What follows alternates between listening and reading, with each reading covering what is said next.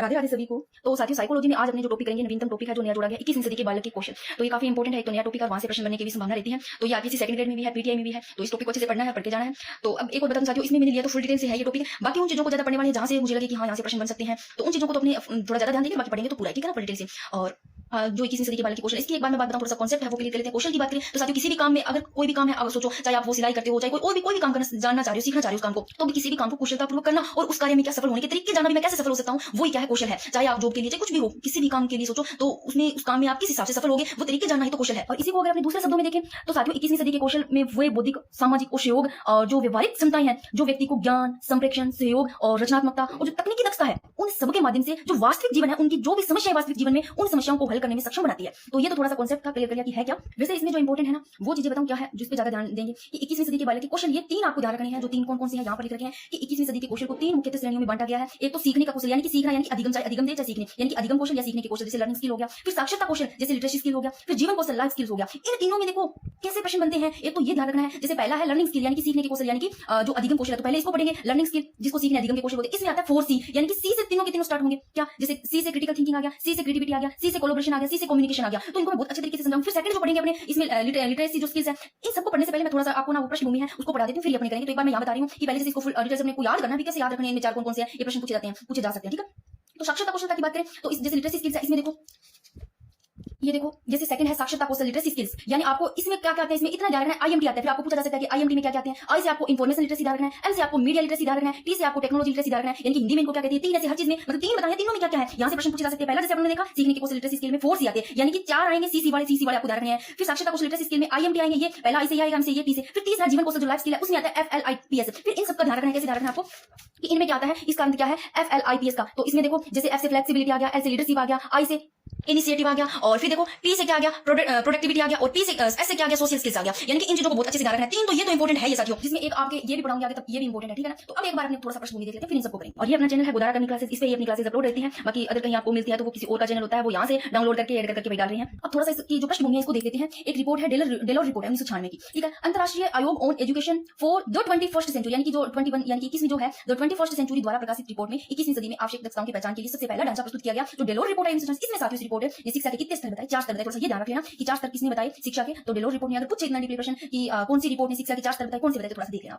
कि learning to now, जानने के लिए सीखना, फिर एक लर्निंग टू डू, करने के लिए सीखना, लर्निंग टू बी, बनने के लिए सीखना, और लर्निंग टू लिव टुगेदर, साथ मिलकर जीने के लिए सीखना। फिर इधर एक वेगनर और हार्वर्ड विश्वविद्यालय, इनकी बात करें तो इन्होंने भी 7 बताए हैं, जीवित रहने के लिए 7 प्रमुख कौशल बताए हैं। इनको तो देख लेंगे, देखेंगे थोड़ा बहुत कितना, वो अपने नहीं पढ़ने वाले, ठीक है। अब अपने तो करते हैं साथियों यहाँ से, ठीक है। आपको क्या चीज ध्यान रखनी है, सबसे पहले मैं बात करती हूँ partnership for 21st century skills, 21वीं सेंचुरी स्किल्स पार्टनरशिप फॉर, ठीक है। तो ये जो है एक व्यवसायिक जो नेता है और शिक्षक है, इनका गठन है।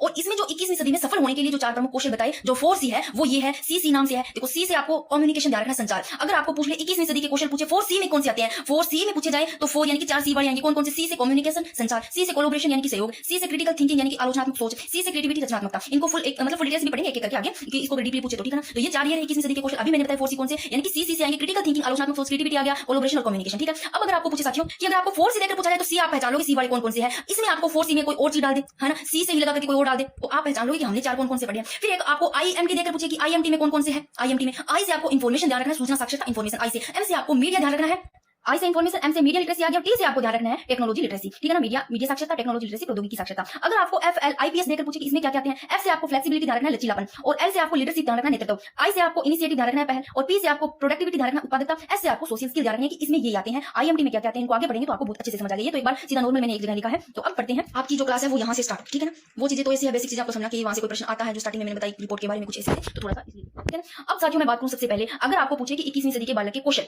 ठीक है, तो 3 कौशल है। एक तो लिटरेसी स्किल्स, अधिगम कौशल यानी कि सीखने के लिए जो कौशल है, फिर लिटरेसी स्किल्स साक्षरता कौशल, फिर जीवन कौशल लाइफ स्किल्स। अब इन सब में आपको पूछे लिटरेसी स्किल्स है, इसमें क्या आते हैं, लिटरेसी स्किल्स में जो आते हैं साथियों ये सब आते हैं। एक बार लिटरेसी स्किल्स के बारे में थोड़ा सा पढ़ लो कि अगर यहां से पूछे आपको कि सीखने के कौशल यानी कि लिटरेसी स्किल्स, इसमें 4C आते हैं, ठीक है ना। ये जो कौशल है साथियों विद्यार्थियों को उन मानसिक प्रक्रियाओं, जो मेंटल प्रोसेस, उनके बारे में सिखाते हैं, मानसिक प्रक्रियाओं के बारे में सिखाते हैं, सीखने के कौशल जो उन्हें आधुनिक कार्यस्थल के वातावरण में अनुकूल करने और निरंतर सुधार करने के लिए आवश्यक है। तो इनमें कौन कौन से शामिल है, 4 कौशल साथियों। सीखने के कौशल में लिटरेसी स्किल में रट लो, इंपॉर्टेंट है, लिटरेसी स्किल में 4 कौशल है, 4C ध्यान रखना, 4C नाम से आएंगे। C से क्रिटिकल थिंकिंग, C से क्रिएटिविटी, C से कोलैबोरेशन, C से कम्युनिकेशन, ठीक है ना, C से क्रिटिकल थिंकिंग याद हो गया। क्रिटिकल थिंकिंग यानी कि आलोचनात्मक सोच। अब आपको यहाँ पर कुछ भी दे देखो, मैं यहाँ लिख रहा हूँ, यानी कि लिटरेसी स्किल के मैंने यहाँ 4 बताए, चाहे आलोचनात्मक सोच दे, चाहे नाम लिखकर क्रिटिकल थिंकिंग दे दे, चाहे गहन सोच समस्या समाधान कुछ भी, फिर रचनात्मकता सेकंड दे दे आपको, चाहे क्रिएटिविटी दे दे, चाहे सृजनात्मकता नवाचार दे दे, फिर सहयोग कोलैबोरेशन दे दे या सहयोगात्मक नाम दे दे कुछ भी, फिर संचार दे दे, चाहे संप्रेषण दे दे, कम्युनिकेशन कुछ भी दे दे, तो आप ध्यान रखोगे है तो इनका इंग्लिश में सी नाम से तीनों चारों का बनेगा, तो ये आपको कोई प्रॉब्लम नहीं होगा, ये सीधा माइंड में बैठ गया होगा। तो ठीक है, अब इनको एक एक करके पढ़ते हैं साथियों। देखो पहला है आलोचनात्मक सोच यानी कि क्रिटिकल थिंकिंग। अब इसके बारे में क्या है कि तथ्य और जानकारी का विश्लेषण करना और सही निर्णय लेना। आलोचनात्मक सोच क्या है? क्रिटिकल थिंकिंग, जो भी तथ्य है जो जानकारी उसका पहले विश्लेषण करना, फिर सही जो डिसीजन है सही निर्णय लेना और कक्षा में समस्या हल करने, नई खोज करने। यहाँ से प्रश्न बनाया मैंने अपने तरीके से कि कई बार है ना प्रश्न सीधा ना देकर आपका माइंड चेक करने के लिए प्रश्न पूछे जाते हैं, तो वो अगर आपने यहाँ पर डिटेल से पढ़ा ना तो सही कर पाओगे। इसमें क्या आता है? तो कक्षा में समस्या को हल करने, फिर नई खोज करने और खुद से समाधान खोजने में मदद करता है। ठीक है, और कार्यस्थल में सुधार और बाधाओं को दूर करने में महत्वपूर्ण है। ये हो गया, यानी कि कौन से में आता है? लर्निंग स्किल में आता है सी से क्रिटिकल थिंकिंग, और सी से आता है क्रिएटिविटी, इसमें रचनात्मकता। यानी कि रचनात्मकता में आप समझ रहोगे, वैसे समझ जाओगे चीजों को नए दृष्टिकोण से देखने और नवाचार करने की क्षमता, और पुराने जो तरीके उनसे हटाकर सोचने से नए समाधान और प्रगति संभव होती है। रचनात्मकता यानी कि रचना करना नई चीजों को, पुरानी चीजें उनसे, ठीक है ना, पुरानी चीजों से हटाकर नई जो होती है क्रिएटिविटी, ये आप समझ पा रहे हो। नवाचार किसी भी क्षेत्र में सफलता और अनुकूलता के लिए जरूरी है। फिर तीसरा आता है सहयोग कोलैबोरेशन, तो मिलकर काम करना, होता है कोलैबोरेशन, सहयोग, समझौता करना और सामूहिक रूप में सर्वोत्तम परिणाम प्राप्त करना। ठीक है, फिर संचार, संप्रेषण, कम्युनिकेशन, विचारों को स्पष्ट और प्रभावी ढंग से व्यक्त करना, तो संचार होता है। टीम, विभाग और कार्यस्थल में भ्रम को कम करना, कर्मचारियों या विद्यार्थियों के लिए महत्वपूर्ण सॉफ्टवेयर क्या है? ये स्किल है। अब देखो 21वीं सदी के मैंने 3 कौशल बताए, जिसमें अधिगम कौशल लर्निंग स्किल पढ़ लिया, जिसमें 4C आता है। लर्निंग स्किल में क्या आता है? 4C। अब दूसरा पढ़ रहे हैं साक्षरता कौशल, जिसको लिटरेसी स्किल बोलते हैं। तो लिटरेसी स्किल में क्या आते हैं, कितने आते हैं, रट लो। ये रहा भाई, दे दे लिटरेसी स्किल। साक्षरता कौशल में IMT आता है, और IMT का क्या आता है? आई से। अब आपको IMT देखकर कि IMT का क्या अर्थ है, IMT में क्या क्या कौन से आते हैं कौशल, तो ये आपको पूछा जा सकता है। तो IMT की बात करें तो I में इन्फॉर्मेशन लिटरेसी, I से इन्फॉर्मेशन लिटरेसी, M से मीडिया लिटरेसी, T से टेक्नोलॉजी लिटरेसी। अब इनको पढ़ते हैं साथियों। पहले तो देखो साक्षरता कौशल लिटरेसी स्किल, ये कौशल छात्रों को सूचना, मीडिया और तकनीकी संसाधनों का सही उपयोग करना सिखाते हैं। अब सूचना साक्षरता यानी कि इन्फॉर्मेशन लिटरेसी, इसमें सही और सटीक जानकारी का चयन करना, स्रोतों की विश्वसनीयता और तथ्यों की क्या करना, पुष्टि करना। दूसरा है M से ध्यान रखना मीडिया लिटरेसी, यानी कि एक देखो आपकी हिंदी में आती है तो भी एक इंग्लिश में एग्जाम पेपर आता है, तो वैसे भी आपको कोई प्रॉब्लम नहीं होने वाली। ठीक है ना, अगर IMT का लेटर पूछे तो ये साथ में हिंदी इंग्लिश आ सकती है, तो दोनों को वैसे सही कर लोगे। तो इसमें मीडिया संदेशों को समझना और उनको विश्लेषण करना, इंटरनेट और सोशल मीडिया पर फैली जो भ्रामक जानकारी को सही जानकारी पहुंचाना। लास्ट में मैंने कुछ क्वेश्चन भी दिए साथियों, जिससे आपको थोड़ा सा पता भी लग जाएगा। फिर देखो तीसरे नंबर पर T से टेक्नोलॉजी लिटरेसी है, प्रौद्योगिकी साक्षरता। अब आपको यहाँ पर पूछे कि IMT का क्या है, I से आपको चाहिए ना देकर इन्फॉर्मेशन लिटरेसी, सूचना साक्षरता दे दे, फिर आपको दे दे M से मीडिया साक्षरता, और T से आपको प्रौद्योगिकी साक्षरता दे दे, तो आपको सही कर दोगे। I से आपने इन्फॉर्मेशन लिटरेसी पढ़ा यानी कि सूचना, फिर M से आपने मीडिया लिटरेसी पढ़ा तो मीडिया साक्षरता, फिर T से आपने टेक्नोलॉजी लिटरेसी पढ़ा, टेक्नोलॉजी से आपको याद आ जाएगा प्रौद्योगिकी साक्षरता। तो इसमें डिजिटल उपकरणों और तकनीकों संसाधनों का प्रभावी उपयोग और कंप्यूटर, इंटरनेट, ऐप्स और डिजिटल प्लेटफॉर्म का सही ढंग से प्रयोग करना। ठीक है, फिर अब तक आपने क्या देखा, यहाँ पर एक बार मैंने देखा, अब तक आपने देखा सबसे पहला पढ़ा सीखने के कौशल लिटरेसी स्किल, जिसमें 4C पढ़ा साथियों, 4C। C से क्रिटिकल थिंकिंग पढ़ा, C से क्रिएटिविटी पढ़ा, C से कोलैबोरेशन पढ़ा, C से कम्युनिकेशन पढ़ा। फिर साक्षरता कौशल लिटरेसी स्किल, यानी कि इसमें IMT आता है, I से आपने इन्फॉर्मेशन लिटरेसी अभी पढ़ा, M से आपने मीडिया लिटरेसी पढ़ा, T से आपने टेक्निकल लिटरेसी पढ़ा, और तीसरा जो होता है जीवन कौशल यानी कि लाइफ स्किल, जिसमें आता है साथियों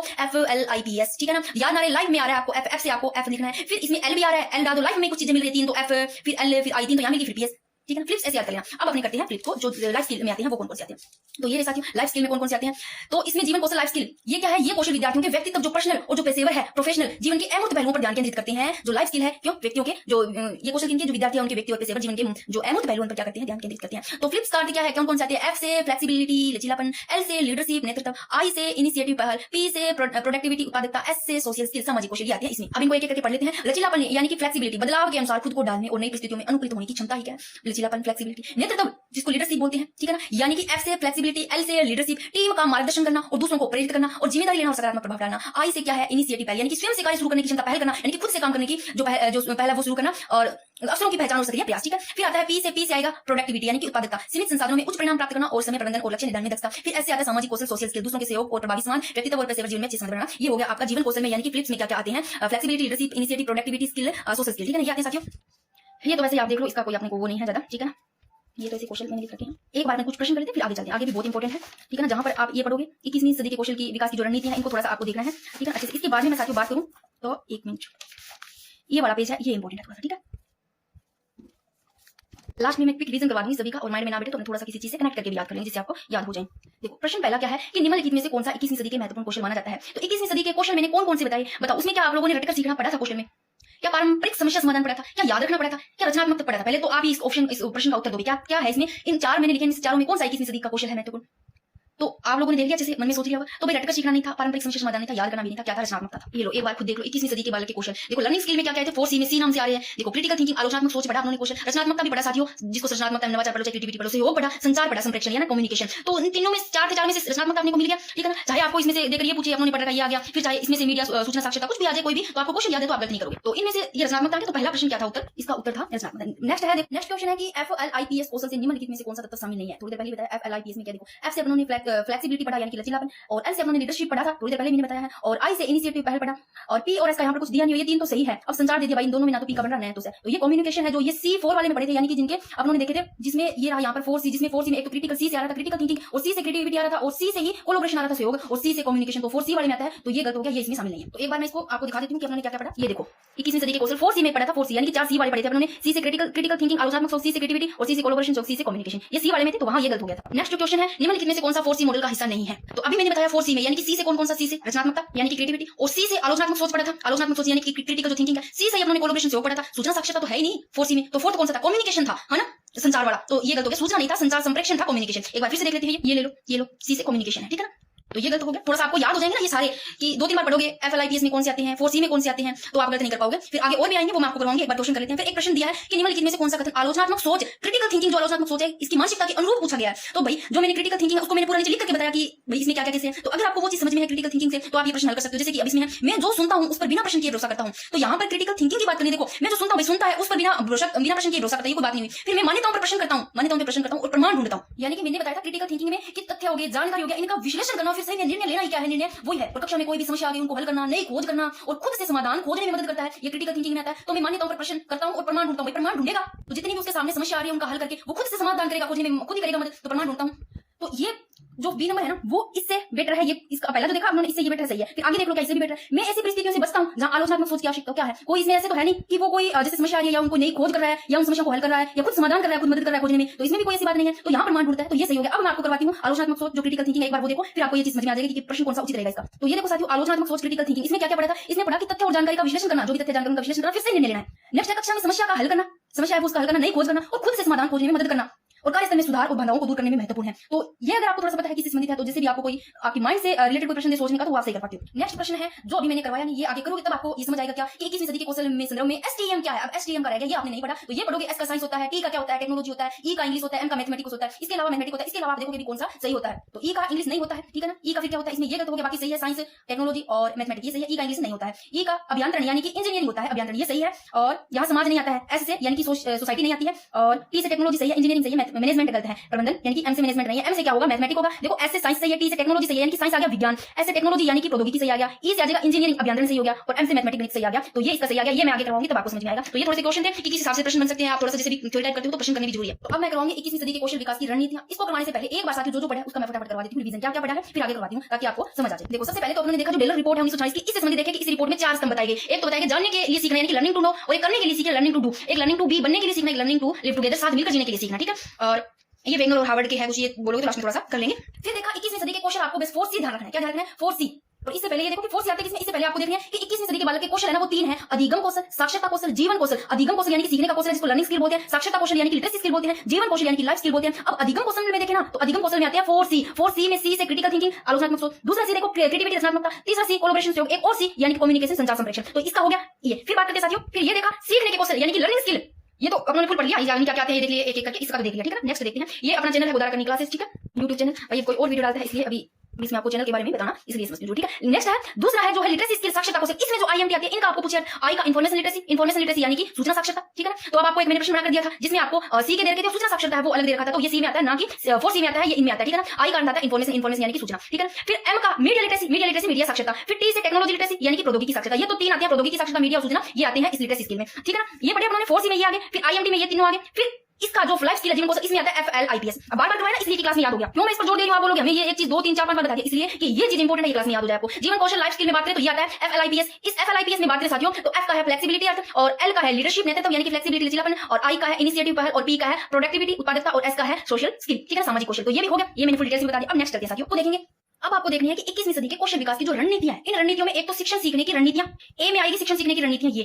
फिर बी पढ़ेंगे मूल्यांकन रणनीतियां कौन कौन सी है, इनको देखेंगे। फिर सी शिक्षक की भूमिका आती है, एक डी और देखना है आपको, बस लास्ट पेज और है जो कि डी में है पाठ्यक्रम और नीतिगत पहल, ये इंपॉर्टेंट है, जिसमें ये वाला इंपॉर्टेंट है कक्षा 6 तक इनको बढ़ावा देना, ये इंपॉर्टेंट है कि इनको बढ़ावा देना। और फिर आपको एक पढ़ना है साथियों कि विश्व स्वास्थ्य संगठन जो WHO है इनके द्वारा निर्धारित जीवन कौशल है वो थोड़े से आपको देख लेना है, ठीक है। और ये अपना YouTube चैनल है उदारा करनी क्लासेस, फिर से बता रही हूं। तो इनको करते हैं साथियों एक एक करके कि 21वीं सदी के कौशल विकास की रणनीतियों में जो शिक्षण सीखने की रणनीतियां हैं उनमें देखो एक तो क्रियाकलाप आधारित अधिगम है, और एक परियोजना आधारित अधिगम हो गया, और एक सहयोगात्मक अधिगम आ गया, एक अन्वेषण आधारित अधिगम आ गया। यानी कि क्रियाकलाप आधारित अधिगम है वो छात्रों को प्रयोगात्मक और व्यवहारिक गतिविधियों में सम्मिलित किया जाए, और उदाहरण जैसे प्रोजेक्ट हो गया, मॉडल निर्माण हो गया, सर्वे कार्य, इन सब में क्या किया जाए, जितनी भी गतिविधियां व्यवहारिक है उनमें शामिल किया जाए छात्रों को, ठीक है। ये तो क्रियाकलाप आधारित अधिगम हो गया, क्रियाकलाप से सीखना, ठीक है ना। और फिर है परियोजना आधारित अधिगम, जैसे किसी वास्तविक समस्या पर कार्य करते हुए ज्ञान अर्जन करना, कौशल विकास और यह समस्या समाधान सहयोग और सृजनात्मक बढ़ाता है। फिर तीसरा है ये शिक्षण सीखने की रणनीतियों में सहयोगात्मक अधिगम, समूह में कार्य पर संप्रेषण एवं टीम भावना का विकास, अन्वेषण आधारित अधिगम, छात्रों को प्रश्न पूछने, खोज करने, निष्कर्ष निकालने सबके लिए प्रेरित करना, अन्वेषण आधारित अधिगम, ये इंपॉर्टेंट है। ठीक है, शिक्षण सीखने की रणनीतियों। फिर बात करते हैं मूल्यांकन रणनीतियां। इनमें क्या क्या आते हैं? रचनात्मक आंकलन आता है और पोर्टफोलियो मूल्यांकन आता है, रूब्रिक्स और आत्म मूल्यांकन आता है, फिर परफॉर्मेंस बेस्ड असेसमेंट आता है यानी कि वास्तविक कार्य पर आधारित मूल्यांकन जो होता है। अब रचनात्मक आंकलन में बात करें साथियों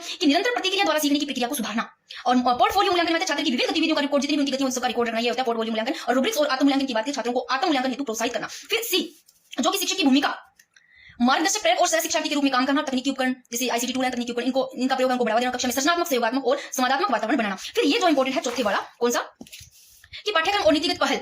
एनईपी 2020 राष्ट्रीय शिक्षा नीति 2020 ने 21वीं सदी के क्वेश्चनों को शिक्षा का मूल अधिकार माना। अगर आपको पूछे कि एनईपी 2020 देकर के चाहिए पूछ ले कौन से क्वेश्चनों को शिक्षा का मूल अधिकार माना, तो 21वीं सदी के क्वेश्चनों का मूल अधिकार माना कौन सी? राष्ट्रीय शिक्षा नीति 2020 ने पूछा जा सकता है। फिर बात करते हैं साथियों किन किन को कक्षा 6 तक बढ़ावा दिया जाता है। इसमें बात करें साथियों तो स्किल बेस्ड करिकुलम को बढ़ावा दिया जाता है, इंटरप्रेन्योरशिप लर्निंग को बढ़ावा दिया जाता है, और वोकेशनल जो इंटीग्रेशन है, पढ़ाई के साथ में व्यवसाय से संबंधित कुछ ऐसे बताना भी क्या करना चाहिए ना, तो वोकेशनल जो इंटीग्रेशन है कक्षा 6 से इनको बढ़ावा दिया जाता है। ये लाइन इंपॉर्टेंट है, किन किन को बढ़ावा दिया जाता है? स्किल बेस्ड करिकुलम को बढ़ावा दिया जाता है, वोकेशनल इंटीग्रेशन को बढ़ावा दिया जाता है, इंटरप्रेन्योरशिप लर्निंग को बढ़ावा दिया जाता है। तो ये थोड़े से आप देख लेना, ठीक है ना, पाठ्यक्रम और नीतिगत पहल के अंतर्गत। अब बात करते हैं विश्व स्वास्थ्य संगठन WHO द्वारा निर्धारित 10 जीवन कौशल कौन-कौन से, इनको एक बार फटाफट देख लो। अगर आपसे यहाँ कोई देख के पूछ ले तो कौन कौन से जीवन कौशल है जो विश्व स्वास्थ्य संगठन द्वारा निर्धारित, कोई एक बार इनको देख लो, एक नजर में। एक है सब जागरूकता, सेल्फ अवेयरनेस, यानी कि सेल्फ अवेयरनेस की बात की गई है, यानी कि खुद की जो अपनी क्षमता है, कमजोरियां या भावना है और जितने भी है इन सब मूल्यों को क्या पहचानना। फिर आता है एम्पैथी, प्रानुभूति। एम्पैथी में आता है यानी कि जो दूसरों की भावनाएं हैं और जो उनका जो दृष्टिकोण है उनको समझना, दूसरों की भावनाओं को उनका कैसा नजरिया है उनको समझना, उनके प्रति संवेदनशील होना। फिर है क्रिटिकल थिंकिंग, ये मैंने बता दी, आलोचनात्मक चिंतन, यानी कि जो तर्क है, प्रमाण है, उनके आधार पर निर्णय लेना। यानी कि मैंने एक प्रश्न भी डाला था इससे संबंधित, क्रिटिकल थिंकिंग में क्या आता है? तर्क जो यानी कि कोई भी जितनी भी, चाहे स्कूल में ले लो या वो खुद जो बच्चा यानी कि उनकी खोज कर रहा है, खुद तर्क कर रहा है, चिंतन कर रहा है, खोज करके निर्णय खुद ले रहा है। चौथा है क्रिएटिविटी थिंकिंग, जो रचनात्मक चिंतन है, जो कि नई सोच है, जो मौलिक सोच होती है, जो नई सोच होती है उसके माध्यम से समस्याओं का समाधान करना, नई सोच के माध्यम से, है ना, तो ये रचनात्मक चिंतन। फिर है डिसीजन मेकिंग, हो गया निर्णय लेना। अब देखो अपने सामने बहुत सारे विकल्प होते हैं, जैसे कोई आरएस की तैयारी कर रहा है, कोई सेकंड ग्रेड की तैयारी कर रहा है, उसके सिलेबस के अकॉर्डिंग आप देखते हो तो एक चीज रीड की करेगा, आप एक चीज चुनोगे, निर्णय लोगे कि हमें कौन सा तैयारी करनी है, किस चीज का कौन सा चुनना है। तो जो विभिन्न विकल्प होते हैं, बहुत सारे विकल्प होते हैं, उनमें से एक उपयुक्त निर्णय चुनना कि हमें इसका तैयारी करना है। फिर है प्रॉब्लम सॉल्विंग, हो गया समस्या समाधान होगी, जितनी उनकी कोई भी जितनी चुनौती आती है उनका किस हिसाब से समाधान करना, उनका समाधान करना। फिर है इफेक्टिव कम्युनिकेशन आ गया, प्रभावी संप्रेषण, और फिर आ गया इंटरपर्सनल रिलेशनशिप आ गया, अंतर्व्यक्तित्व संबंध आ गया। फिर आ गया कोपिंग विद स्ट्रेस आ गया, तनाव से निपटना। फिर कोपिंग विद इमोशन आ गया, भावनाओं से निपटना। ये सब एक बार आप देख लेना, ये इसके है क्वेश्चन विश्व स्वास्थ्य संगठन द्वारा निर्धारित है, ये 10 जीवन क्वेश्चन, ठीक है ना। ये इंपॉर्टेंट है पाठ्यक्रम और नीतिगत पहल, जिसमें देखो किन किन कक्षा 6 तक किन किन को बढ़ावा दिया जाता है, ये थोड़ा सा देख लेना। तो ये टॉपिक आपका हो जाता है साथियों कंप्लीट। ये जरूर देखना FLIPS इनका क्या है, F का क्या है, F का है फ्लेक्सिबिलिटी, L का लीडरशिप, I का इनिशिएटिव, P का प्रोडक्टिविटी, S का सोशल स्किल, ये थोड़े इंपॉर्टेंट है। जैसे लिटरेसी स्किल में आता है IMT I का अर्थ है इन्फॉर्मेशन लिटरेसी, M का है मीडिया लिटरेसी, T का है टेक्नोलॉजी लिटरेसी, ठीक है ना। तो ये थोड़ा सा आप देख लो। अगर आपको STM का पूछे, STEM का पूछा जाता है ना, इंपॉर्टेंट है, तो S का साइंस ही ध्यान रखना है, T का टेक्नोलॉजी ध्यान रखना है, E का इंग्लिश मत ध्यान रखना, E का इंजीनियरिंग ध्यान रखना यानी कि अभियंत्रण, और T का टेक्नोलॉजी यानी कि प्रौद्योगिकी, चाहे हिंदी में चाहे इंग्लिश में, S का साइंस विज्ञान, और M का आपको मैथमेटिक्स ध्यान रखना है, और कुछ मत ध्यान देना, ये भी इंपॉर्टेंट है, ठीक है। तो भाई ये आपका टॉपिक होता है कंप्लीट। वैसे तो इस टॉपिक में 2 घंटे लगा दो, 1.5 घंटे 4 घंटे कितना लगा दो, समझने का चीज है वो, बस ये याद है सभी को। तो साथियों आज अपने करेंगे पंचायती राज टॉपिक, और ये बहुत ज्यादा इंपॉर्टेंट है, सेकंड ग्रेड में स्पष्ट लिखा है पंचायती राज और नगरीय निकाय। और जिन जिनके भी है चाहे पीटीआई, जो भी जिनकी तैयारी करे पंचायती राज टॉपिक है, सभी के लिए ऐसे मत सोचना कि मैंने सेकंड ग्रेड लिखा है, सेकंड ग्रेड बोला है तो उसके लिए है। क्लास लंबी रह सकती है बट आपको कहीं और से पढ़ने की जरूरत नहीं पड़ेगी। ये टॉपिक आपने यहाँ से कवर कर लिया तो भाई आपका पूरा का पूरा टॉपिक कवर हो जाएगा। बात करती पंचायती राज की, तो आज कोशिश करती हूँ मैं इसी क्लास में निकालने की, टॉपिक काफी थोड़ा बड़ा है, और जो नगरीय निकाय है उसको मैं अलग से करवा दूंगी अलग क्लास में। तो साथियों एक चीज बोलूं मैं आपको, तो इसी क्लास में आपको मैं थोड़ा सा एमसीक्यू भी करवाऊंगी इंपॉर्टेंट, जैसे ना पीछे प्रश्न भी बने, किस हिसाब से प्रश्न बन सकते हैं, कथनों से संबंधित कुछ हिसाब से मैंने प्रश्न भी लिए हैं।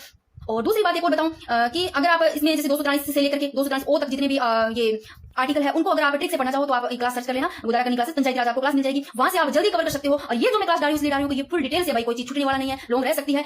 जो देखो पहले भी मैंने बहुत शानदार तरीके से करवाई, बट ये जो करवा रही हूं ना अभी, जैसे आरएस में किस हिसाब से प्रश्न पूछे हैं उस अकॉर्डिंग से मैंने ये सारे नोट्स तैयार किए हैं, यानी कि सेकंड ग्रेड में कैसे प्रश्न बने हुए, कैसे बन सकते हैं किसी भी एग्जाम में, तो उस हिसाब से अपने करते हैं, ठीक है ना। क्लास शानदार रहेगी। तो सबसे पहले मैं साथियों बात करती हूँ थोड़ा सा अपने स्थानीय स्वशासन का, देखते हैं कि कौन से सन की बात है। 1882 ईस्वी में जो लॉर्ड रिपन है इनके द्वारा स्थानीय स्वशासन के संबंध में क्या लाया गया, एक प्रस्ताव लॉर्ड रिपन के द्वारा 1882 में स्थानीय स्वशासन के संबंध में प्रस्ताव लाया गया, जिससे स्थानीय स्वशासन का क्या कहा गया, मेघनाटा कहा गया। एंड लॉर्ड रिपन को स्थानीय स्वशासन का क्या कहा गया, जनक। देखो इसमें आपको 3 चीजें ध्यान रखनी है, जनक के बारे में बताती हूँ मैं, 3 क्या कई चीजें नहीं आपको, चलो मैं आगे ये चीज करवा दूंगी कौन कौन से जनक आगे लिखवा के, एक बार ये देख लो आप कि अगर आपको पूछे स्थानीय स्वशासन का जनक तो लॉर्ड रिपन। फिर देखो 1919 का जो मोंटेग्यू चेम्सफोर्ड अधिनियम है इसमें स्थानीय स्वशासन को देखो प्रांतीय सूची के विषय में शामिल किया गया। तो प्रांतीय सूची के विषय में 1919 का जो एक्ट है मोंटेग्यू चेम्सफोर्ड अधिनियम स्थानीय स्वशासन को। और साथियों ये अपना YouTube चैनल है गुजारा करनी क्लासेस, क्योंकि ये इसलिए बोलती हूँ इसमें कि आप कई बार मेरे चैनल पे कमेंट आते हैं कि मैम आपका क्या जीके का कोई और चैनल है क्या, तो भाई मेरा कोई और चैनल नहीं है, गुजारा मैम से एक चैनल और है, तो वहां पर आपकी जैसे साहित्य के लिए हिंदी की क्लासेस बोल रहे हैं तो उनको जैसे वहां पर करवा रही हूँ। बाकी जैसे एक जीके विद रिवीजन पर क्लासेस डाल के काफी वैसे डालते हैं, तो ये अपना चैनल ये है गुजारा करनी क्लासेस, यहीं पर अपनी क्लासेस रहती है, ठीक है ना। तो कोई ऐसे ही कोई अपलोड कर देता है। तो बात करते हैं साथियों पंचायती राज की। एक चीज और बता दूं मैं, देखो जितनी भी समितियां उसको आपको बहुत अच्छे से पढ़ना है, समितियों से प्रश्न बन रहे हैं, केंद्र में जितनी समितियां को पढ़ना है, फिर राजस्थान में जैसे 4 समितियां हैं, 4 समितियां मैंने लिखी है उनको बहुत अच्छे से पढ़ना है। तो एक बार मैं थोड़ा सा आपको दिखा देती हूं कि अपने क्या क्या कैसे पढ़ने वाले हैं, ताकि आपको पता चल जाए। देखो पंचायती राज की बात करते हैं साथियों, अब आप बोलोगे हाथ पे क्या लिख रखा है, तो हाथ पे भी मैंने कुछ लिख रखा है। तो ये देखो एक तो यहाँ पर ये देखने वाले हैं कि मूल संविधान में है ना आर्टिकल 40 में क्या प्रावधान था कि ग्राम पंचायतों का गठन होगा, जिसमें ना एक ये कार्यक्रम चलाया गया, एक ये योजना स्टार्ट की गई, एक सामुदायिक विकास कार्यक्रम, एक राष्ट्रीय सेवा विस्तार योजना, दोनों असफल रहे। ये असफल रहे ना, इसलिए इसका यहाँ पर कारण है। फिर 1957 में योजना आयोग द्वारा बलवंत राय मेहता समिति का गठन किया गया और इसमें सुझाव बताया कि क्या कारण था ये असफल का, इसमें सुझाव ये थोड़ा देखेंगे। इसके बाद में मैं बता देती हूँ साथियों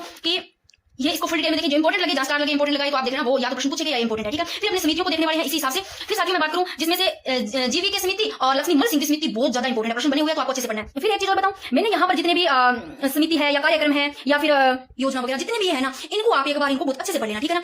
क्यों पढ़ लेना, क्योंकि आपको चाहे तो इसे चार आपको जैसे कार्यक्रम योजना समिति कुछ भी देती है, फिर उसके आगे वर्ष देती है, कौन से वर्ष की है ये पूछा जा सकता है। अगर ये ना पूछे तो 100% ऐसे प्रश्न पूछे जा सकते हैं कि क्रम के अनुसार पूछे जा सकते हैं। जैसे आपको ये दे दिया सामुदायिक विकास कार्यक्रम 1952 की है, ये आपको पहले ना देकर के आपको 1959 वाला दे दिया, यानी इसमें होता है पंचायती राज विधिवत उद्घाटन, तो ये आपको पहले दे दी है ना। फिर जैसे ये दे दी आपको जीवी राव समिति 1985 की है, ये पहले डाल दी लक्ष्मी मल सिंह समिति, तो आपको क्रम से पूछा जा सकता है। तो आपको अगर याद होगी कि जीवी के राव समिति 1985 की है, याद भी करवाऊंगी मैं, ठीक है। तो आपको क्रम से ये चीजें याद करनी। फिर मैं बात करती हूं साथियों कि केंद्र में जितनी समितियां वो पढ़ोगे, और बात करते हैं राजस्थान में, तो राजस्थान में 4 समितियां वो मैंने करवाई है। और फिर देखो यहाँ पर आर्टिकल की बात करें तो 243 से लेकर के 243 में तो परिभाषा है, 243 ए से लोगे ना आप 243 ओ तक, तो मैंने इसको एक जगह शॉर्ट में लिखा है, फिर मैंने फुल डिटेल से लिखा है, यहाँ से प्रश्न बनते हैं, तो ये आपको पढ़नी है बहुत अच्छे तरीके से, ठीक है। फिर मैं साथियों बात करूं, ये देखो मैंने यहाँ पर शॉर्ट में भी लिखा है, एक नजर में अपने यहाँ से पढ़ लेंगे और इनको थोड़ा सा ना ट्रिक के साथ याद कर लेंगे। ये पेज आपके लिए बहुत ज्यादा महत्वपूर्ण है। यहाँ पर क्या है, पंचायती राज की जो व्यवस्था है त्रिस्तरीय, उनको जैसे ग्राम स्तर पर ग्राम पंचायत, खंड स्तर पर पंचायत समिति, जिला स्तर पर जिला परिषद, इनमें ये सारी चीजें आपको पढ़नी है। जैसे कि सरपंच और वार्ड पंच का चुनाव प्रत्यक्ष होता है, उप सरपंच का अप्रत्यक्ष होता है, यानी कि ग्राम पंचायत में ये होते हैं सरपंच, वार्ड सरपंच, उप सरपंच, त्यागपत्र सरपंच, उप सरपंच किनको देते हैं, वीडियो को देते हैं, यानी कि वीडियो यानी कि खंड विकास अधिकारी हो गए, ये पंचायत समिति में यानी कि जिला परिषद में, ये सारी चीजें आपको जो चीजें हैं वो ध्यान रखनी है।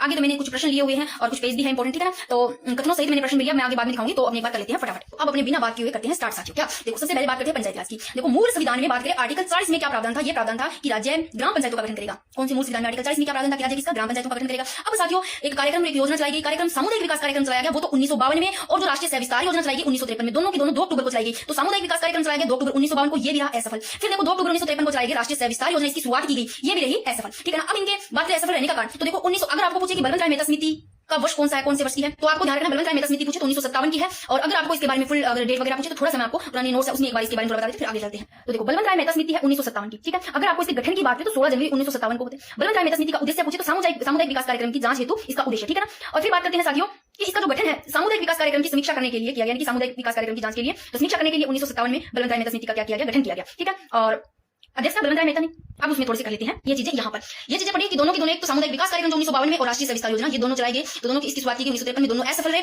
तो इन जो 1957 में योजना आयोग द्वारा बलवंत राय मेहता समिति का गठन किया गया, तो बलवंत राय मेहता समिति 1957 ध्यान रखोगे, तो जिन्होंने सुझाव क्या दिया, ये सुझाव दिया कि प्रावधान उपयुक्त जो दोनों के दोनों कार्यक्रम है, सामुदायिक विकास कार्यक्रम और राष्ट्रीय सेवा विस्तार योजना, इनके असफल रहने का कारण क्या था, कारण था कि अत्यधिक प्रशासनिक हस्तक्षेप, अत्यधिक प्रशासनिक हस्तक्षेप करना और जन सहभागिता का अभाव, ये इनका असफल रहने का कारण था। और इसमें सुझाव दिया गया बलवंत राय मेहता समिति में और कि पंचायती राज का क्या किया जाए, विधिवत उद्घाटन किया जाए। तो साथियों बलवंत राय मेहता समिति 1957 की, रट लो या समितियां का डेट पूछा, वर्ष पूछा जा सकता है, तो बलवंत राय मेहता समिति होगी, अशोक मेहता समिति होगी, और ये इंपोर्टेंट है सारी की सारी जीवी के बारे ना। तो देखो इसमें सुझाव दिया कि पंचायती राज का क्या किया जाए, विधिवत उद्घाटन किया जाए पंचायती राज हेतु, और कहा गया कि पंचायती राज हेतु त्रिस्तरीय व्यवस्था को अपनाया जाए। त्रिस्तरीय व्यवस्था में एक ग्राम पंचायत, पंचायत समिति, जिला परिषद, तो ग्राम स्तर पर तो ग्राम पंचायत, खंड स्तर पर पंचायत समिति और जिला स्तर पर जिला परिषद, ये त्रिस्तरीय व्यवस्था को अपनाया जाए। और क्या कहा गया, और एक और ध्यान रखना, एक सुझाव और दिया गया इसमें कि जिला परिषद का अध्यक्ष किसे बनाया जाए, तो जिला परिषद का अध्यक्ष बनाया जाए जिला कलेक्टर को। फिर साथियों बात करते हैं इसी जो बलवंत राय मेहता समिति है इसकी सिफारिश पर, कब डेट कौन सी, 2 अक्टूबर 1959 को, यहाँ से प्रश्न पूछा गया, इंपोर्टेंट है ये, 2018 में संस्कृत डिपार्टमेंट से ये प्रश्न पूछा गया है। तो बलवंत राय मेहता समिति की सिफारिश पर 2 अक्टूबर 1959 को राजस्थान के जिला कौन सा, नागौर जिला, गांव कौन सा, बगदरी गांव में तत्कालीन पीएम जो जवाहरलाल नेहरू है, इनके द्वारा पंचायती राज का क्या किया गया, उद्घाटन। तो साथियों बलवंत राय मेहता समिति की सिफारिश पर किया गया कब, 2 अक्टूबर 1959 को, कौन से गांव में, बगदरी गांव में, जिला नागौर, और जो तत्कालीन प्रधानमंत्री पंडित जवाहरलाल नेहरू, इनके द्वारा पंचायती राज संस्थाओं का उद्घाटन किया गया। इसलिए इनके द्वारा जब इसका उद्घाटन किया गया पंचायती राज संस्थाओं का, तो पंडित जवाहरलाल नेहरू को क्या कहा जाता है, ये इंपोर्टेंट है, पंडित जवाहरलाल नेहरू को कहा जाता है साथियों पंचायती राज का जनक। क्योंकि देखो 2 अक्टूबर 1959 को पंचायती राज पंडित जवाहरलाल नेहरू द्वारा नागौर की बगदरी गांव पंचायती राज का विधिवत उद्घाटन किया गया, इसीलिए पंडित जवाहरलाल नेहरू को भारत में पंचायती राज का जनक कहा जाता है। अगर इसमें आपको 2 चीजें ध्यान रखनी साथियों, अगर पूछे आपको कि भारत में पंचायती राज का जनक, तो आपको ध्यान रखना पंडित जवाहरलाल नेहरू। अगर पूछे आपको कि राजस्थान के पंचायती राज के जनक, तो राजस्थान के भगवंत सिंह मेहता, अपने राजस्थान में भगवान जी को लेना, भगवान से भगवंत सिंह मेहता, और भारत में आपको पंडित जवाहरलाल नेहरू, ये चीज याद होगी, ठीक है। नेक्स्ट चलते हैं, एक ये हो गया कि भारत में पंचायती राज के जनक, तो आपको ध्यान रखना पंडित जवाहरलाल नेहरू। अगर आपको पूछे कि लोकतांत्रिक विकेंद्रीकरण के जनक, लोकतांत्रिक विकेंद्रीकरण के जनक बलवंत राय मेहता को, क्यों, क्योंकि वर्तमान में इसी त्रिस्तरीय व्यवस्था को अपनाया ना, इसलिए बलवंत राय मेहता को लोकतांत्रिक, देखो लोकतांत्रिक, तो त्रिस्तरीय व्यवस्था को अपने नाम रखना, तो याद हो जाएगा, त्रिस्तरीय व्यवस्था को अपनाया, इसलिए लोकतांत्रिक विकेंद्रीकरण का क्या कहा गया जनक, इनको बलवंत राय मेहता को। और इनको भारत में पंचायती राज का शिल्पकार, वास्तुकार भी कहा जाता है, ये ध्यान रखना, ठीक है। नेक्स्ट प्रश्न है, यहाँ से प्रश्न भी बना हुआ है साथियों, ये प्रश्न बना हुआ है कि पंचायती राज के प्रथम चुनाव की बात करें तो जो प्रथम चुनाव होता है वो 11 अक्टूबर 1959 को आंध्र प्रदेश राज्य में, तो ये प्रश्न बना हुआ है, आंध्र प्रदेश राज्य में होता है पंचायत राज का फर्स्ट चुनाव। फिर बात करते हैं उद्घाटन के समय राजस्थान में सीएम पूछे तो सीएम मोहनलाल सुखाड़िया, राज्यपाल पूछे तो सरदार गुरमुख निहाल सिंह थे, और मुख्य सचिव पूछे तो भगवंत सिंह मेहता थे। भगवंत सिंह मेहता को राजस्थान के पंचायती राज के जनक भी कहा जाता है। ये चीज याद हुई कि पंचायती राज का फर्स्ट चुनाव पूछे आपको राज्य में, तो आंध्र प्रदेश में 11 अक्टूबर 1959 को, ये सब इनके समय थे जब पहला ये उद्घाटन के समय, ठीक है, राज्यपाल, मुख्य सचिव और सीएम। फिर बात करते हैं साथियों समितियां, बहुत अच्छे से पढ़नी आपको।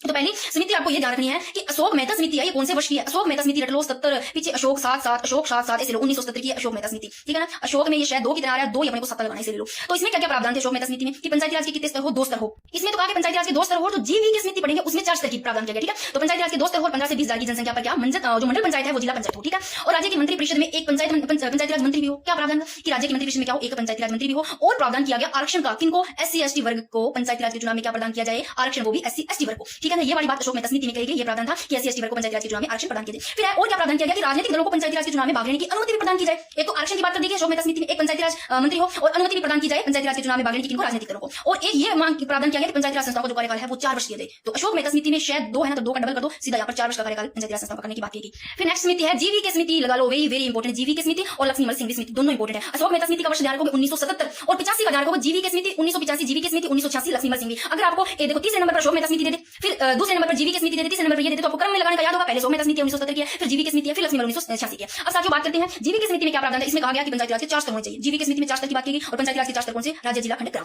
फिर देखो और क्या कहा गया कि जिला स्तर को पंचायती राज की क्या बनाई जाए? मुख्य इकाई बनाई जाए। और कहा गया कि जिला स्तर पर जिला विकास आयुक्त की भी नियुक्ति की जाए। और वेरी वेरी इंपॉर्टेंट ये प्रश्न पूछा गया है, जीवी की समिति में ये बात कही गई, क्या बताया गया, किसको किनके समान बताया गया? इस जीवी की समिति में पंचायती राज संस्थाओं को ना बिना जड़ की घास के समान बताया गया। कौन सी समिति में? जीवी की समिति। याद ना रहे घास की बात है, घास को ग्रास बोलते हैं, ग्रास से जी से ग्रास स्टार्ट होता है, तो घास वाली बात है ना, पंचायती राज संस्थाओं को बिना जड़ की घास की गई, ये जीवी की समिति, ठीक है। और 1985 की है, 4 स्तर बताए गए हैं, 4 स्तर होने चाहिए। ये हो गई आपकी क्लियर। फिर बात करते हैं लक्ष्मीमल सिंघवी समिति 1986 की साथियों, और इसमें इंपॉर्टेंट लगा लो, ये प्रश्न बना हुआ यहाँ से पूछे गए हैं, कतरों से कोई और किसी का ऐसे करके पूछे गए हैं। तो लक्ष्मीमल सिंघवी समिति है 1986 की। फिर इसी लक्ष्मीमल सिंघवी में बात की सह से सिंघवी और सह से संवैधानिक मान्यता की बात इसमें की गई कि पंचायती राज संस्थाओं को संवैधानिक मान्यता प्रदान की जाए, सह से संवैधानिक, सह से सिंघवी वाली में लक्ष्मीमल सिंघवी। फिर देखो त्रिस्तरीय व्यवस्था ही पंचायती राज की सबसे उपयुक्त व्यवस्था है, और ग्राम पंचायतों को मुख्य इकाई बनाया जाए और ग्राम न्यायालयों की स्थापना की जाए। ये भी इसमें प्रावधान किया गया कि ग्राम पंचायतों को क्या मुख्य इकाई बनाया जाए और ग्राम न्यायालयों की क्या की जाए स्थापना, और ग्राम पंचायतों का पुनर्गठन हो, और इसमें शासन का जो तीसरा स्तर है वो घोषित किया जाए। ये सारी जो प्रावधान है वो लक्ष्मीमल सिंघवी समिति 1986 में की गई, ठीक है। आप कुछ चीज और देखो, एक बताती हूँ आपको, कब की बात? 1989 में है। एक विधेयक लाया गया 1989 में, राजीव गांधी द्वारा लाया गया। कौन सा? 64वां संविधान संशोधन विधेयक लाया गया, और वो पारित नहीं हुआ, लेकिन ये पारित नहीं हुआ जो 64वां संविधान संशोधन विधेयक लाया गया 1989 में लाया गया। और इसी प्रयास के कारण राजीव गांधी को देखो आधुनिक पंचायती राज का जनक कहा जाता है। अब आपको पूछे कि आधुनिक पंचायती राज का जनक किसे कहा जाता है, तो राजीव गांधी को क्यों कहा जाता है? क्योंकि ये 1989 में राजीव गांधी सरकार द्वारा लाया गया क्या? 64वां संविधान संशोधन विधेयक लाया गया, ये पारित तो नहीं हुआ, और इसी प्रयास के कारण राजीव गांधी को आधुनिक पंचायती राज का जनक कहा जाता है। नेक्स्ट ये चीजें समझो, अब इंपॉर्टेंट है, ठीक है ना। क्या क्या इन चीजों को अपने आर्टिकल को पढ़ेंगे अनुच्छेद को। साथियों बात करते हैं 1992 में, कब? 1992 में पीवी नरसिम्हा राव की सरकार द्वारा कौन सा? 73वां संविधान संशोधन। कौन सा? 73वां संविधान संशोधन, जो 1992 में 73वां संविधान संशोधन है, ये संशोधन पारित किया गया। तो 73वां संविधान संशोधन अधिनियम कब पारित किया गया? इसके पूछे आपको, इसके द्वारा भाग 9 में आर्टिकल पूछे 243 में, यानी कि 200 देखो पढ़ेंगे अपने 243 में परिभाषा है, फिर 243 में अपने ए बी सी डी से पढ़ेंगे। तो 243 में परिभाषा है, फिर 243 में 243 ए से ओ तक अनुच्छेद जोड़ेंगे। और देखो अगर आपको कोई ए ना दे तो वहां पर कह दिया जा सकता है, और आप वैसे समझोगे बी ख नंबर पर आता है, और ओ तक यानी कि ए से ओ तक, तो कैसे अन तक हो गए? तो 1992 में पीवी नरसिम्हा राव की सरकार द्वारा 73वां संविधान संशोधन पारित किया गया, और इसके द्वारा भाग 9 में आर्टिकल 243 में 243 ए से ओ तक अनुच्छेद जोड़े गए एवं 11वीं अनुसूची जोड़ी गई। तो आर्टिकल तो 243 ए से 243 ओ तक, और भाग 9 में ध्यान रखना, और अनुसूची 11वीं ध्यान रखना जोड़ी गई, जिसमें विषय 29 विषय लिखे। प्रश्न ऐसे बन सकता है, बने हुए में प्रश्न भी है। तो आपको पूछे कि 11वीं अनुसूची जोड़ी गई और विषय पूछे कितने उल्लेखित है, तो 29 विषय। और यदि यह अधिनियम 24 अप्रैल 1993 को लागू हुआ, ठीक है, जो 73वां संविधान संशोधन अधिनियम है, ये लागू कब होता है? इंपॉर्टेंट है, ये 24 अप्रैल 1993 को पूछा गया। संवैधानिक मान्यता प्राप्त होने के बाद पंचायती राज के प्रथम चुनाव एमपी में, मध्य प्रदेश में। ये प्रश्न भी बना हुआ है कि संवैधानिक मान्यता प्राप्त के बाद पंचायती राज का जो प्रथम चुनाव है वो मध्य प्रदेश में हुआ। अब फटाफट ना इनको एक बार, जितने भी ये है योजना होगी, समिति होगी, इनको एक बार देख लो। अगर आपको पूछे लॉर्ड रिपन है कौन से वर्ष का है, तो लॉर्ड रिपन प्रस्ताव लाया गया 1882, लॉर्ड रिपन 1882, मोंटेग्यू चेम्सफोर्ड 1919 का, ये तो आपको पता होगा। और अनुच्छेद 40 में देखो 1950 में बात करें तो इसमें अनुच्छेद 40 में उल्लेख, और सामुदायिक विकास कार्यक्रम पूछे तो ये कौन से वर्ष का? 1952 का। सामुदायिक विकास कार्यक्रम 1952 का, राष्ट्रीय सह विस्तार योजना 1953 के, दोनों पीछे पढ़े हैं, तो ये तो याद होगा। 1957 बलवंत राय मेहता समिति, तो बलवंत राय मेहता समिति में बात करें तो इस समिति में पंचायती राज के जो 3 स्तर है, तीनों स्तरों में पंचायत समिति पर क्या दिया गया? बल दिया गया, ठीक है, त्रिस्तरीय ढांचे की। और अशोक मेहता समिति में द्विस्तरीय ढांचा। एक बार मैं बलवंत राय मेहता समिति को आपको फिर से दिखा देती हूँ। ये लो बलवंत राय मेहता समिति 1957 की, गठन 16 जनवरी 1957 को होता है। त्रिस्तरीय देखो, ग्राम स्तर पर ग्राम पंचायत, खंड स्तर पर पंचायत समिति, जिला स्तर पर जिला परिषद, यानी कि ये इंपॉर्टेंट लाइन आप ये देख सकते हो कि इस समिति ने पंचायती राज के 30 स्तरों में पंचायत समिति पर विशेष बल दिया, यानी कि त्रिस्तरीय, ठीक है। तो ये अगर आपको कुछ बलवंत राय मेहता समिति का त्रिस्तरीय ढांचा, अशोक मेहता द्विस्तरीय, ये त्रिस्तरीय पंचायती राज की स्थापना की सिफारिश की इस समिति में लोकतांत्रिक विकेंद्रीकरण और त्रिस्तरीय, ये दोनों ये इंपॉर्टेंट लाइन रखना, वो वाला सुझाव दिया गया, ठीक है। अगर आपको पूछे बलवंत राय मेहता समिति 1957 की है, और अगर पूछे कि पंचायती राज का विधिवत गठन का उद्घाटन का पूछे कौन से वर्ष के बाद, कौन से वर्ष में विधिवत उद्घाटन किया गया, तो 1959 में। पंचायती राज का विधिवत उद्घाटन 1959 में। 52 की है सामुदायिक विकास कार्यक्रम, 53 का है सह विस्तार कार्यक्रम, दो चीजें तो आपको पीछे भी याद होगी। और अनुच्छेद आर्टिकल 40 से लेकर 1950 मोंटेग्यू चेम्सफोर्ड 1919 1882 का लॉर्ड रिपन, ठीक है। फिर बात करते हैं 1959 में उद्घाटन है वो विधिवत पंचायती राज का। 1970 की अशोक मेहता समिति, इसमें द्विस्तरीय ढांचा की बात की गई। और फिर दांतेवाड़ा समिति, ये भी इंपॉर्टेंट है, दांतेवाड़ा 78 और जीवी के राव समिति 1985 की है, इंपॉर्टेंट है। लक्ष्मीमल सिंह समिति 1986 की है, और ये दोनों ध्यान रखना इंपॉर्टेंट है। पी के थुंगन समिति पूछे, वी एन गौडगिल समिति पूछे 1988 की है, पी के थुंगन और वी एन गौडगिल 88 रट लो। 86 लक्ष्मीमल सिंघवी, और संवैधानिक दर्जे की मान्यता वाली बात सिंघवी में कही, ऐसे लेना। और जीवी के राव समिति 1985, जी से ग्रास ध्यान, ग्रास से घास, और इसमें पंचायती राज संस्थाओं को बिना जड़ की घास का, ठीक है ना। तो ये चीज इसमें ध्यान रखना। और फिर बात करते हैं दांतेवाड़ा समिति 1978, दांतेवाड़ी 78, और ये आ गई दोनों 88 की। और 64वां संविधान संशोधन विधेयक की बात करें 1979 का, और 73वां संविधान संशोधन पारित 1992 में होता है। और 24 अप्रैल की जो डेट है इसको पंचायती राज व्यवस्था शुरू हो जाती है, जो 1993, ठीक है ना। तो ये चीज आप एक बार इस पेज पर जो एक पेज पे दी हुई है वो ज्यादा महत्वपूर्ण है। ठीक है। अब साथियों बात करते हैं कि जो आर्टिकल है पंचायती राज से संबंधित अनुच्छेद वो 243 से लेकर के यानी कि 243 में परिभाषा है, फिर 243 ए से ओ तक यानी कि 243 से ओ तक समझ जाओगे आप। ये जो आर्टिकल है इनको मैं एक बार आपको यहाँ पर शॉर्ट में करवा देती हूँ, फिर इनको फुल डिटेल से एक एक करके पढ़ेंगे। इनको करने से पहले ना मैं आपको एक ये जो लक्ष्मीमल यानी कि एमएल सिंघवी जो समिति की जो बता देती हूँ, क्योंकि यहाँ से प्रश्न बन सकता है कि इसका उद्देश्य देखो, ये उद्देश्य से भी बन सकता है इसका प्रश्न। एक तो ध्यान रखना 1986 की समिति है। फिर उद्देश्य की बात करें तो पंचायती राज संस्थाओं को पुनर्जीवित करने हेतु इसका उद्देश्य है पंचायती राज संस्थाओं को पुनर्जीवित करने, ठीक है। और इसमें सिंघवी वाले में संवैधानिक अपने पूछा ना, पंचायती राज संस्थाओं को संवैधानिक सांविधिक तौर पर मान्यता यानी कि संवैधानिक दर्जा दिया गया और गांव के समूह के लिए नए पंचायतों की स्थापना, ये सब इसमें है एमएल सिंघवी में। और ये बढ़िया उन्होंने जीवी के राव समिति 1985 की है। तो इसमें बात करें तो ये लाइन भी इसमें इंपॉर्टेंट है जीवी के राव समिति में कि राजीव गांधी सरकार गरीबी उन्मूलन हेतु इस समिति का गठन किया गया। ये उसमें नहीं लिखा हुआ है ना, तो ये इसमें देख लो कि जीवी के राव समिति जी गांधी से गांधी सरकार द्वारा जी से गरीब यानी कि जी गरीब जैसे गरीब उन्मूलन हेतु समिति का गठन कौन सी में जीवी वाले में। और ये चीज इसी में बताई बिना जड़ की घास, जी से ग्रास घास यानी कि समिति में पंचायती राज संस्थाओं को क्या समिति ने क्या कहा, पंचायती राज संस्थाओं को बिना जड़ की घास। और इस स्तर में 4 स्तरीय पंचायती राज व्यवस्था सुझाव दिया गया और जिला परिषद अधिक सक्रिय और जिला विकास आयुक्त की नियुक्ति। तो ये इंपॉर्टेंट है दोनों, तो इसलिए मैंने फुल डिटेल में से आपको बता दिया, ठीक है। तो अब इसको है ना यहाँ पर जो आपके आर्टिकल है पंचायती राज संबंधित, इनको एक बार अपने एक नजर में शॉर्ट में पढ़ते हैं, फिर अपने इसको फुल डिटेल में पढ़ेंगे, ठीक है। एक बार इसमें देख लो, ये दोनों चीजें मैंने ऐड कर दी है। ये लो कि जीवी की समिति 1985, इसमें राजीव गांधी सरकार द्वारा गरीब उन्मूलन हेतु समिति का गठन किया जीवी के समिति में, यानी कि राजीव गांधी सरकार द्वारा गरीबी उन्मूलन हेतु समिति का गठन किया गया, वो भी योजना आयोग द्वारा। और इसमें लक्ष्मीमल सिंघवी समिति 1986, इसमें देखो पंचायती राज संस्थाओं को पुनर्जीवित करने। तो ये दोनों चीज हो गए। अब इनको करते हैं, ठीक है। सॉरी माफी चाहती हूँ क्योंकि बीच में मैंने आपको वो बताया कि इंपॉर्टेंट थी, बहुत ज्यादा बोला नहीं। अब यहाँ पर पढ़ते हैं कि एक तो आपको 243 सबसे पहले परिभाषा पढ़ते हैं आपने, तो 243 से सीधा पूछे तो परिभाषा 243 से ए में क्या है। अब यहाँ पर ए ना देकर के आपको कह देते तो कर लोगे 243 से ए का मतलब ही क्या है, ए चाहे 243 कह देते, इसमें है ग्राम सभा। तो पहले परिभाषा, फिर ए में अपने से लो, ए नंबर पे पूरी ग्राम की सभा रहेगी, से लो। और 243 बी यानी कि बी चाहे आप ख्याल लो, 243 बी में है गठन यानी कि बी ब्यूल्ड यानी कि गठन समझ जाओगे। 243 बी में गठन है, ए में ग्राम सभा, सी में संरचना इंपॉर्टेंट है। देखो वैसे भी आप सी लिखते हो ना, सी में सह की साउंड आ रही है, सी से संरचना, सी की साउंड सह से संरचना आ रही है। और ऐसे ना याद रहे तो आप क्या बोलोगे, संरचना कंस्ट्रक्शन, सी से कंस्ट्रक्शन संरचना याद रह ये इंपॉर्टेंट है। डी भी इंपॉर्टेंट है, आरक्षण, आरक्षण को डी में 243 डी में आरक्षण है, कैसे याद करोगे, दो चीज याद करो, डी से दया करना और दया किन पर महिलाओं के आरक्षण से संबंधित, डी से दया ऐसे ले लो, और चाहे डी से डिस्काउंट ले लो, डिस्काउंट का मतलब छूट होता है तो आंसर ऐसे याद हो जाएगा। ई में क्या है, कार्यकाल, ईयर अब कार्यकाल बोलते हैं, काल साल बोलते हैं, कार्यकाल अवधि, कार्यकाल अवधि दे दे तो ई से ईयर। और एफ योग्यता, इसमें योग्यता अयोग्यता आएगी यानी कि जो निर्हरताएं आई मतलब जिसमें योग्यता नहीं है, तो मैं यहाँ पर अयोग्यता लिख दूं या निर्हरता लिख दूं, ठीक है ना। तो एफ से आप कैसे याद रखोगे, अयोग्यता निर्हरता। देखो जो बंदा एफ से फेल हो जाता है वो उसमें कोई काम करने के योग्य नहीं है, वो पास के योग्य नहीं है, तो फे से फेल अयोग्य निर्हरता है, ठीक है। और जी से कार्य याद कर लेना, जिसमें कार्य शक्तियां आएगी यानी कि कार्य शक्तियां सारा जी में आ जाता है। जी से आप कैसे याद करोगे, जीनियस, जी से जीनियस लोग होते हैं उसमें शक्तियां कैसे याद कर लेना। एस से आप ले लो हाईटेक्स, एस से हाईटेक्स यानी कि कर लगाना। आई से आपको इनकम, इनकम से वित्त याद रहेगा, इंपॉर्टेंट है। आई वाला भी इंपॉर्टेंट है, आई पूछा गया है आपका राज्य वित्त आयोग 243 आई में है, 243 आई में, 243 एच में है, एच हाईटेक्स कर लगाना। जी में कार्य शक्तियां आ गई, एफ में अयोग्यता निर्हरता आ गई, ई में कार्यकाल अवधि आ गई, डी में आरक्षण, सी में संरचना, बी में गठन, 243 ए में ग्राम सभा, ठीक है ना। तो आई यानी कि वित्त आयोग, तो इनकम से याद कर लोगे। फिर 243 जे में आप रख लो लेखा परीक्षण। लेखा परीक्षण क्या होता है, यानी कि जांच करना जैसे लेखा परीक्षण। के इंपॉर्टेंट है, के में क्या है, के में आपको राज्य निर्वाचन आयोग ध्यान रखना। राज्य निर्वाचन आयोग मैंने आपको कल ही करवाया, प्रश्न करवाया क्या, राज्य निर्वाचन आयोग बहुत अच्छे तरीके करवाया था। अपने राज्य के जो आर्टिकल 243 के पढ़ेंगे तो इसमें राज्य निर्वाचन पढ़ेंगे, राज्य निर्वाचन से संबंधित, तो राज्य निर्वाचन इसमें आ जाएगा, सब कुछ राज्य निर्वाचन से संबंधित प्रश्न बनेंगे जो। फिर एल में याद रखना 243 एल में है केंद्र शासित प्रदेशों में, तो ये चीज पढ़ेंगे यानी कि 243 एल में ये देखो कि केंद्र शासित प्रदेश में पंचायती राज व्यवस्था लागू करने हेतु राष्ट्रपति को अलग से आदेश जारी करना होगा, ठीक है ना। और एम में लागू नहीं, कहां क्या लागू नहीं, यानी कि 243 एम में वे क्षेत्र जहां पंचायती राज व्यवस्था लागू नहीं, कहां पश्चिमी बंगाल, दार्जिलिंग क्षेत्र, मणिपुर का पर्वतीय क्षेत्र, मेघालय, नागालैंड, मिजोरम, ऐसे क्षेत्र जो 5वीं 6वीं अनुसूची में शामिल है वहां पंचायती राज व्यवस्था लागू नहीं, 243 एम में आता है, ठीक है ना।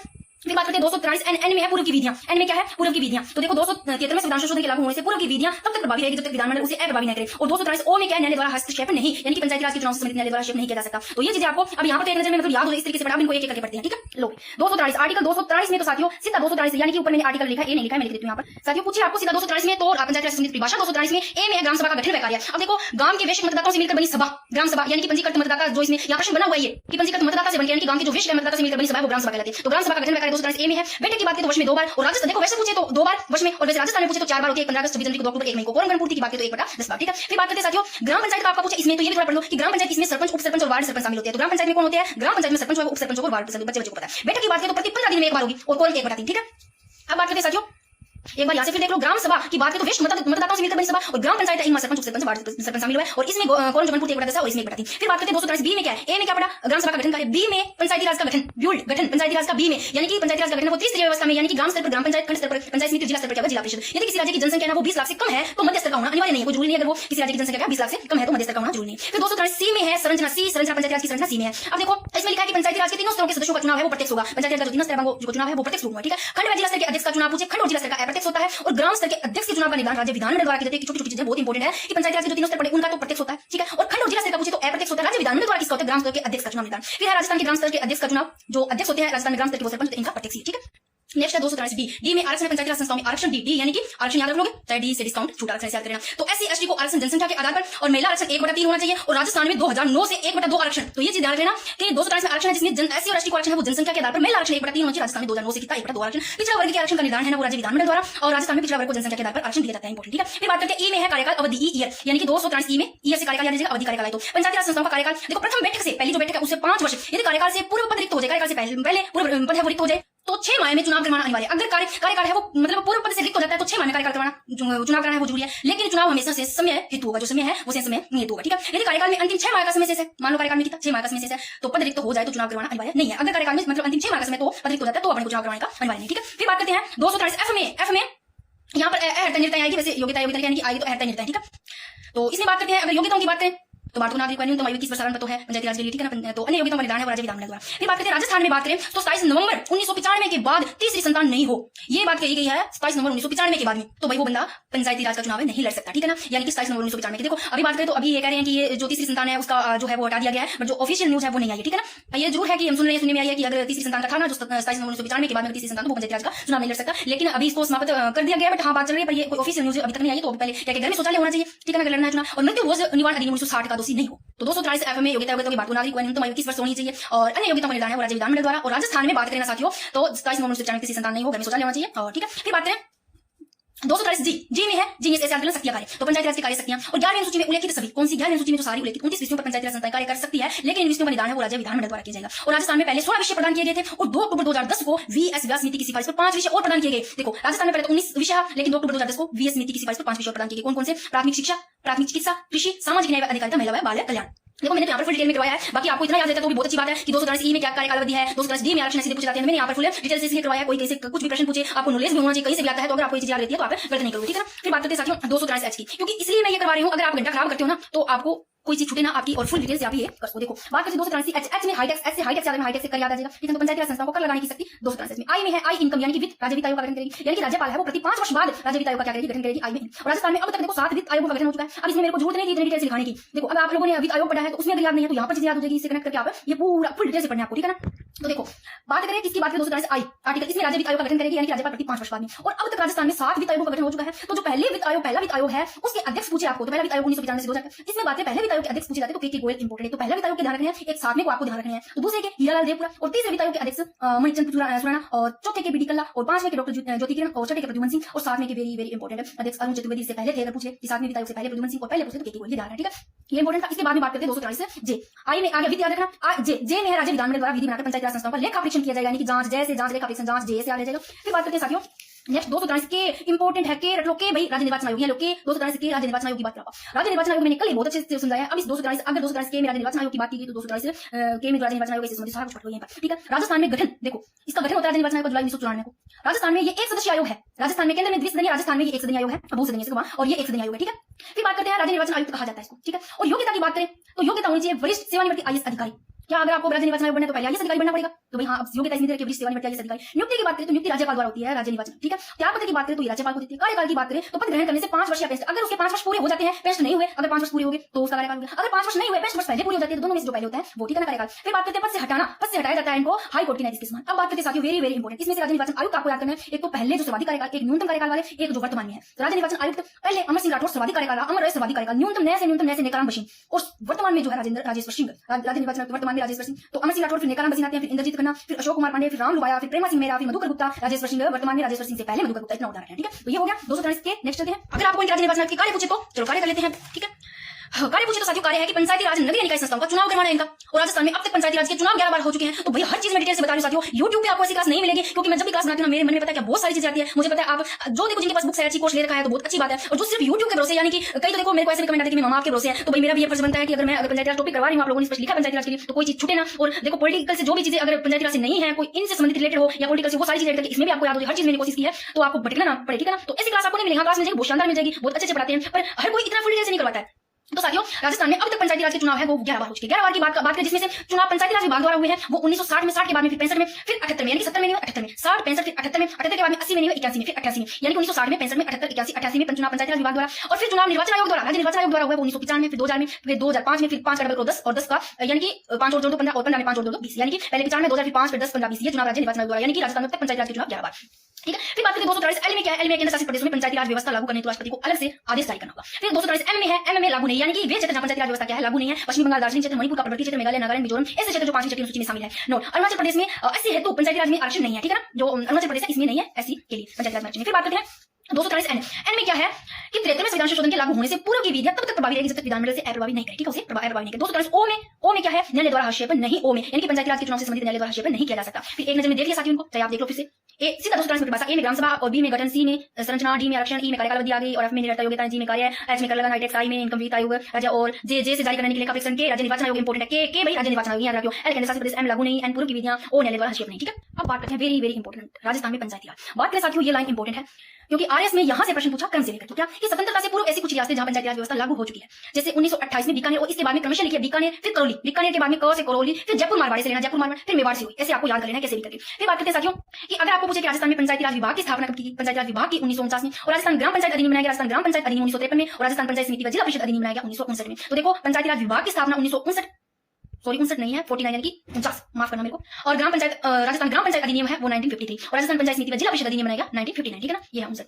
फिर बात करते हैं राजस्थान पंचायती राज अधिनियम की बात पूछे तो लगा लो, लगा भी रखा है, इंपोर्टेंट है ये जरूर ध्यान रखना। राजस्थान पंचायती राज अधिनियम है 23 अप्रैल 1994 में पूछा गया है, पूछा जा सकता है राजस्थान पंचायती राज अधिनियम 23 अप्रैल 1994 को। अब साथियों राजस्थान में समिति है थोड़ी सी, ये इनको देख लो, केंद्र में पढ़ी अपने। अब अपने को राजस्थान की समिति इनको पढ़ना है। देखो एक सादिक अली समिति है, very very important. Sadiq Ali समिति 1964 की है, सादिक अली समिति 1964, और हरलाल सिंह खर्रा समिति 1988। अब 88 में मैंने दो और बताई थी आपको, कौन कौन सी बताई थी, जो कि पीवी थुंगन और एनवी गोडगिल 1988 के साथियों, दोनों 1988 के, इसके साथ में हरलाल सिंह खर्रा। देखो नाम ऐसे पीवी थुंगन और गोडगिल, एनवी गोडगिल, खर्रा नाम ऐसी है तो पीछे 8 खर्रा खर्रा लगा दो, 1988 के तीनों याद हो गई होंगी। 1964 की है सादिक अली समिति, और गिरधारी लाल व्यास समिति है 1973 की, और गुलाब चंद कटारिया समिति है 2009 की। कहीं आपको 2011 मिलेगी, 2011 मत कर देना, 2009 की है गुलाब चंद कटारिया। ठीक है, अब बात करते हैं एक पढ़ते हैं। सादिक अली समिति पहले 1964 की है। सुझाव इसमें दिया कि खंड एवं जिला स्तर के अध्यक्ष का चुनाव है वो एक निर्वाचक मंडल के अध्यक्ष, निर्वाचक मंडल के माध्यम से करवाया जाए। क्या सादिक अली समिति में 1964 में क्या दिया गया कि खंड एवं जिला स्तर के अध्यक्ष का चुनाव है वो एक निर्वाचक मंडल के माध्यम से करवाया जाए, जिसमें ग्राम स्तर के अध्यक्ष को भी क्या किया जाए, शामिल किया जाए, लेकिन ये सुझाव है, मना नहीं है। ठीक है, दूसरी पढ़ते हैं अपने, ये तो पढ़ ले।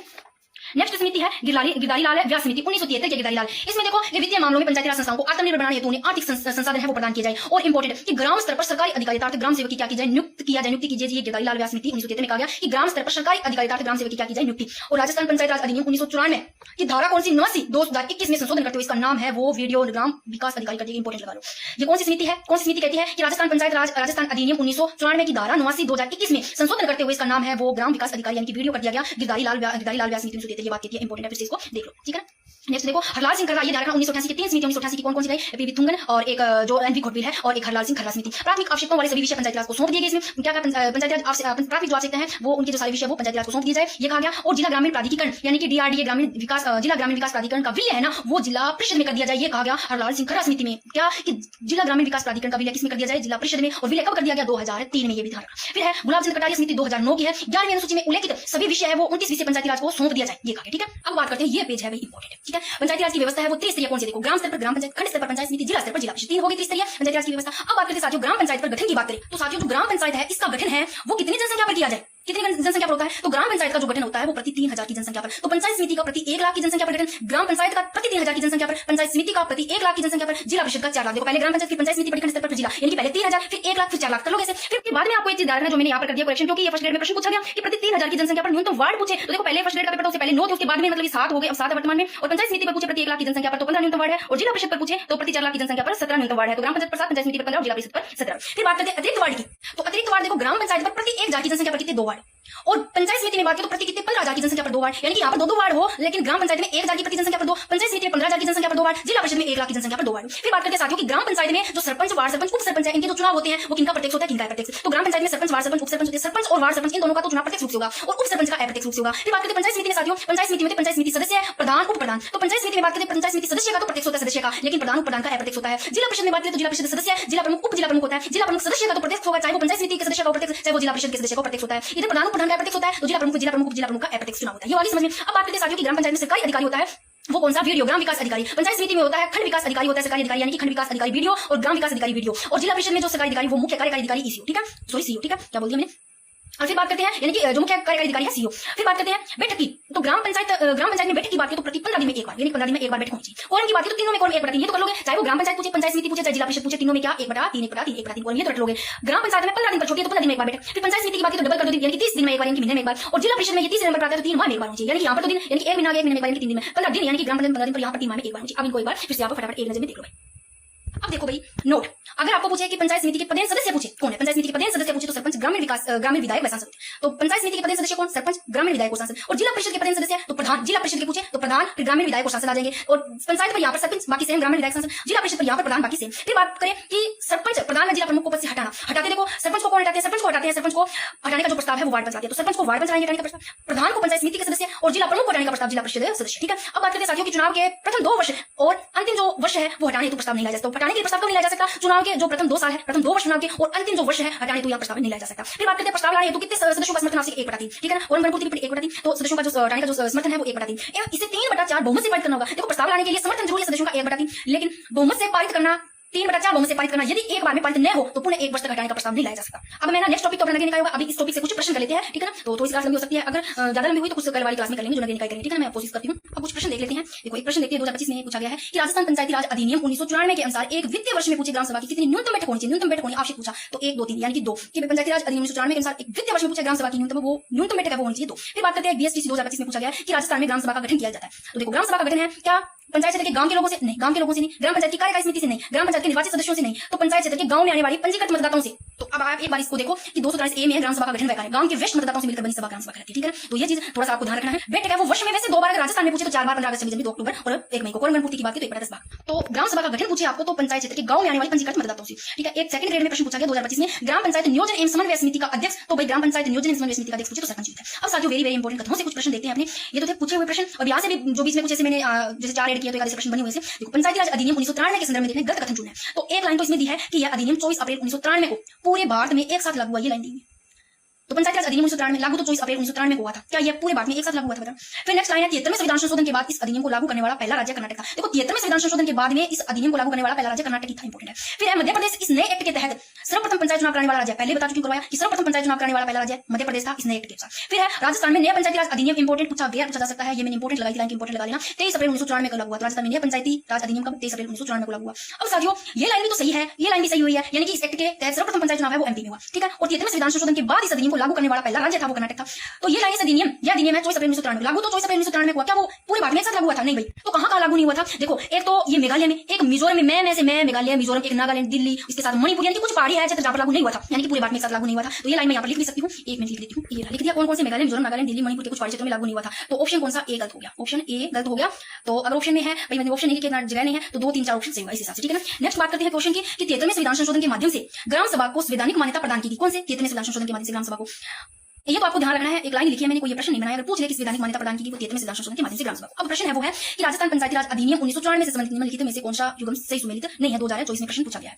तो यहाँ पर साथियों आपको दे रखी है ग्राम सभा से संबंधित धाराएं और यहाँ विषय वस्तु दे रखी है। अब एक बार पहले इसको देखो, आप पढ़ो कि राजस्थान पंचायती राज अधिनियम 1994 का धारा 8 में जो है ना, उसने बात करें चाहे क दे चाहे ए दे, तो आपको क ए यानी कि धारा 8 में चाहे क नाम दे दे चाहे ए दे दे। इस देखो ए में है ग्राम सभा बैठक के बारे में, बी में है गणपूर्ति, धारा 8 से संबंधित है, जो धारा 8 बी में बात करें वो गणपूर्ति, ए में है ग्राम सभा बैठक के बारे में, और सी यानी कि ग सी में है धारा सी में पीठासीन अधिकारी, और डी संकल्प प्रस्ताव, और ई में है ग्राम सभा के कार्य। तो ये ऐसे दिए हुए थे जो कि यहाँ पर क्या दे रखा है, यानी कि धारा 8 कै में क्या पड़ा? ए दे दे चाहे क्या दे दे, इसमें ग्राम सभा की बैठक के बारे में, ये सही है ग्राम सभा की बैठक। और बी में यानी कि ख में धारा 8 बी ख में गणपूर्ति, ये भी सही है। फिर बात करते हैं धारा 8 की ग या फिर सी दे दे, तो सी में है पीठासीन अधिकारी, तो ये ऑप्शन गलत है, ग्राम सभा के कृत्य नहीं है। और डी में यानी कि घ धारा 8 डी घ में है संकल्प, यानी कि संकल्प चाहे आपको दे प्रस्ताव, और ई में दे तो ई में कार्य आएंगे ग्राम सभा की, ठीक है, क्योंकि ये प्रश्न पूछा गया 2024 में, इसलिए थोड़ा देख लो। नेक्स्ट प्रश्न है कि प्रशासन, और ये पूछा गया सेकंड ग्रेड 2025 में कि प्रशासन और संस्थापन के लिए ग्राम पंचायत की स्थायी समिति का पद अध्यक्ष कौन होता है? तो सरपंच होता है, ठीक है। फिर नेक्स्ट प्रश्न है कि बलवंत राय मेहता समिति के संबंध में सत्य कथन चुनिए। तो देखो इस समिति का जो गठन है वो 16 जनवरी 1957 में हुआ। देखो बलवंत राय समिति को आप पढ़ के बहुत अच्छे से, तो 16 जनवरी 1957 को गठन होता है। रिपोर्ट इसकी 24 नवंबर 1957 को दी गई। तो मैं एक बार इसको आपको बता देती हूँ, ये लो देखो किसकी बात करें, बलवंत राय मेहता समिति 1957, गठन इसका होता है 16 जनवरी 1957 को, रिपोर्ट 24 नवंबर 1957 को, और लोकतांत्रिक विकेंद्रीकरण व त्रिस्तरीय पंचायती राज की सिफारिश, ठीक है ना, योजना। और यहाँ पर आप एक नजर में देखो ना समितियों को, तो एक नजर में भी देखो, पुरानी जो नोट्स है ना वहां पर मैंने इसको एक नजर में भी करवा रखा है कि बलवंत राय मेहता समिति से आपको ध्यान रखना है 1957 की त्रिस्तरीय ढांचा ध्यान रखना, इसमें ग्राम पंचायत का प्रत्यक्ष निर्वाचन, ये चीजें ध्यान रखना। और फिर अशोक मेहता समिति में द्विस्तरीय ढांचा ध्यान रखना, ठीक है ना, 1970 की है। और जीवी की समिति 1985 की है। 4 स्तरीय पंचायती राज संस्थाओं की स्थापना का सुझाव एक बार आप इनको देख लो। 1988 की वीएन गोडगिल हो गई, ठीक है ना। कार्यकाल 5 वर्ष सुनिश्चित किया जाए, इसमें ये दिए गए सुझाव जो सिंगरीवाड़ी में संवैधानिक दर्जा का सुझाव दिया गया। ग्राम सभा का गठन 1986 किया, ठीक है ना। तो ये चीज आप एक नजर में भी देख सकते हो इनको, एक बार फटाफट देख लो, प्रश्न भी सही कर दोगे। कि बलवंत राय समिति की बात करें तो गठन 16 जनवरी 1957 को, उद्देश्य सामुदायिक विकास कार्यक्रम की जांच और रिपोर्ट की बात करें तो 24 नवंबर 1957, ये प्रश्न उसमें पहला आ गया, गठन और रिपोर्ट 2 दिए गए। फिर बात करते हैं यहाँ पर त्रिस्तरीय व्यवस्था की बात, और यानी कि इस समिति में लोकतांत्रिक विकेंद्रीकरण नाम ध्यान रखना और त्रिस्तरीय पंचायती राज की स्थापना की सिफारिश की, ये सुझाव दिया गया। और क्या सुझाव दिया कि ग्राम पंचायत का गठन क्या प्रत्यक्ष निर्वाचन द्वारा कलेक्टर को जिला परिषद अध्यक्ष बनाया जाए। और ये देखो, ये प्रश्न इंपॉर्टेंट है, संस्कृत डिपार्टमेंट 2018 में पूछा गया है कि बलवंत राय मेहता समिति के आधार पर 2 अक्टूबर 1959 को राजस्थान के नागौर जिले गांव बुगदरी पूछे सर्वप्रथम तत्कालीन प्रधानमंत्री जवाहरलाल नेहरू द्वारा पंचायत राज प्रणाली का उद्घाटन किया गया। और ये चीजें बताई थी, राजस्थान में पंचायती राज व्यवस्था के उद्घाटन के समय राज्यपाल गुरमुख सिंह थे, मुख्यमंत्री मोहनलाल सुखाड़िया थे और उद्घाटन करता जवाहरलाल नेहरू, पंचायती राज मंत्री नाथूराम मिर्जा। और ये प्रश्न भी काफी बार बना हुआ है, वेरी वेरी इंपॉर्टेंट, कि 13वां संविधान संशोधन अधिनियम 1992 बात करें, इस अधिनियम द्वारा पंचायती राज संस्थाओं को संघीय व्यवस्था की तीसरी इकाई के रूप में संवैधानिक दर्जा दिया गया। और आपको पूछे पारित 19 लागू पूछे तो 24 अप्रैल 1993 को भारत में, और इस अधिनियम में नया खंड भाग 9 पंचायत नाम जोड़ा गया। और आर्टिकल 243 कैसे 243 यानी कि ए से ओ तक जो हमने पढ़े थे, ठीक है ना। टोटल यानी कि देखो, वैसे तो 243 ए सीधा 243 हो जाता है भाषा, फिर ए से लेकर के ओ टोटल करोगे तो 16 अनुच्छेद आते हैं, ये इसमें शामिल है। फिर बात करते हैं इसके साथ 11वीं अनुसूची जोड़ी गई और जिससे पंचायतों को 29 कार्यकाल विशेष सौंपे गए। पंचायती राज संस्थाओं को आर्टिकल 243 बी को संवैधानिक मान्यता प्रदान की गई, ठीक है ना। अब आप ये प्रश्न कर दोगे। देखो, बलवंत राय मेहता समिति की बात करें तो गठन 16 जनवरी 1957 को, रिपोर्ट 24 नवंबर 1957 को दी गई। पंचायती राज का ढांचा क्या होना चाहिए, त्रिस्तरीय होना चाहिए, दोनों बात सही है इसमें। फिर तीसरी बात है कि इस समिति ने लोकतांत्रिक विकेंद्रीकरण की सिफारिश की, ये भी सही है। अब ये चीज आपको नहीं आएगी तो ये चीज देखनी है कि ऐसे राज्य जिसकी जनसंख्या 20 लाख से कम है, तो ये भी मैंने बताया, ऐसी जनसंख्या जिसकी जनसंख्या 20 लाख से कम है वहां पंचायती राज का ढांचा त्रिस्तरीय होगा। देखो, पंचायती राज का ढांचा त्रिस्तरीय होना चाहिए, सुझाव दिया गया। एक बात ध्यान रखना, देखो इसमें बात करें त्रिस्तरीय की तो जिला स्तर पर जिला परिषद और खंड यानी कि मध्य स्तर पर जो पंचायत समिति और ग्राम स्तर पर ग्राम पंचायत, जो मध्य में बताया मैं पहले यहाँ पर बना देती हूँ, ये लो कि त्रिस्तरीय। देखो, जिला स्तर पर जिला परिषद होगी, ग्राम स्तर पर ग्राम पंचायत, खंड यानी कि मध्य स्तर पर पंचायत समिति, जिला स्तर पर जिला परिषद होगी। तो ये बात कह रहा है कि ऐसे राज्य जिनकी जनसंख्या 20 लाख से कम है वहां पंचायती राज का द्विस्तरीय ढांचा होगा। यानी कि मध्य स्तर की बात करें, खंड मध्य स्तर है ना, तो यहाँ पर है वो इसकी जनसंख्या 20 लाख से कम है तो पंचायती राज का है वो ढांचा द्विस्तरीय होगा। तो ये बात कही गई है, तो तीनों चारों के चारों सही है, ठीक है। तो ऑप्शन। फिर बात करते हैं, लाइट आगे भी देखो, एक कथन कारण से कथन ए 73वें संविधान संशोधन के बाद नया पंचायती राज अधिनियम सबसे पहले राजस्थान में लागू किया गया था। तो ये बात गलत है, क्योंकि मैंने क्या बताया, कर्नाटक। देखो 73वें संविधान संशोधन के बाद, इससे पहले भी प्रश्न आया ना कर्नाटक से, मैंने थोड़ी देर पहले बताया था। तो 73वें संविधान संशोधन के बाद मुझे नया पंचायती राज अधिनियम सर्वप्रथम कर्नाटक में लागू किया गया 10 मई 1993 को, ना कि राजस्थान में लागू किया गया। फिर आर है, राजस्थान में नया पंचायती राज अधिनियम 23 अप्रैल 1993 को लागू किया गया। लगा लो, वेरी वेरी इंपॉर्टेंट। तो देखो, ए गलत हो गया, आर से ये बात है कि राजस्थान में नया पंचायती राज अधिनियम है वो 23 अप्रैल 1993 को लागू किया गया, ठीक है। तो ये सही है। फिर नेक्स्ट बात करते हैं क्वेश्चन की कि 73वें संविधान संशोधन 1993 के तहत नगर पालिकाओं को 18 विषयों पर कार्य करने की शक्ति दी गई। तो भाई 73वां संविधान संशोधन 1993 के तहत नगर पालिकाओं को 18 विषयों पर कार्य करने की शक्ति दी गई, सही है। कारण आर क्या है, नगर पालिकाओं को इन 18 विषयों का उल्लेख है वो संविधान की 11वीं अनुसूची में किया गया। तो भाई नगर पालिकाओं के लिए 12वीं अनुसूची है, 11वीं अनुसूची कहां है, 11वीं किसके लिए है, 11वीं पंचायती राज। तो ये चीज देखते हैं एक बार, पहले इसको देखो, ये देखो पहला है ना वो सही है क्या, कि 73वें संविधान संशोधन द्वारा नगर पालिकाओं को 18 विषय, देखो नगर पालिका आता है तो नगर पालिकाओं का आपको सूची 12वीं ध्यान रखनी है। और अगर बात करें पंचायती राज की तो 11वीं अनुसूची ध्यान रखनी है। तो नगर पालिकाओं में 12वीं अनुसूची विषय सही है, 18 विषय सौंपे गए, ये सही है। 18 विषय और 12वीं अनुसूची ध्यान रखना नगर पालिका से संबंधित। फिर दूसरी लाइन इसमें कहा गया कि नगर पालिकाओं को 18 क्या 11वीं अनुसूची कहेगी, तो नगर पालिकाओं के लिए 18 विषय तो साथियों सही है, उल्लेख संविधान की 11वीं नगर पालिकाओं के नहीं पंचायती राज के लिए। तो जबकि 11वीं अनुसूची पंचायती राज है और इस पंचायती राज में 29 विषय से संबंधित है, ठीक है ना। तो 11वीं अनुसूची 29 विषय, तो ये कौन सा गलत हो गया, ये आर इसका ये गलत हो गया। तो ऑप्शन ए सही लेकिन आर गलत है। फिर बात करते हैं साथियों कुछ चीजें इंपॉर्टेंट जो थोड़ी देर पहले प्रश्न मैंने यहाँ पीछे बनाई है कि देखो 73वां संविधान संशोधन अधिनियम 1992। अब बात करते हैं इसमें संविधान संशोधन लागू होने के बाद अगर पूछे पहली बार चुनाव कहां हुए, तो पहली बार एमपी में हुए, ये पूछा गया, पहले प्रश्न में बनाया। संविधान में अनुसूची 11 जोड़ी गई और जिसमें पंचायती राज संस्थाओं को कुल 29 विषय सौंपे गए। 73वां संविधान संशोधन अधिनियम 1992। 73वां संविधान संशोधन अधिनियम संशोधन के द्वारा संविधान में भाग 9 आर्टिकल 243 से 243 ओ यानी कि सीधा 243 में फिर 243 ए से चलेंगे बी सी ए से ओ तक जोड़े गए और पंचायती राज राज्य सूची का विषय बनाया गया, ठीक है। तो ये चीजें इंपॉर्टेंट है। अब बात करते हैं साथियों, ये हो गया प्रश्न। कथन ए, लक्ष्मीमल सिंघवी समिति 1986 का ये रट लोगे। तो लक्ष्मीमल सिंघवी समिति 1986 ने पंचायती राज संस्थाओं को केवल वित्तीय सहायता बढ़ाने की सिफारिश की, उन्हें संवैधानिक देने की नहीं। तो कथन तो ए गलत हो गया, मैंने सह से सिंघवी बताई, सह से संवैधानिक दर्जा बताया, संवैधानिक दर्जा देने की बात, तो ये ए तो वैसे गलत हो गया। तो अब देखो यहाँ पर वित्तीय सहायता बढ़ाने की सिफारिश नहीं, यहाँ पर पूरा पढ़ो, थोड़ी देर में पहले बता के आई हूं कि लक्ष्मीमल सिंघवी समिति 1986 ने पंचायती राज संस्थाओं को देखो पुनर्जीवित करने के लिए उन्हें संवैधानिक दर्जा देने की मांग प्रमुखता से की। तो लक्ष्मीमल सिंघवी इंपॉर्टेंट है कि पंचायती राज संस्थाओं को पुनर्जीवित सिंघवी पुनर्जीवित करने के लिए उन्हें संवैधानिक दर्जा देने की मांग की, ये इंपॉर्टेंट है, तो वैसे ए गलत हो गया। फिर बी में है कि 73वें संविधान संशोधन अधिनियम द्वारा भारतीय संविधान में भाग 9 11वीं अनुसूची जोड़कर पंचायती राज को संवैधानिक दर्जा दिया गया, ये सही है। तो 73वें संविधान संशोधन 1992 द्वारा अंततः पंचायतों को भाग 9 आर्टिकल 243 से लेकर के 243 ओ या अन्य तक और 11वीं अनुसूची 29 विषय के तहत संवैधानिक दर्जा मिला, ये सही है। भाई एक ये थोड़ा सा आप पढ़ दो, इंपॉर्टेंट है क्योंकि यहाँ से एक प्रश्न बना हुआ है, पता नहीं 2025 में क्या किससे बना हुआ है, 2025 में 2024 में, तो ये थोड़ी सी इंपॉर्टेंट है, लिखो याद करो, चलिए पंचायत की स्थायी समितियां धारा 55 का यानी कि राजस्थान पंचायती राज संशोधन अधिनियम 2000 द्वारा धारा 55 जोड़ी गई। तो धारा 55 क्या है वह जोड़ी गई 2000, राजस्थान पंचायती राज संशोधन अधिनियम 2000 द्वारा जोड़ी गई। तो इसमें देखो क्या क्या है, ये सारी की सारी जो स्थायी समितियां वर्ष 2000 से जोड़ी गई धारा इसमें 55 देखो प्रशासन और स्थापन पद अध्यक्ष है वो सरपंच, और वित्त और कराधान, सामाजिक और उत्पादन कृषि पशुपालन लघु सिंचाई सहकारिता कुटीर उद्योग आदि विषयों से संबंधित, और विकास और उत्पादन कृषि पशुपालन लघु सिंचाई सहकारिता कुटीर उद्योग आदि विषयों से संबंधित और शिक्षा, ये यानी कि सारी स्थायी समितियां वर्ष 2000 से जोड़ी गई धारा 55 क में। तो थोड़ी सी इनको देख लेना क्योंकि यहाँ से प्रश्न बना हुआ है, ठीक है ना। ये प्रश्न हो गया अपना। अब ना ये थोड़ी सी समिति और देख लो, पंचायती राज समिति से यहाँ से कोई प्रश्न पूछा जाता है अगर आपको क्रम के अनुसार, तो पहले वीटी कृष्णाचार्य समिति है 60 की, 1960 की है, वीटी कृष्णाचार्य समिति 60 की है। अगर आपको पहले स्थानक समिति पूछे वो दे दे, फिर आईवीटी कृष्णा समिति, तो इस हिसाब से क्रम से पूछे तो ये गलत हो जाएगा। स्थानक समिति बाद में आती है, 60 की है वीटी कृष्णाचार्य समिति। संस्थानक समिति है ये है 1963 की, और गॉडविल समिति 1988 की। इनको तो रट्टे लो, 3 है वो 1988 की बता दी मैंने। एक पीवी के धुंगन है वो धुंगन समिति, गॉडविल समिति होगी, और एक और बताई थी मैंने, कौन सी बताई थी आपको, वो ऐसे करके मैंने बताई थी, खर्रा, हरलाल सिंह खर्रा समिति, नाम ऐसा था मैंने कहा, खर्रा 1988। आप ऐसे कनेक्ट करके याद करते हो तो भूलती नहीं। राधे राधे सभी को। तो साथियों आज की क्लास में जो टॉपिक रहने वाला है नगरीय निकाय, एक ही क्लास में टॉपिक करेंगे अपनी कंप्लीट, और इससे पहले मैंने पंचायती राज टॉपिक करवा दिया है कंप्लीट, वो आप लोगों ने नहीं देखा है तो वो क्लास जरूर देख लेना। अब मैं इस नगरीय निकाय करवाने से पहले मैं आपको एक जगह है पंचायती राज और नगरीय निकाय को 2 मिनट समझाऊंगी साथियों, वहां से आपका बेसिक क्लियर हो जाएगा। जिन्होंने जो पहली बार कर रहे हैं, जिनको पता नहीं, पढ़े जा रहे हैं, फिर आपको ये टॉपिक समझ में आएगा, फिर पंचायती राज भी बहुत अच्छे से समझ में आ जाएगा और नगरीय निकाय भी। और इससे पहले मुझे आप लोग ये बता देना, जो सेकंड ग्रेड वाले हैं उनके लिए बोल रही हूँ, बाकी देखो ये टॉपिक सभी के लिए है जिनके नगरीय निकाय है। आप ऐसे मत समझा करो जहां मैं सेकंड ग्रेड लिखती हूँ या ऊपर कोई फर्स्ट ग्रेड लिखती हूँ, अगर जिनके भी पंचायती राज टॉपिक है नगरीय निकाय तो सभी के लिए होता है, कोई अलग से थोड़ी होता है, कोई अलग से चीजें थोड़ी होती है। अगर पीटीएम में नगरीय निकाय तो उसमें कोई अलग से चीजें थोड़ी होगी, भाई बड़े लेवल का कोई करे इसमें फुल डिटेल से पढ़ा दिया तो छोटी क्लास में तो छोटे एग्जाम में तो वैसे ही आ जाएगा। तो एक बात बताऊं, अगर कोई साइकोलॉजी में 21वीं सदी के कौशल का विकास करना चाहो तो बता देना, मैंने पोस्ट भी डाल रखी है। बेस टॉपिक के लिए अगर आप बोलते हो तो मैं करवा दूंगी, वरना आपने चला है अंतरराष्ट्रीय संबंध करवा दूंगी, ठीक है। तो उसमें टाइम लगेगा, बड़ा है अंतरराष्ट्रीय संबंध भी, तो नोट्स बनाने में भी टाइम लगेगा। और बीच में एक देखते हैं प्रजामंडल टॉपिक भी आएगा, वो फुल डिटेल से मतलब इतना शानदार तरीके से आएगा, उस पर भी थोड़ा टाइम लगेगा। तो साथियों मैं इसको करवाने से पहले मैं आपको बता देती हूँ, 2 मिनट आपको ये पेज समझना होगा।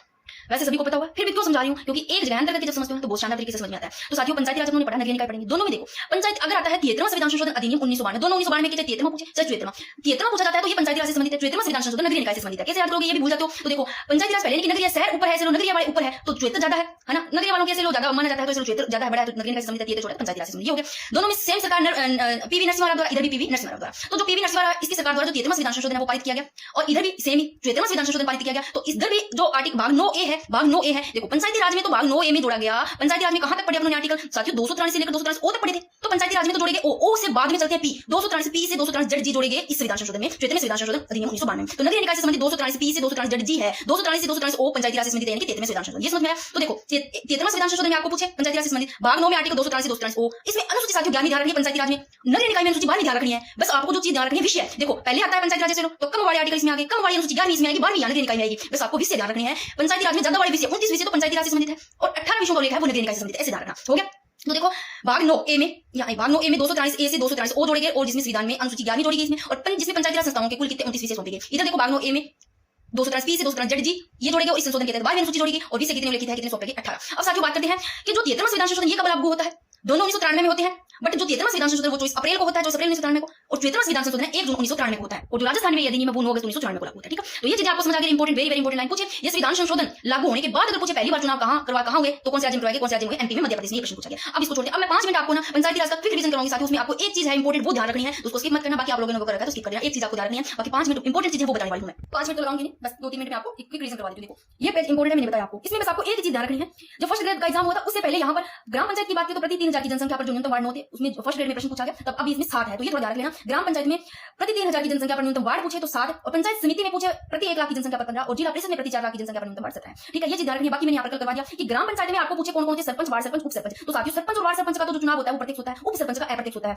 पंचायत समिति में होता है पंचायत समिति सदस्य, प्रधान और उप प्रधान। पंचायत समिति सदस्य का तो प्रत्यक्ष होगा चुनाव, और प्रधान और उप प्रधान का अप्रत्यक्ष होगा। जिला परिषद में होता है जिला परिषद सदस्य, जिला परिषद सदस्य का चुनाव प्रत्यक्ष होता है, जिला प्रमुख और उप जिला प्रमुख का अप्रत्यक्ष होता है। ये चीजें अब आपको यहाँ पर जो अपने पढ़ेंगे नगरीय निकाय, वहां पर जो त्रिस्तरीय पढ़ेंगे उसमें और इसमें मैं आपको थोड़ा सा अंतर करके पढ़ाऊंगी ना, तो फिर और समझ में क्या, क्योंकि कोरम सेम है, चाहे आप वहां पढ़ोगे नगरीय निकाय में पढ़ोगे तीनों स्तरीयों को, तो ठीक है तीनों स्तरीय जो पढ़ोगे तो वहां भी 1/3 आएगी गणपूर्ति, तीनों में देखो 1/3 गणपूर्ति आ रही है, और उधर भी 1/3, वहां भी मैं आपको थोड़ा सा दिखा दूंगी। वहां आपको क्या चीज ध्यान रखनी है, बैठक ध्यान रखनी है। वहां प्रति 60 दिन में होती है, और जो प्रति 60 दिन में होती है ना बैठक, वो तीनों में सेम होती है, तीनों में। और इधर भाई साहब कौन से में हो रही है, ग्राम पंचायत में तो ये देखो प्रति 15 दिन में एक बार बैठक हो रही है, पंचायत समिति में यानी कि महीने में एक बार, यानी कि 30 दिन में एक बार, यानी कि 1 मंथ में एक बार हो रही है, और जिला परिषद में यानी कि 3 माह में एक बार हो रही है। पहले 15 दिन में एक बार, फिर वो दोनों को 30 दिन में एक बार, और फिर 3 माह में एक बार हो रही है यहाँ पर। अब थोड़ा सा अपने यहाँ पर कर लेते हैं साथियों नगरीय निकाय में।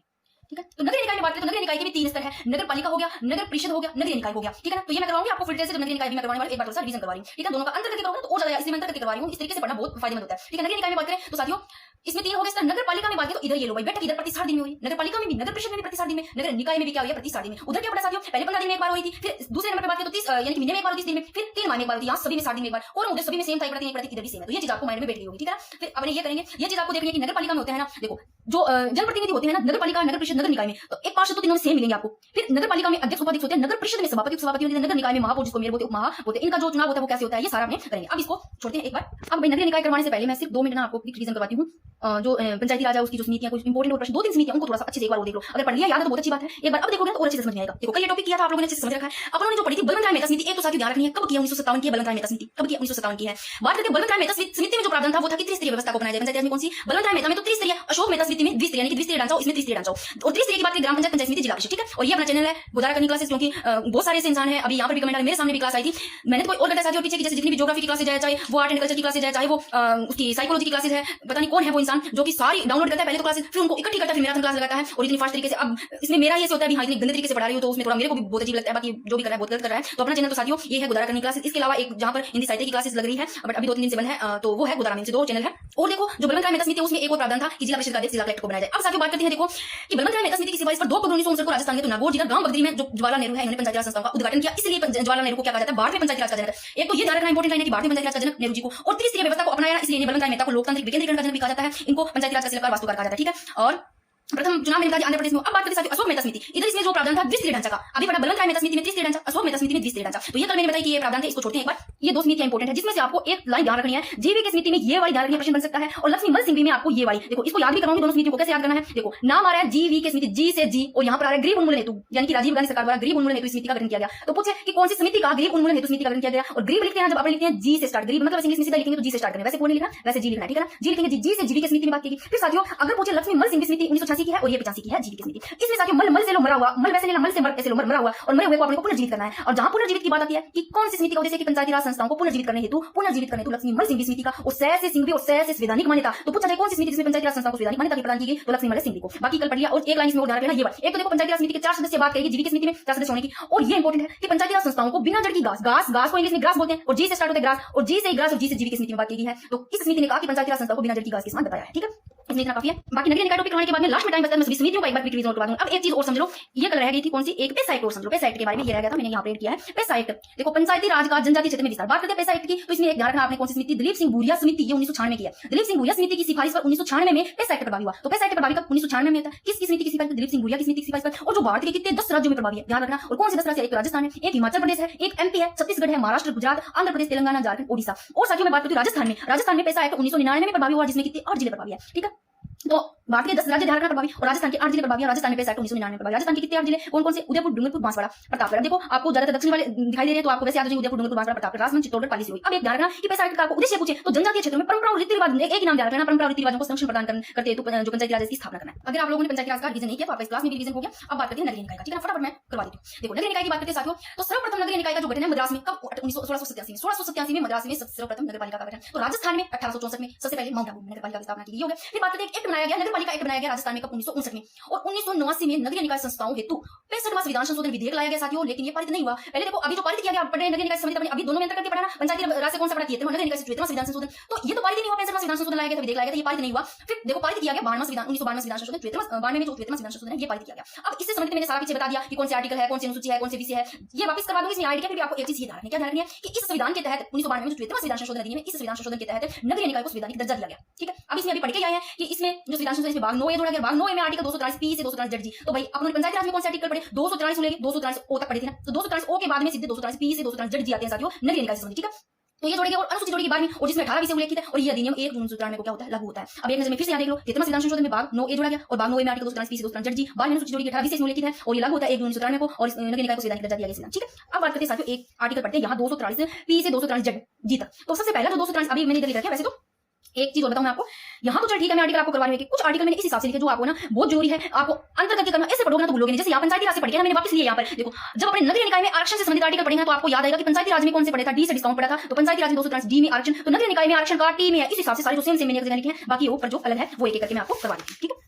ऐसे पढ़ना है बहुत शानदार तरीके से आपको। साथियों बात करते हैं आर्टिकल जो सबसे पहला है 293 पी। पी में क्या है? पै से पीर, पै में परिभाषा है नगरीय निकाय की, नगरीय निकाय पढ़े ओ तक तो पढ़िए 293 ओ से पंचायती राज में, ओ से चले पी से 243 जेड जी तक पढ़ेंगे। तो पी में नगरीय निकाय संस्थाओं की परिभाषा, और पी के बाद में क्या हुआ था? 243 क्यों में नगरीय निकाय संस्थाओं का गठन। और जो नगरीय निकाय संस्थाओं का जो गठन है, निकायों में जो व्यवस्था है वो है त्रिस्तरीय व्यवस्था। कौन सी है? पढ़ेंगे एक एक पढ़ेंगे। मैंने तीनों व्यवस्था करवा रखी। नगरपालिका है, इसमें नगरीय निकाय में कौन सी व्यवस्था? 3 स्तरीय, नगरपालिका, नगर परिषद, नगर निगम। और पंचायती राज में भी 3 पढ़ी थी। और इनके गठन हेतु जनसंख्या का निर्धारण है वो ध्यान रखना राज्य विधानमंडल द्वारा किया जाता है। ये चीज आपको समझ में आ गई, एक पेज पर आप फिर से एक नजर में देख लो इनको, ठीक है। साथियों इनकी पीडीएफ है ना पेज के रूप में आपको मिल जाएगी।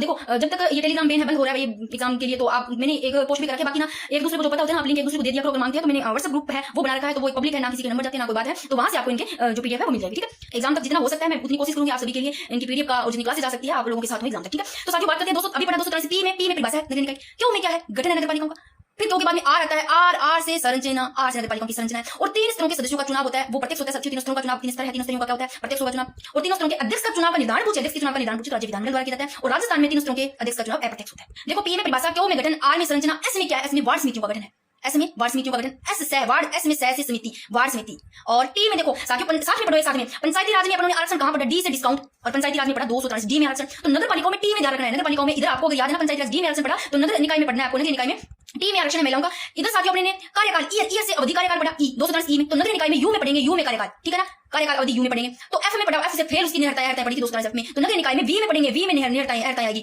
और नगर निकाय में देखो इधर अपने कार्य शक्ति जीनियस से पढ़े थे ना, जीनियस शक्ति काय होती है, तो यहाँ 243 डब्ल्यू में सेम कार्य शक्ति, टी में नगर निकाय, टी में आरक्षण है, यू में अवधि कार्यकाल, और वी में निहरताएं, और डब्ल्यू में है कार्य शक्ति। और कर हाईटेक्स पढ़ा था पंचायती राज में 243 एक्स में कर लगाना, तो नगर निकाय में एक्स, ऐसे लोग एक्स कर दिया, सारा कर लगा दिया, एक्स 243 एक्स है ना। और फिर अपने पंचायती राज में वित्त आयोग यानी कि इनकम टैक्स, आई से इनकम, आई से वित्त, आई से इनकम और वित्त, तो राज्य वित्त आयोग आई से पढ़ा 243 पंचायती राज में, नगर निकाय में वही ध्यान रखना है, तो नगर पालिकाओं के लिए वित्त आयोग वाई में ध्यान रखना है। और लेखा परीक्षण यानी कि जांच करना, जय से जांच करना, जे से जांच करना पड़ा 243 जे में लेखा परीक्षण, तो नगर निकाय में जेड में लेखा परीक्षण, डब्ल्यू में क्या है कार्य शक्ति, वी में निहरता, यू में कार्यकाल, टी में आरक्षण, एक्स में कर, वाई में वित्त आयोग, और जेड में लेखा परीक्षण। और पंचायती राज में के में पढ़ा, के भाई क्या राज्य निर्वाचन आयोग, तो नगर निकाय में आपको पढ़ना है लास्ट वाला जेड ए में निर्वाचन आयोग, नगर निकाय के लिए निर्वाचन आयोग 243 जेड ए में लास्ट वाले में निर्वाचन आयोग। फिर आपको 2 आर्टिकल और ध्यान रखने हैं, पूछा जा सकता है कि पूछे कि 243 जेड जी में क्या है, या चाहे आपको ऐसे लेकर के पूछ ले कि जिला नियोजन या जिला आयोजन समिति है, ये कौन से आर्टिकल से संबंधित है, इसका जो कौन से आर्टिकल में जिला नियोजन या जिला आयोजना समिति, आयोजना समिति का 243 जेड डी में है, डी में, ठीक है ना। अगर पूछे जिला नियोजन या जिला आयोजना समिति के अध्यक्ष पूछे तो जिला प्रमुख। अब एक चीज इसमें ध्यान रखिए साथियों, 243 जेड जी किससे संबंधित है, जिला नियोजन या जिला आयोजना समिति। अब जो ये समिति है ना साथियों, इसमें ध्यान रखना अधिकतम सदस्यों का कोई प्रावधान नहीं है, अधिकतम सदस्यों का कोई प्रावधान नहीं है, लेकिन प्रावधान क्या है कि जितने भी अधिकतम जितने भी सदस्य है ना उसमें अधिकतम का कोई प्रावधान नहीं है, जितने भी उसमें सदस्य है ना उसके कितने 4/5 सदस्य निर्वाचित होंगे, अधिकतम का कोई प्रावधान नहीं है, और जितने भी उसमें सदस्य उसका 4/5 क्या होंगे सदस्य निर्वाचित होंगे। ये चीज मैंने आगे लिखी है। एक तो देखो इनका अध्यक्ष जिला प्रमुख, और जिला नियोजन समिति में अधिकतम सदस्यों का कोई प्रावधान नहीं है, लेकिन ये प्रावधान है कि जितने भी सदस्य होंगे उनके 4 सदस्य क्या होंगे निर्वाचित होंगे। और राजस्थान में जिला नियोजन समिति के सदस्य पूछे तो 25 सदस्य, राजस्थान में जिला नियोजन या फिर जिला आयोजना समिति के सदस्य 25, और इन 25 में से साथियों 20 सदस्य निर्वाचित और 3 सदस्य पद हैं जो कि जिला कलेक्टर, जिला परिषद का सीईओ और जिला परिषद, ठीक है ना,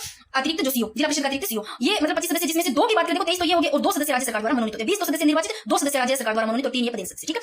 अब एक उद्देश्य और देखो समिति का, इस समिति का उद्देश्य पंचायती राज व नगर निकाय संस्थाओं हेतु विकास योजनाओं से संबंधित प्रारूप तैयार करना है, ठीक है। ये लो भाई आपकी ये 243 जेड जी में जो है जिला नियोजन, जिला आयोजन समिति। एक बार आप फिर से याद देख लो कि अनुच्छेद पी में परिभाषा, क्यू में नगरपालिकाओं का गठन, आर में है नगरपालिकाओं की संरचना, और एस में क्या है वार्ड समितियों का गठन, टी में है आरक्षण, और उधर आरक्षण डी में पड़ा 243 डी में, इधर टी में, और यू में अवधि, उधर क्या पड़ा, उधर पंचायती राज में तो ठीक से आपने याद रखा, ई से कार्यकाल होता है लो है ना, तो ई में आ जाएगा कार्यकाल, इधर 243 ई में कार्यकाल, और इधर मैंने सेम लिखा है। फिर देखो वी में निहरता है, डब्ल्यू में क्या कार्य शक्ति, इधर जी में कार्य शक्ति, एक्स में क्या है नगर निकाय में, इधर फिर हाईटेक्स एक्स में है, इधर वाई में वित्त आयोग है, और इधर फिर आई में वित्त आयोग, इधर जेड में लेखा परीक्षण, इधर जे में, और इधर 243 जेड ए में निर्वाचन आयोग है, तो इधर के में। ये चीज याद होगी, एक ही पेज है जिसमें से आपको ये आर्टिकल और देखना है, फिर आपका ये हो जाएगा 3 स्तर करवा देती हूं। 243 जेड ए में क्या है, महानगरीय समिति की बात की, कौन सा आर्टिकल में 243 जेड ई में महानगरीय समिति। और जो महानगरीय समिति है इसमें अधिकतम सदस्य संख्या का इसमें भी कोई प्रावधान नहीं है, लेकिन प्रावधान क्या है कि कुल सदस्य संख्या के 2/3 सदस्य निर्वाचित होंगे। देखो उस समिति में जिला वाले में क्या थे 4/5 सदस्य निर्वाचित, और इधर दोनों में कोई प्रावधान नहीं अधिकतम का, लेकिन महानगरीय समिति में 2/3 सदस्य क्या होंगे, सदस्य निर्वाचित होंगे, ठीक है, होनी चाहिए। फिर बात करते हैं नगर निकाय के 3 स्तर है, नगरपालिका, नगर परिषद, नगर निकाय। यहाँ पर गठन की बात करें साथियों, तो नगर पालिकाओं में जनसंख्या है वो 20,000 से 1 लाख के मध्य, और नगर परिषद में 1 लाख से 5 लाख के मध्य, नगर निकाय में 5 लाख से अधिक। अब बात करते हैं साथियों नगर निकाय में जनप्रतिनिधि कौन होंगे, तो देखो जनप्रतिनिधि नगर निकाय में होंगे, पार्षद तो तीनों में होंगे, पार्षद तो तीनों में होंगे। नगर पालिका में अध्यक्ष उपाध्यक्ष होता है, और नगर पालिका में सभापति उपसभापति तो पार्षद तीनों में है। नगर निकाय में महापौर जिसको मेयर बोलते हैं, उप महापौर होते हैं, तो जो पार्षद तीनों में से इनका प्रत्यक्ष चुनाव होता है। फिर बात करते हैं इधर अध्यक्ष उपाध्यक्ष हो गए नगर पालिका में, इधर सभापति उपसभापति, इधर महापौर उप महापौर, इन सभी का अप्रत्यक्ष चुनाव होता है। फिर बात करते हैं सरकारी अधिकारी कौन होगा, सरकारी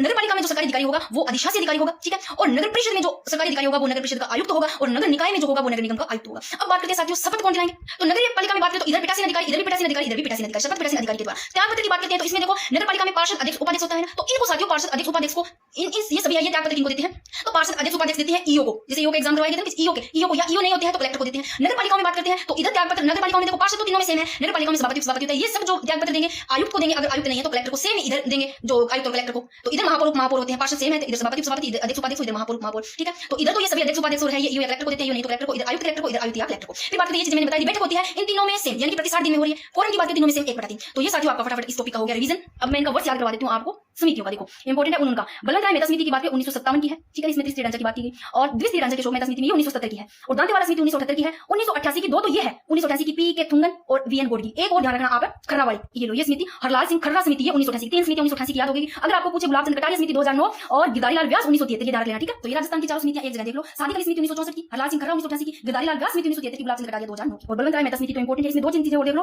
कि बलवंत राय मेहता समिति है 1957 की, गठन पूछे तो 16 जनवरी 1957 को और रिपोर्ट पूछे तो 24 नवंबर 1957 को, याद रखना। और अब आप इस पेज पे देख लो जो आपको इंपॉर्टेंट चीजें लग रही है। त्रिस्तरीय का जुड़ान, 3 समिति का विशेष बल इस पर दिया गया, एक लोकतांत्रिक विकेंद्रीकरण और त्रिस्तरीय पंचायती राज की सिफारिश की, ये देख लो, ठीक है। फिर एक नजर में आप ऐसे याद करो जो समितियां आपको याद नहीं रहता कौन सी में द्विस्तरीय कौन सी में त्रिस्तरीय, तो मैंने एक जगह लिखी है। अशोक मेहता समिति की बात आती है तो इसमें सुझाव द्विस्तरीय पंचायती राज का, बलवंत राय मेहता समिति में त्रिस्तरीय का, जीवी के राव समिति में 4 स्तरीय पंचायती राज का सुझाव दिया, ठीक है ना। तो द्विस्तरीय अशोक मेहता, त्रिस्तरीय बलवंत राय और 4 स्तरीय की बात तो जीवी के राव समिति। फिर ठुंगन समिति 1988 की, ये बता दी जिला विकास योजना निर्माण हेतु, ठीक है ना। और ये थोड़ी सी पढ़ लो कि पंचायती राज संस्था को संवैधानिक मान्यता प्राप्त होनी चाहिए, ये सुझाव दिए ग्राम प्रखंड तथा जिला स्तर पर त्रिस्तरीय पंचायती राज प्रति 5 वर्ष के नियमित अंतराल से चुनाव हो, ठीक है। ये ठुंगन समिति। और एक चीज और बता दूं, जिनको ये नगरीय यानी कि सारे जो नगरीय निकाय अगर इनके आपको आर्टिकल नहीं याद होते हैं तो इन नोट्सों की मैंने पहले क्लास डाल रखी है, आप अगर सर्च करोगे तो क्लास आ जाएगी। ये मैंने आपको सारे के सारे ना वो ट्रिक से याद करवा रखे हैं ताकि देखो पंचायती राज की तो आपको सारे याद होंगे, नगरीय निकाय के नहीं होते तो आप वहां से ये क्लास में कर लेना, ठीक है। एक बार ये आप सारी की सारी एक जगह देख लो, इंपॉर्टेंट है, कैसे भी प्रश्न बन सकता है, ठीक है साथियों। राधे राधे सभी को। तो साथियों इस क्लास में अपने जितने भी आयोग है उनका फटाफट रिवीजन करेंगे। वैसे मैंने सारे आयोग फुल डिटेल से करवा रखे हैं, यहाँ पर क्विक रिवीजन करने वाले हैं। तो सबसे पहले बात करते हैं राज्य निर्वाचन आयोग की, जिसको चुनाव आयोग भी बोलते हैं। तो देखो राज्य निर्वाचन आयोग एक संवैधानिक निकाय है। और बात करें राज्य निर्वाचन आयोग के गठन की तो 1 जुलाई 1994 को, यानी कि प्रभावी 1 जुलाई 1994 को मुख्यालय जयपुर में है। कार्यकाल की बात करें तो साथियों राज्य निर्वाचन आयोग की 5 वर्ष या 65 वर्ष जो भी इनमें से पहले हो। नियुक्ति त्यागपत्र दोनों का पूछा जाए तो राज्यपाल को, तो नियुक्ति राज्यपाल द्वारा, हटाते कौन है, हटाते राष्ट्रपति है। नियुक्ति त्यागपत्र राज्यपाल द्वारा और हटाएंगे राष्ट्रपति, महाभियोग प्रस्ताव पारित करके हटाएंगे। कैसे, जिस प्रकार हाईकोर्ट के न्यायाधीशों को हटाया जाता है वैसे ही इनको हटाया जाता है, ठीक है। तो अब बात करते हैं राज्य निर्वाचन आयोग के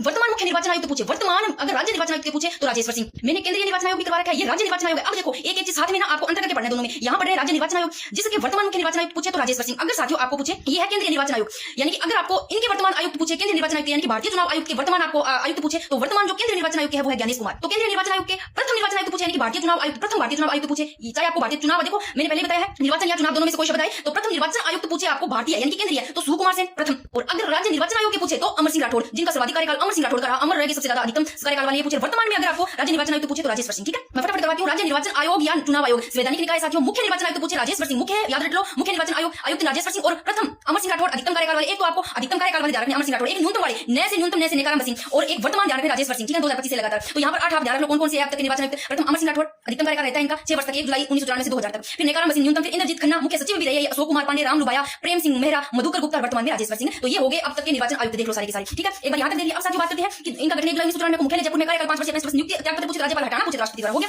अब मैं फटाफट करवा रही हूं। अगर आपको ये पूछ ले कि मुख्य निर्वाचन अधिकारी सचिव या ये रैंक होते हैं निर्वाचन अधिकारी सचिव, ये पूछ ले वर्तमान में तो नवीन महाजन ने ध्यान रखना ये निर्वाचन आयुक्त की सहायता के लिए होते हैं। नियुक्ति बात करें, नियुक्ति करती है राज्य सरकार के परामर्श से भारतीय निर्वाचन आयोग द्वारा। और इनके थोड़े से कार्यकाल देख लो क्या क्या है, चाहे आपको राज्य निर्वाचन आयोग देखकर पूछे चाहे चुनाव आयोग, ठीक है। इनके कार्य क्या है इंपॉर्टेंट, देखो आचार संहिता लागू करना है तो ये इंपॉर्टेंट है। मतदाता सूची तैयार करना, संशोधन करना, ये किसके राज्य निर्वाचन आयोग की है। स्थानीय निकायों का चुनाव करवाना जैसे पंचायत राज नगरीय का, ये राज्य पर होंगे, राज्य स्थानीय निकायों का पंचायत राज नगरीय का। वाद विवाद का निपटारा करवाना, चुनाव चिन्हांकन करना, निष्पक्ष निर्वाचन, ये सारे के सारे राज्य निर्वाचन आयोग के हैं। फिर चुनाव संबंधी शिकायत की पुष्टि होने पर चुनाव को स्थगित करना और जो निर्णय होते हैं उनको न्यायालय में चुनौती नहीं दी जा सकती, ये ध्यान रखना, ठीक है। अब बात करते हैं कि राज्य निर्वाचन आयोग राजस्थान का गठन पूछे आपको तो कौन से आर्टिकल के तहत 243 के तहत किया गया। और 14वीं विधानसभा में ईवीएम मशीन में पहली बार नोटा बटन का उपयोग किया गया। और राज्य राजस्थान के प्रथम निर्वाचन आयुक्त अमर सिंह राठौड़ और वर्तमान में राजेश्वर सिंह, दो चीजें ध्यान रखनी है, सर्वाधिक अमर सिंह राठौड़ का कार्यकाल, न्यूनतम नेकाराम सिंह का, हो गया। और पंचायती राज संस्थाओं का चुनाव करने का दायित्व पूछे राज्य निर्वाचन आयुक्त, ये हो गया 4 मिनट में। अब थोड़ा सा केंद्रीय निर्वाचन आयुक्त को पढ़ लेते हैं। यहाँ से क्या क्या पढ़े देखो, एक तो आपको ध्यान रखना केंद्रीय निर्वाचन आयुक्त, प्रथम निर्वाचन भारतीय चुनाव आयोग के प्रथम निर्वाचन आयुक्त आपको पूछे यानी चुनाव आयुक्त कौन है, सुकुमार सेन, ये प्रथम। और वर्तमान में ज्ञानेश कुमार। और महिला निर्वाचन आयुक्त पूछे आपको केंद्रीय निर्वाचन आयुक्त यानी भारतीय चुनाव आयोग की महिला कौन रही तो वीएस रमा देवी। तो प्रथम मुख्य निर्वाचन आयुक्त भारतीय कौन है, सुकुमार सेन, वर्तमान ज्ञानेश कुमार और महिला निर्वाचन आयुक्त वीएस रमा देवी। और एक देखो नाम ध्यान रखना टीएन सेशन है ना, जो मुख्य निर्वाचन आयुक्त रहे वह राष्ट्रपति का चुनाव भी लड़ा, कौन है टीएन सेशन। अब निर्वाचन आयुक्त के कार्य देख लेते हैं। केंद्रीय निर्वाचन आयुक्त की क्या है, देखो चुनाव करवाना केंद्रीय निर्वाचन आयोग और राष्ट्रपति केंद्रीय निर्वाचन आयोग के कौन, राष्ट्रपति उपराष्ट्रपति केंद्रीय है तो इनसे संबंधित होंगे राष्ट्रपति उपराष्ट्रपति राज्यसभा लोकसभा विधानसभा विधान परिषद के चुनाव करवाए जाते हैं, इनका कार्य। और अभी क्या पढ़ा, जबकि अब पढ़ गया है थोड़ी देर पहले पंचायती राज नगरीय निकाय को दे दे तो राज्य निर्वाचन आयोग का चुनाव करवाया जाएगा। और निर्वाचन आयोग किसकी, केंद्रीय निर्वाचन आयोग की बात करें तो उपराष्ट्रपति राष्ट्रपति राज्यसभा लोकसभा विधानसभा और विधान परिषद के चुनाव कराते हैं। जबकि जो राज्य निर्वाचन आयुक्त है ये पंचायती राज नगरीय निकाय संस्थाओं का, ठीक है। साथ में आप पढ़ोगे ना अंदर करके तो ज्यादा समझ में आएगा। और मतदाता सूचियों का प्रकाशन संशोधन करना, आचार संहिता को लागू करना, उसका पालन करवाना। आचार संहिता की शुरुआत पूछे आपको तो 1960 ईस्वी में और प्रभावी 1990 ईस्वी में से प्रभावी बनाया गया। आर्टिकल कौन सा 103 192 के तहत संसद व विधानमंडल के सदस्यों के निर्हरताओं के संबंध में राष्ट्रपति व राज्यपाल को परामर्श देना भी है। और आर्टिकल 325 की बात करें तो प्रत्येक नागरिक को मत देने का एक समान अधिकार होगा, किसी भी नागरिक को धर्म मूलगत जाति के लिंग के आधार पर मतदान से वंचित नहीं किया जा सकता। बाकी ये सारे तो मैंने करवा रखे, आप केंद्रीय निर्वाचन आयुक्त पढ़ोगे तो ये चीजें आ जाएगी, इंपॉर्टेंट चीजें वो एक बार फटाफट करवा देंगे, फुल डिटेल से पढ़ना चाहो तो आपको ये मिल जाएगा, ठीक है। नोटा 2013 में उच्चतम न्यायालय ने पीयूसीएल बनाम भारत संघ में नोटा के प्रयोग की बात कही और लागू किया गया 2014 में, ठीक है। और वीवीपी 2013 से नागालैंड में शुरुआत। आपका राजस्थान राज्य निर्वाचन और केंद्रीय निर्वाचन आयोग यहाँ हो गया। अब मैं चलती हूँ राज्य महिला आयोग के बारे में। इससे पहले थोड़ा सा अभी अपने पढ़ा है राज्य निर्वाचन आयोग, थोड़ी कोई और चीजें रही है तो देख लो यहाँ पर। ये वैसे आप ये चीज ध्यान रखना कि राज्य निर्वाचन आयोग संवैधानिक निकाय है, ये और ध्यान रख लेना उल्लेख है वो भारतीय संविधान के भाग 9 और आर्टिकल 243 से किया गया, ठीक है। और गठन देखो कौन से संविधान के संशोधन के तहत होता है पूछे तो 93 संविधान संशोधन के तहत होता है। गठन होता कब, जून 1994 में और कार्य प्रारंभ जुलाई 1994 से। इसमें जो एक इंपॉर्टेंट लाइन है वो अगर मैंने वहां बताई तो ये देखो, अगर आपको पूछे कि बात करें कि एकल सदस्य आयोग कौन सा है तो ये राज्य निर्वाचन आयोग, ये एकल सदस्य आयोग है। पूछा जाए आपको ऑप्शन में देकर कि कौन सा एकल सदस्य आयोग है तो राज्य निर्वाचन आयोग एकल सदस्य आयोग है। सदस्य इसमें मुख्य निर्वाचन आयोग एक होता है, ठीक है। कार्यकाल बता दिया मैंने। और वेतन बताया नहीं बताया, वेतन बता राज्य मुख्य सचिव के बराबर मिलता है। नियुक्ति दे दे त्यागपत्र दे दे तो मैंने एक चीज राज्यपाल ने हटाने का पूछे राष्ट्रपति, यानी कि नियुक्ति राज्यपाल को दी जाती है, त्यागपत्र की बात नियुक्ति राज्यपाल करते हैं और त्यागपत्र की बात करके राज्यपाल को सौंपते हैं, ठीक है। और ये कार्य मैंने बताया थोड़ा सा वित्त आयोग के बारे में समझ लो कि ये भी संवैधानिक निकाय है और ये स्थानीय निकाय को वित्तीय सहायता प्रदान करते हैं। तो स्थानीय निकाय को वित्तीय सहायता प्रदान कौन करेंगे? राजस्थान वित्त आयोग। स्थानीय निकाय जैसे पंचायती राज हो गया, नगर पालिका हो गया ना। फिर देखिए गठन की बात करें तो राज्य वित्त आयोग के गठन की तो भारतीय संविधान के आर्टिकल 243 आई के अंतर्गत 24 अप्रैल 1994 में किया गया। और ये देखो अभी क्या पड़ा, राजस्थान है निर्वाचन आयोग ये एक सदस्य है साथियों। तो राज्य वित्त आयोग क्या है? ये बहु सदस्य आयोग है जिसमें अध्यक्ष सहित 4 सदस्य होते हैं और गठन 24 अप्रैल 1994 को आयोग का कार्य की प्रारंभ 1 अप्रैल 1995 को। ये भी हो गया, मेन चीजें आ गई,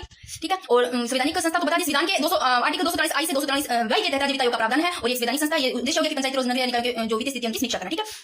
अब बात करते हैं राजस्थान राज्य महिला आयोग, ठीक है। बात करें साथ राजस्थान राज्य महिला आयोग सलाहकारी निकाय, एक बात तो दूसरी बात कि यह गैर संवैधानिक और सांविधिक निकाय है, परामर्शकारी संस्था है, ये सलाहकारी निकाय है, गैर संवैधानिक सांविधिक निकाय है। ये चीज यहाँ से प्रश्न पूछे जा सकते हैं। बात करें गठन की, राज्य महिला आयोग का 15 मई 1999 को गठन होता है और अधिनियम की धारा कौन सी? 3 के तहत हुआ, ठीक है। मुख्यालय पूछ रहे आपको तो जयपुर। और संरचना की बात करें तो साथियों यहाँ पर आप सीधा ध्यान रख लो 1+4 और इस 4 में यानी कि एक तो सदस्य मुख्य सचिव है, यानी कि 1 3 और एक मुख्य सचिव, यानी कि एक यहाँ पर एड कर दो, 4 हो जाएंगे 4 सदस्य। अब इस चीज को यहाँ समझो कि एक अध्यक्ष तो है ही है और 4 सदस्य में देखो 3 तो सामान्य सदस्य साथियों, एक है ना वो राज्य सरकार द्वारा पदस्थापित सदस्य सचिव शामिल है, यानी कि 3 तो 4 में से सामान्य हो गया, यानी कि 3 सदस्य और एक सचिव है, ठीक है। फिर एक अध्यक्ष है, तो टोटल 4 सदस्य होंगे सचिव के समेत और एक अध्यक्ष। ये चीज होगी। कार्यकाल की बात करें तो 3 वर्ष है। राजस्थान राज्य महिला आयोग की बात कर रहे हैं। त्याग पत्र की बात करें तो राज्य सरकार द्वारा और पद से हटाना राज्य सरकार और बैठक की बात करें तो प्रत्येक 2 माह में एक, ठीक है। और ये कारण है इसके भ्रष्टाचार समस्या अनुपस्थिति दिवाली लगातार 3 बैठक में अनुपस्थित होती है, तो इन कारणों से पद से हटाया जा सकता है और राज्य सरकार की सीएम मुख्यमंत्री द्वारा। और फिर बात करते हैं ये चीजें छोड़ो, इनके नियुक्ति की बात करें तो किसकी बात करें? राजस्थान राज्य महिला आयोग की बात करें। नियुक्ति की बात करें साथियों तो नियुक्ति है धारा 3 की राज्य सरकार मुख्यमंत्री द्वारा नियुक्ति की जाती है, यानी कि राज्य सरकार द्वारा की जाती है मुख्यमंत्री, देख लोगे, यानी कि राजस्थान राज्य महिला आयोग की। फिर बात करते हैं साथियों इसमें कि वार्षिक रिपोर्ट किसको सौंपता है? पूछे राजस्थान राज्य आयोग की बात कर रहे हैं तो राज्य सरकार को सौंपता है और अध्यक्ष इसका ये देख लो। अगर आपको पूछे कि कांता कथूरिया प्रथम महिला अध्यक्ष कांता कथूरिया जिसका कार्यकाल पूछे तो 1999 से 2002। फिर प्रोफेसर पवन सुराणा, ये सारे के सारे राजस्थान राज्य महिला आयोग के अध्यक्ष है। कारा भंडारी, पहला कांता कथूरिया, फिर पवन सुराणा, तारा भंडारी, मीरा मैसी कार्यवाहक अध्यक्ष भी रहे और सरिता सिंह भी कार्यवाहक अध्यक्ष, लाड कुमारी जैन, सुमन शर्मा और इनका कार्यकाल हो गया पूरा रेहान रियाज चिश्ती का 2025 में, ठीक है ना, यानी कि 10 फरवरी 2025 से। यहाँ पर शॉर्ट में लिखा राजस्थान राज्य महिला का गठन 15 मई 1999 को, आधार राजस्थान राज्य महिला अधिनियम 1999 संरचना एक अध्यक्ष 4 सदस्य हो गए, एक इसमें से सचिव होता है और मुख्यालय जयपुर। कार्यकाल 3 वर्ष। नियुक्ति त्याग पत्र पूछे तो मुख्यमंत्री राज्य सरकार द्वारा, ठीक है। टारगेट तो ये रहता है 5-8 मिनट के लिए, थोड़ी ज्यादा होगी। लोकायुक्त 20 में पढ़ लेते हैं। देखो लोकायुक्त की बात करें, नियुक्ति धारा 3 राज्यपाल द्वारा एक समिति की सिफारिश पर जिसमें एक उच्च न्यायालय का मुख्य न्यायाधीश और एक 2 विधानसभा के विपक्ष के नेता होते हैं, ठीक है ना। अब यहाँ पर बात करते हैं साथियों धारा 5, देखो धारा 4 में तो सेवानिवृत्ति के बाद पुनः पददान नहीं करेंगे और 5वीं धारा में कार्यकाल है पदग्रहण से 5 वर्ष या 65 वर्ष के जो भी इनमें से पहले हो। और यहाँ पर ये 1 मिनट ऐसे भी करवा रखा है, इसमें से जो मेरे को आपको बताना है ना शॉर्ट में रिवीजन करवाना है कि राजस्थान में वर्तमान लोकायुक्त पूछे प्रताप कृष्ण लोरा और सर्वाधिक कार्यकाल तक लोकायुक्त पूछे कौन रहे तो एमबी शर्मा और न्यूनतम कार्यकाल तक लोकायुक्त पूछे तो वीएस दवे और सज्जन सिंह जो कोठारी इंपोर्टेंट है। इनके समय लोकायुक्त के कार्यकाल को 8 वर्ष से घटाकर 5 वर्ष कर दिया गया। तो लोकायुक्त के कार्यकाल 8 वर्ष से घटाकर कितना 5 वर्ष और किनके समय सज्जन सिंह कोठारी के समय और डीपी गुप्ता एकमात्र ऐसे लोकायुक्त जो राजस्थान उच्च न्यायालय के मुख्य न्यायाधीश रहे, कार्यवाहक राज्यपाल भी रहे और आईडी दुआ उच्च न्यायालय के मुख्यमंत्री रहे, कार्यवाहक लोकायुक्त देख लो डीपी गुप्ता एसके सिद्ध वीएस दवे, ठीक है। और अगर ये फुल डिटेल में देखो ये वाला लोकायुक्त इसका तो एक बार थोड़ा सा रिवीजन करवा दिया तो मैंने क्लास डाला कि आप देख लेना, ठीक है। ये फुल डिटेल में मैंने ये टॉपिक करवा रखा है लोकायुक्त, वहां से आप इसको कर लेना। अगर आपको ये पूछे कि लोकायुक्त की नियुक्ति तो राज्यपाल द्वारा एक समिति की सिफारिश पर की जाती है साथियों। और अगर पूछे कि भारत में लोकपाल शब्द किसके द्वारा दिया गया इंपोर्टेंट है तो लक्ष्मी सिंह द्वारा दिया गया। और ये इंपोर्टेंट लाइन है कि राजस्थान में 1973 में लोकायुक्त व उप लोकायुक्त अधिनियम पारित किया गया 1973 में राजस्थान में और जो लागू हुआ 3 फरवरी 1973 को। यानी कि आपको पूछे कि राजस्थान में लोकायुक्त की स्थापना तो बता दो कि 3 फरवरी 1973 को। राष्ट्रपति द्वारा मंजूरी मिलती है 26 मार्च 1973 को। प्रथम एकमात्र उप लोकायुक्त की नियुक्ति पूछे तो भाई 5 जून 1973 को केपीयू मेनन द्वारा, ठीक है ना। और केपीयू मेनन की, ठीक है, उप लोकायुक्त केपीयू मेनन। और राजस्थान के प्रथम लोकायुक्त पूछे पहले तो आईडी दुआ, पूरा नाम देख लो न्यायमूर्ति श्री आईडी दुआ और 28 अगस्त 1973 को, ठीक है।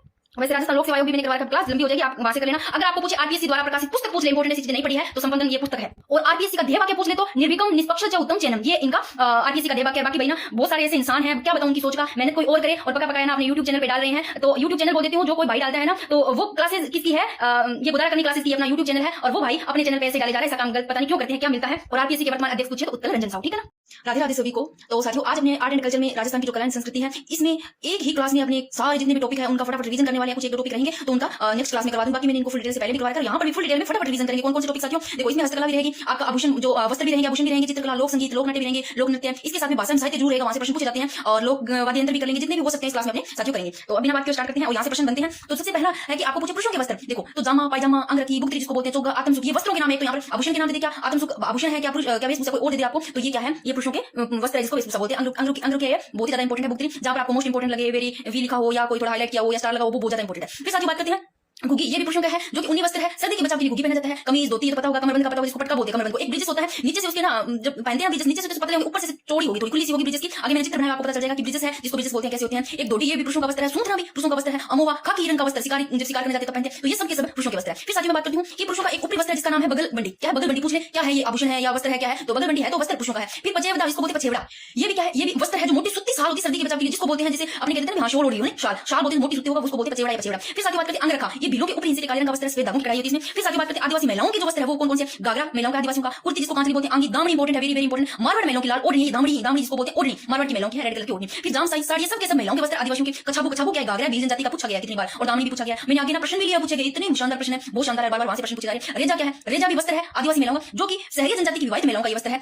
ये ओढ़नियां जैसे ताराबाद की ओढ़नियां की, जो भाग की जितनी भी भाग की सबकी ओढ़नी है आदिवासी महिलाओं की, तो कटकी भी ओढ़नी है, बट ये है ना अविवाहित लड़कियां होती कन्या, उनकी है, पूछिए कितनी बार मोस्ट इंपोर्टेंट, ताराबाद की ओढ़नी, बात की ओढ़नी, केरी बात की, लहर बात की, सबकी सब ओढ़नी है, ठीक है। फिर साथ बात करते हैं, थोड़ा जल्दी करेंगे। एक देखो तिलका बुर्का जिसको बोलते हैं, ये जो मुस्लिम लोग पहनते हैं उनका ये भी वस्त्र हो गया। जिमी, ये गोटा लगी ओढ़नी होती है, जिमी पूछे तो जिमी गोटा लगी ओढ़नी है। फिर बात करते हैं साड़ी के, सब साड़ियों के नाम है, पूछे गए यहाँ से पूछे जाते हैं, फिर से पूछे जा सकते हैं। चोल निचोल साड़ी, अभी चोल निचोल निचोड़ दी साड़ी को, पट वसन पट साड़ी, पट वसन साड़ी, दुकुल दुकुल याद रखना, दुकुल साड़ी है, कहीं कुछ और मत कर देना, पट वसन की साड़ी है, चोर सो साड़ी है, चीर चीर चीर हरण की ऐसे साड़ी से साड़ी आ जाएगा, पटोरी देखो, चीर पटोरी, दुकुल चोर सो, पट वसन चोल निचोड़ सब साड़ी है, दोरा वाली भी साड़ी है, चुंदड़ी। आप सोचोगे आप कि चुंदड़ी तो हमने वो सिर पे ओढ़ी, वो चुंदड़ी भी राजस्थान प्रसिद्ध है साड़ी है साथियों, चुंदड़ी भी साड़ी का नाम है। फिर गोटे के प्रकार, लपा लपी, किरण बांकी, लपा लपी आप तो खाने वाली चीज मत करते, लपा लपी किरण बांकी सब गोटे के प्रकार है। एक बार बना हुआ ये प्रश्न लपा लपी का, उसके बाद में कभी देखा नहीं। विवाह के अवसर पर स्त्रियों की बात करें तो कौन सी साड़ी पहनती है?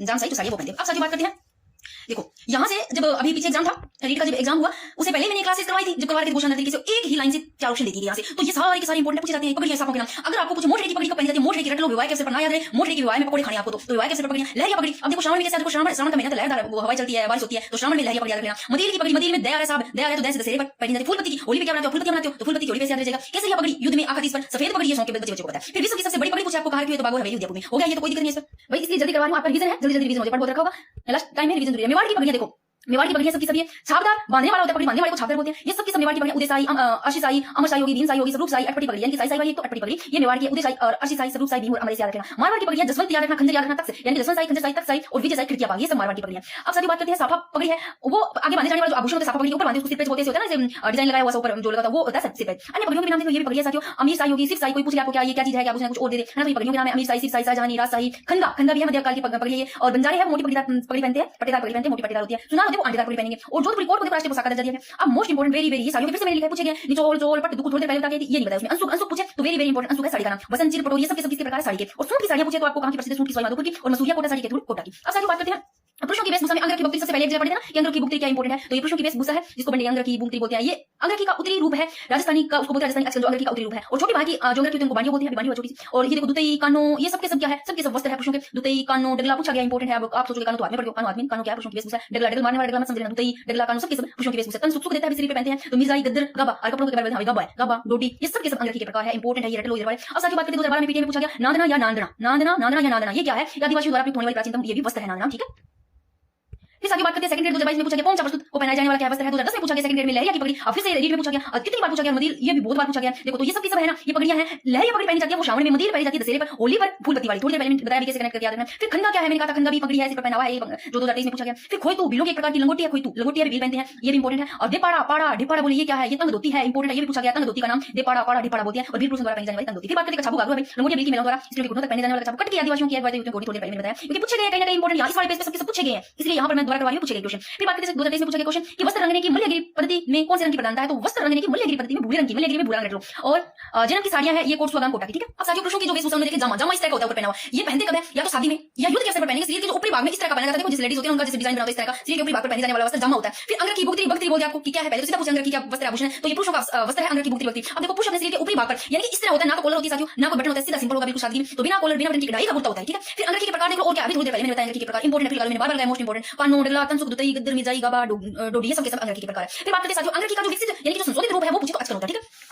नेक्स्ट चोगा क्या है, चोगा अंगर के ऊपर पहने जाने वाला। अभी मैंने अंगर की अंगर की देखो इस तरह की होती है, ना तो कढ़ाई होती है, कढ़ाई होती है बट बिना बटन का होता है, बिना कॉलर के होते हैं, शरीर के ऊपर इस अंगर की जब आप ऊपर पहनोगे तब अंगर के ऊपर पहनने वाला चोगा होता है, इस तरह से पहना जाता है, चोगा बना होता है, ठीक है। सवाई माधोसिंह प्रथम का चोगा भी सबसे बड़ा चोगा जो सिटी के जयपुर में है। फिर आत्म सुख, ये देखो कपड़ा किस तरह बनाया, आत्म सुख दे बड़ा है, आत्म सुख तो सर्दियों के बचाव में आत्म सुख देता है, सर्दियों के बचाव के लिए अंगर के ऊपर पहना जाएगा, ये जो अंगर की मैंने देखा इसके ऊपर पहन लेंगे और आत्म सुख ऐसे लेंगे, नाम है इसका आत्म सुख देता है। भूगी ऊनी वस्त्र है जो सर्दी वर्षा सर्दी के बचाव में पहना जाता है। कमर बंदिया पटका, कमर पर पहने जाने वाला वस्त्र जिसमें तलवार कटार ये सब खंजर डाल रखते हैं उसमें रहती है, ठीक है, डाल देते हैं उसमें, इस तरह बना होता है, इसमें डालो भाई, ठीक है। फिर विजय जी भाई नीचे से तो बिल्कुल पतला होगा और ऊपर से जोड़ा होगा, पहले आप लोगों ने देखा होगा जो ब्रिटिश सरकार के लोग है वो भी ये पहनते हैं, ब्रिटिश सरकार के लोग पहनते हैं इनको, तो पायजामा वस्त्र है जो पैरों से घुटनों तक टाइट होता है, देखो। और अमोल खाकी रंग का वस्त्र जिसे सिकाई पहनते हैं, ये भी देख रहे हैं। अब इनके आए हुए प्रश्न देख लेते हैं, दो पेज है, दो पेज पे वहां से प्रश्न बन जाएंगे, आपको कोई दिक्कत नहीं, ठीक है। अगर आप बहुत अच्छे से देख लेते हो केरी बात की ओढ़नी, केरी बात की ओढ़नी किस जाति की स्त्रियों में लोकप्रिय है, 2013 में राजस्थान पुलिस में पूछा गया है। तो आदिवासी महिलाएं काली बात की ओढ़नी पूछे, आदिवासी की महिलाएं जो पहनती है वो केरी बात की ओढ़नी और तारा बात की ओढ़नी, तारा बात की ओढ़नी से कितनी बार प्रश्न बने हुए, ठीक है। जवार बात की कुछ भी पूछे आपको तो ओढ़नियां है सबकी सब। फिर है एक पूछा गया है वेरी वेरी इंपोर्टेंट, अगर पूछे आपको मिजाई कानो दुतई डगला, ये थोड़ी देर मैंने बताया किस किस किस प्रकार है, पूछा ऑप्शन 3 4 चीजें अंगर की का है, ये देखो वीडियो में 2021 में 2023 में प्रश्न पूछा गया। फिर भील जनजाति की स्त्रियों द्वारा पहने जाने वाला लंबा घाघरा जिस नाम से जाना जाता है छापू घाघरा है, और 2022 में जेने में पूछा गया। कोई तो है पुरुषों से संबंधित ये भी वस्त्र जो भील पुरुष है वो पहनते हैं। फिर बात करते हैं राजस्थान में स्त्री परिधान पोंचा को क्या कहा जाता है, पीला कहा जाता है, ये पूछा गया। कौन सा वस्त्र छोटे होंगे प्रश्न पास में जाती है, कौन सा वस्त्र राजस्थान में प्रतिष्ठा का सूचक माना जाता है, तो पगड़ी। और अमर साई किसका नाम है, ये पगड़ी का है। और कसुमल रंग है इसका लाल रंग। अटपटी पगड़ी की बात है तो अटपटी पगड़ी चित्रकारी की सही से संबंधित है, मेवाड़ से 2021 में पूछा गया। मोटरे की पगड़ी पहनी जाती है, मोटरे की विवाह पर पहनी जाती है, मदीर है वो दशहरे की, ठीक है। और लहरिया सावन। नेक्स्ट साथियों की भील जनजाति के पुरुष कमर पर जो वस्त्र लपेट रखते हैं उसे क्या कहा जाता है, तो खोइतो 2023 में पूछा गया है। और छापू घाघरा मध्यकाल में खंदा है, एक पगड़ी में पूछा गया 2023 में रीड में पूछा गया। फिर बात करते हैं साथियों कि राजस्थान में महिलाओं में कटकी परिधान कौन सा पहनता है। कट की परिधान यानी कि जो ओढ़नी है ये अविवाहिता जो लड़कियां होती है वो पहनती है, महिला लिखी है मैंने, ठीक है। महिला तो बाद में बनती है, लड़कियां होती है जो। और महिलाओं की ओढ़नी पहुंचा का रंग कौन सा होता है? तो पीला होता है। 2019 में पूछा गया। अब देखो पीला पहुंचा तो बेटे के जन्म पर 2019 में पूछा गया कपड़े है, और गुलाबी बेटी को चिड़ का पहुंचा होता है। ये काला जो चिड़ का पहुंचा होता है विधवा महिलाएं पहनती है और क्षेत्र में, ठीक है। पछेवड़ा विधान वस्त्र है, और देखो कितनी बार पछेवड़ा देखकर पूछ लिया क्या है, तो कितनी बार पूछा गया प्रश्न। फिर मोटी उनकी सोल है, ये ध्यान रखना, मैं थोड़ी देर पहले आपको बताया था स्टार्टिंग में सोल। और बकरी वस्त्र क्या है? बकरी ग्रामीण क्षेत्रों में पुरुषों के शरीर के ऊपर बाग में पहने जाने वाला वस्त्र। फिर चीर पटोरी साड़ी है, चीर पटोरी कुछ भी पूछ ले, पर चोल साड़ी सब कुछ सब ये साड़ी है। फिर अटपटी अमर साई शाही शाही क्या है? ये भी पगड़ियों के प्रकार है, ठीक है। ये भी पूछा गया। विजय साई क्या है? ये भी पगड़ी, ये भी पूछा गया। देखो कितनी बार कहां पूछा गया। जोधपुर सभा के प्रसिद्ध करने का श्रेय किसको जाता है? तो महाराजा जसवंत सिंह को। और बिलों के वस्त्र के संदर्भ में फेंटा क्या है? एक प्रकार का सिर पर पहने जाने वाला वो जिसको बोलते हैं पोता सापा ना, 2022 में पूछा गया। नेक्स्ट टॉपिक आगे साथियों अपना आभूषण। आभूषण तक इनके भी अपने प्रश्न देख लेंगे, ठीक है ना। और लोकनाट्य के कुछ और रहते हैं जो भी अपने इसमें आ जाएंगे, ठीक है। फिर बात करते हैं साथियों सबसे पहले आभूषण में गले के आभूषण देखो। सबसे पहले पोट, थम्यो, थेड़ो, ऐसे थम्यो पड़ जाएगा, पोट, थेड़ो और थम्यो गले में डाल दो। निमोरी, अब गले में टांगनी था निमोरी। निमोरी आपको गले में टांगनी, दूसरी मैंने आर निमोरी, हंसली तो पता होगा, कुंगाली, हमेल याद रखना इंपॉर्टेंट है। हमेल पूछा गया है गले में। और चंपाकली गले में, सरी गले में, तुलसी भी पूछा गया। तुलसी, हमेल, चंपाकली इंपॉर्टेंट है। बजटी भी पूछा गया है रीट में ये प्रश्न, तो बजटी गले का है। और चौकी, बलेवड़ा, थमड़ियां, तिमड़ियां कुछ भी बोल दिया आपको, थमड़ियां हाथ में सीधा गले में, तो सबके सब गले के आभूषण है। कंठमाला, चंद्रमाला, ये तो समझ जाओगे, हार माला, चंद्रमाला, चंपाकली, चंद्रहार, हार माला, ये सब गले के। फिर साथियों बात करते हैं कमर के आभूषण। कंदोरा कैसे कंदोरा कैसे कर देनी, तगड़ी कमर पे पहनते, सटका लगाना कमर पे पहन के, सांकड़ी जंजीर जिसको बोलते हैं, और कंडोरा और जो ये सब क्या है कमर के आभूषण। फिर कान के आभूषण की बात करें, कैसे कान, कैसे कनफुल, कैसे कोकुल, कैसे कुंडल, क्या आगे कान के कनफुल, कोकुल, कुंडल, टॉप्स भी पहनते लड़कियों को पता है, ओके, ठीक है। लड़कों को भी बताओ। पीपल पत्ता, अब देखो पीपल पत्ता याद रखना, पीपल का पत्ता कैसा होता है? ऐसे होता है, ऐसे ही कानों में लगते हैं, याद रखना। और सुरलिया, कान से सुनते हैं, कान से सुनते तो कान से सुरलिया याद रखना। झुमका, जेला जमेला, कान में पहन करके जेला जमेला करते हैं भाई। बाली, टोंटी, अगर कोई बच्चा टोंटी से टोंटी छोड़ दे तो कान के नीचे मारने से टोंटी। अंगोटिया और ओगड़ियां वेरी इंपॉर्टेंट, कान के आभूषण अंगोटिया ओगड़ियां। लूंग और फिर है एरक पत्तू, ठीक है। ये लौंग ये पूछे आपको तो नाक का, लूंग पूछे तो कान का, थोड़ा ये ध्यान रखना, ठीक है। फिर साथ बात करते हैं नाक के आभूषण। नाक का नथ, कांटा, चौंक, बारी। नाक का नथ, कांटा, चौंक ध्यान रखना। कान का तो चौंक है, और दांत का पूछे तो चुप, और चुप से चुप रहो, दांत बंद हो जाएंगे, चुप रहोगे तो दांत चुप, और चौंक नाक का, ठीक है। और चुन्नी, अब एक लड़की है, और लड़की क्या है वो ऐसे लोग बहुत ही बेसरी है, और नाक में लटकना है भाई, याद करवा रही हूं, ठीक है ना। नाक का आभूषण बेसरी, बहुत ही बेसरी लटकना है। उस लड़की ने क्या किया? चुन्नी से साफ किया, साफ। और नाक को साफ किया, नाक से लाक पीछे लाकर बुलाकर उगा का है, नाक को साफ किया, इसी सूली छोड़ी। चौंप, और चौंप नाक का ध्यान रखना, चौंप ध्यान रखना, दांत का चौंप है, नाक का नथ, कांटा, चौंप, बारी ध्यान रखना। चुन्नी देखो, नाक साफ कर, चुन्नी, बुलाक, लौंग। और देखो मैंने बताया लूंग कान का है और लौंग नाक का, फिर से देख लो आप, लूंग कान का है, लौंग नाक का है, ठीक है।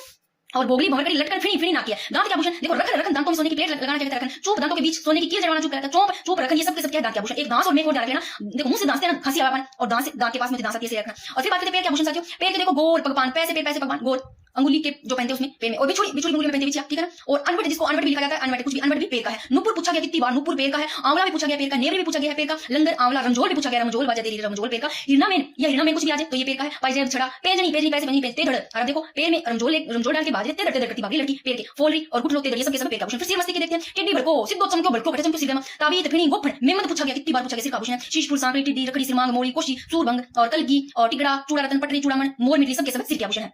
फिर देखो पैर की अंगुली के आभूषण, बिछुड़ी, बिछिया, गोर, अनोटा, अनवट, पोलरा, फोलरी, पगपान, चुटकी। फिर बात करते साथियों पुरुषों के आभूषण देखो एक बार। कड़ा जो कलाई पे पहनते, फूल गले में, और छेला कान में, ब्रासलेट पहनते कलाई पे, मुर्किया कान में, ये पुरुषों के। अब देखो कड़ुलिया, हाथ पांव के कड़े, और झांझरिया, पेंजनी, पांव में पहने जाने वाली पतली घुंघरू की सांकली, और बाजू भुजा के आभूषण की बात करें तो अनंत और बट्टा, नवरत्न, ये सब के सब बाजू के आभूषण है, अनंत, बट्टा। और छेल का आभूषण का पैर का आभूषण, हाथ के अंगूठे में पहने जाने अंगूठी को क्या कहते हैं? अस्सी कहते हैं। और हीरा में आभूषण पहना जाता है, पैर में इंपॉर्टेंट है, हीरा में पूछा गया प्रश्न है। गोखरू आभूषण है, और हाथ की कलाई का स्त्रियों के बालों की बेड़ी में गुथा जाने वाला आभूषण गोफन है, गोफन सिर में फंस गोफन याद रखिए, ठीक है। फिर बात करते हैं साथियों हाथ की कलाई के आभूषण। बलिया पूछा गया, वेरी इंपॉर्टेंट, बलिया हाथ की कलाई का आभूषण है। हाथी दांत, रबड़ की चूड़ियां, और नोगरी, गजरा और बंगड़ी दान, और हथफूल, हथपान, गोखरू, पूंछिया, पूंछ बोलते जिसको, कंगड़, खंजरी, बगड़ी जिसको चूड़ी, बंगड़ी पहनते हैं ना हाथों में, चूड़ी बोलते, चूड़ियां होती है बंगड़ी, चांट, चूड़ियां, मोगरी, लाख की चूड़ियां, कंकण, गजरी, पूंछा, पट्ट, सब के सब क्या है? बलिया, और ये सब के सब आभूषण हाथ की कलाई के है। फिर बात करते हैं साथियों एक बार देख लो कि केवली, हंसली, हालरा, पंचलड़ी की, ये सब के सब देखो, हालरा, हंसली, पता चला गले के आभूषण है। आंवला पूछा गया है, पैर का आभूषण है। आंवला दे दे, नेवरी दे दे तो पैर का आभूषण है। रमजोल है ना, तेधड़, सब के सब पैर के। दांत आएगी, दांत के पास से मुंह है, वहां से दांत आएगी तो दांत का। मेघ, चूप, रखन, चौंक पूछे तो कान का, चूप पूछे तो दांत का। और बोलिया फोलरी आभूषण पैर की मुंडियों का। और एक है एरंग पत्तो, क्या एरंग पत्तो स्त्रियों के कान का आभूषण है, एरंग पत्तो है ना। और तेधड़ आभूषण है स्त्रियों के पैर का, पिंजनी, जोड़, गेला, सटका, कमर का, बेसरी, नाक का।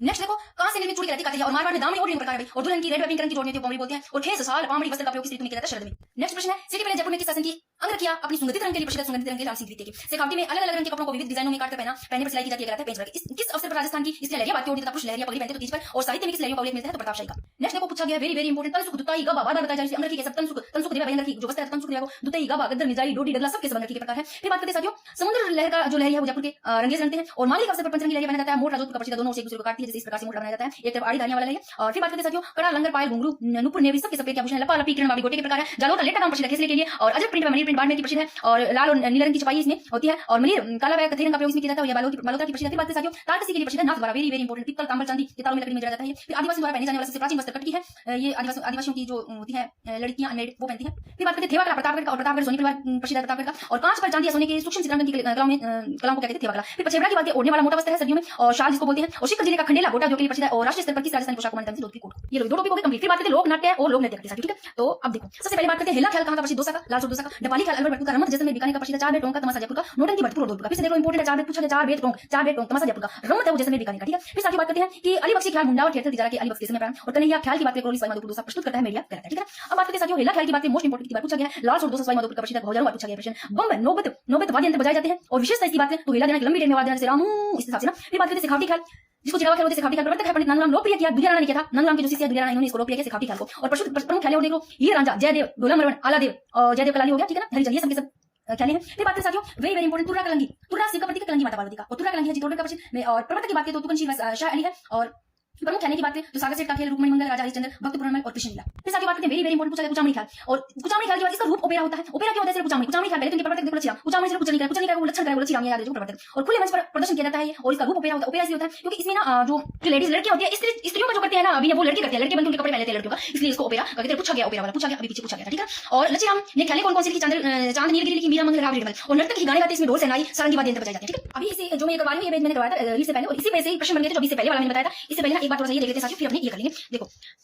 चलो एक बात चलेंगे, देखो हेला ख्याल की बात है लाल सूट सवाई माधोपुर का प्रसिद्ध हेला है, प्रवर्तक साई हेला है। और रमत की बात है तो साथियों रमत देखो होली के अवसर पर किया जाता है बीकानेर में, ठीक है, जैसलमेर और बीकानेर का प्रसिद्ध है। और संगीत लोक नाट्य रमत, और रमत का अर्थ है रमने वाला, और रमतों का जो प्रारंभ होता है वो फक्कर दाता की रमत से। पाटा संस्कृति है वो बीकानेर में रमत का प्रदर्शन लकड़ी के जो बड़े तख्ते होते हैं जिनको पाटा कहते हैं उन पर किया जाता है। पाटा संस्कृति बीकानेर में रमत का प्रदर्शन है वो। और रमत के मुख्य कलाकार बात तो तेली कहलाते हैं, और रमत खेलने वाले कलाकार कहलाते हैं। जैसलमेर में तेज कवि श्री कृष्ण कंपनी नाम से रमतों का क्या अखाड़ा प्रारंभ किया था, और रमत के कलाकार है मणिराम व्यास, फागु व्यास इंपोर्टेंट है, सुआ महाराज, सकमल, तुलसीदास। फिर बात करें साथी तमाशा की, मूलतः महाराष्ट्र का और जयपुर का प्रसिद्ध है वैसे, और जयपुर शासक सवाई प्रताप सिंह द्वितीय के काल में शुरू हुआ तमाशा। प्रवर्तक है तमाशा के बंसीधर भट्ट, ध्यान रखना। और प्रमुख तमाशा की बात की तो जोगी जोगन जूठन मिया है ये प्रमुख कलाकार की बात की तो फूलजी भट्ट। तमाशा के कलाकार कौन है? फूलजी भट्ट, गोपी जी भट्ट, गोपी कृष्ण भट्ट, वासुदेव भट्ट। फिर बात करते हैं स्वांग साथी जो बहरूपिया होते हैं जिनका रूप धारण करते हैं वो स्वांग कहलाते हैं। प्रसिद्ध कलाकार स्वांग के हैं जानकीलाल भांड भीलवाड़ा के 2004 में पतन सिंह मिला, और परशुराम भांड है केलवा राजमन के, ठीक है। फिर बात करते हैं साथी नौटंकी भट्ट को धौलपुर कोली सवाई माधोपुर की प्रसिद्ध है, और राजस्थान में प्रसिद्ध श्री भूरीलाल से संबंधित। और प्रसिद्ध खिलाड़ी की बात करें तो गिरिराज प्रसाद कामा के और रामदयाल शर्मा भट्टपुर के 9 प्रकार के वाद्य यंत्रों का प्रयोग किया जाता है। फिर बात करते हैं साथियों भवाई की उत्पत्ति गुजरात से मुख्य क्षेत्र मेवाड़ आदि पुरुष भागाजी जो जाट है वो है, इन्होंने प्रसिद्धि दिलाई, ठीक है। और व्यवसायिक नृत्य है ये नाट्य है भवाई। और प्रसिद्ध कलाकार की बात करें तो पुष्पा व्यास है ये, और एक अस्मिता कला है जयपुर की, और पुष्पा व्यास जोधपुर, और गिनीज अस्मिता कला है गिनीज वर्ल्ड बुक में नाम है 11 मिनट के रखकर इन्होंने, ठीक है इनका। और फिर है गौरी जिसको राय बोलते हैं, मेवाड़ क्षेत्र में विभिन्न जाति के पुष्पों का नाट्य है गौरी। राजस्थान का प्राचीन नाट्य और लोक नाट्य का मेरु नाट्य कहा जाता है, ठीक है।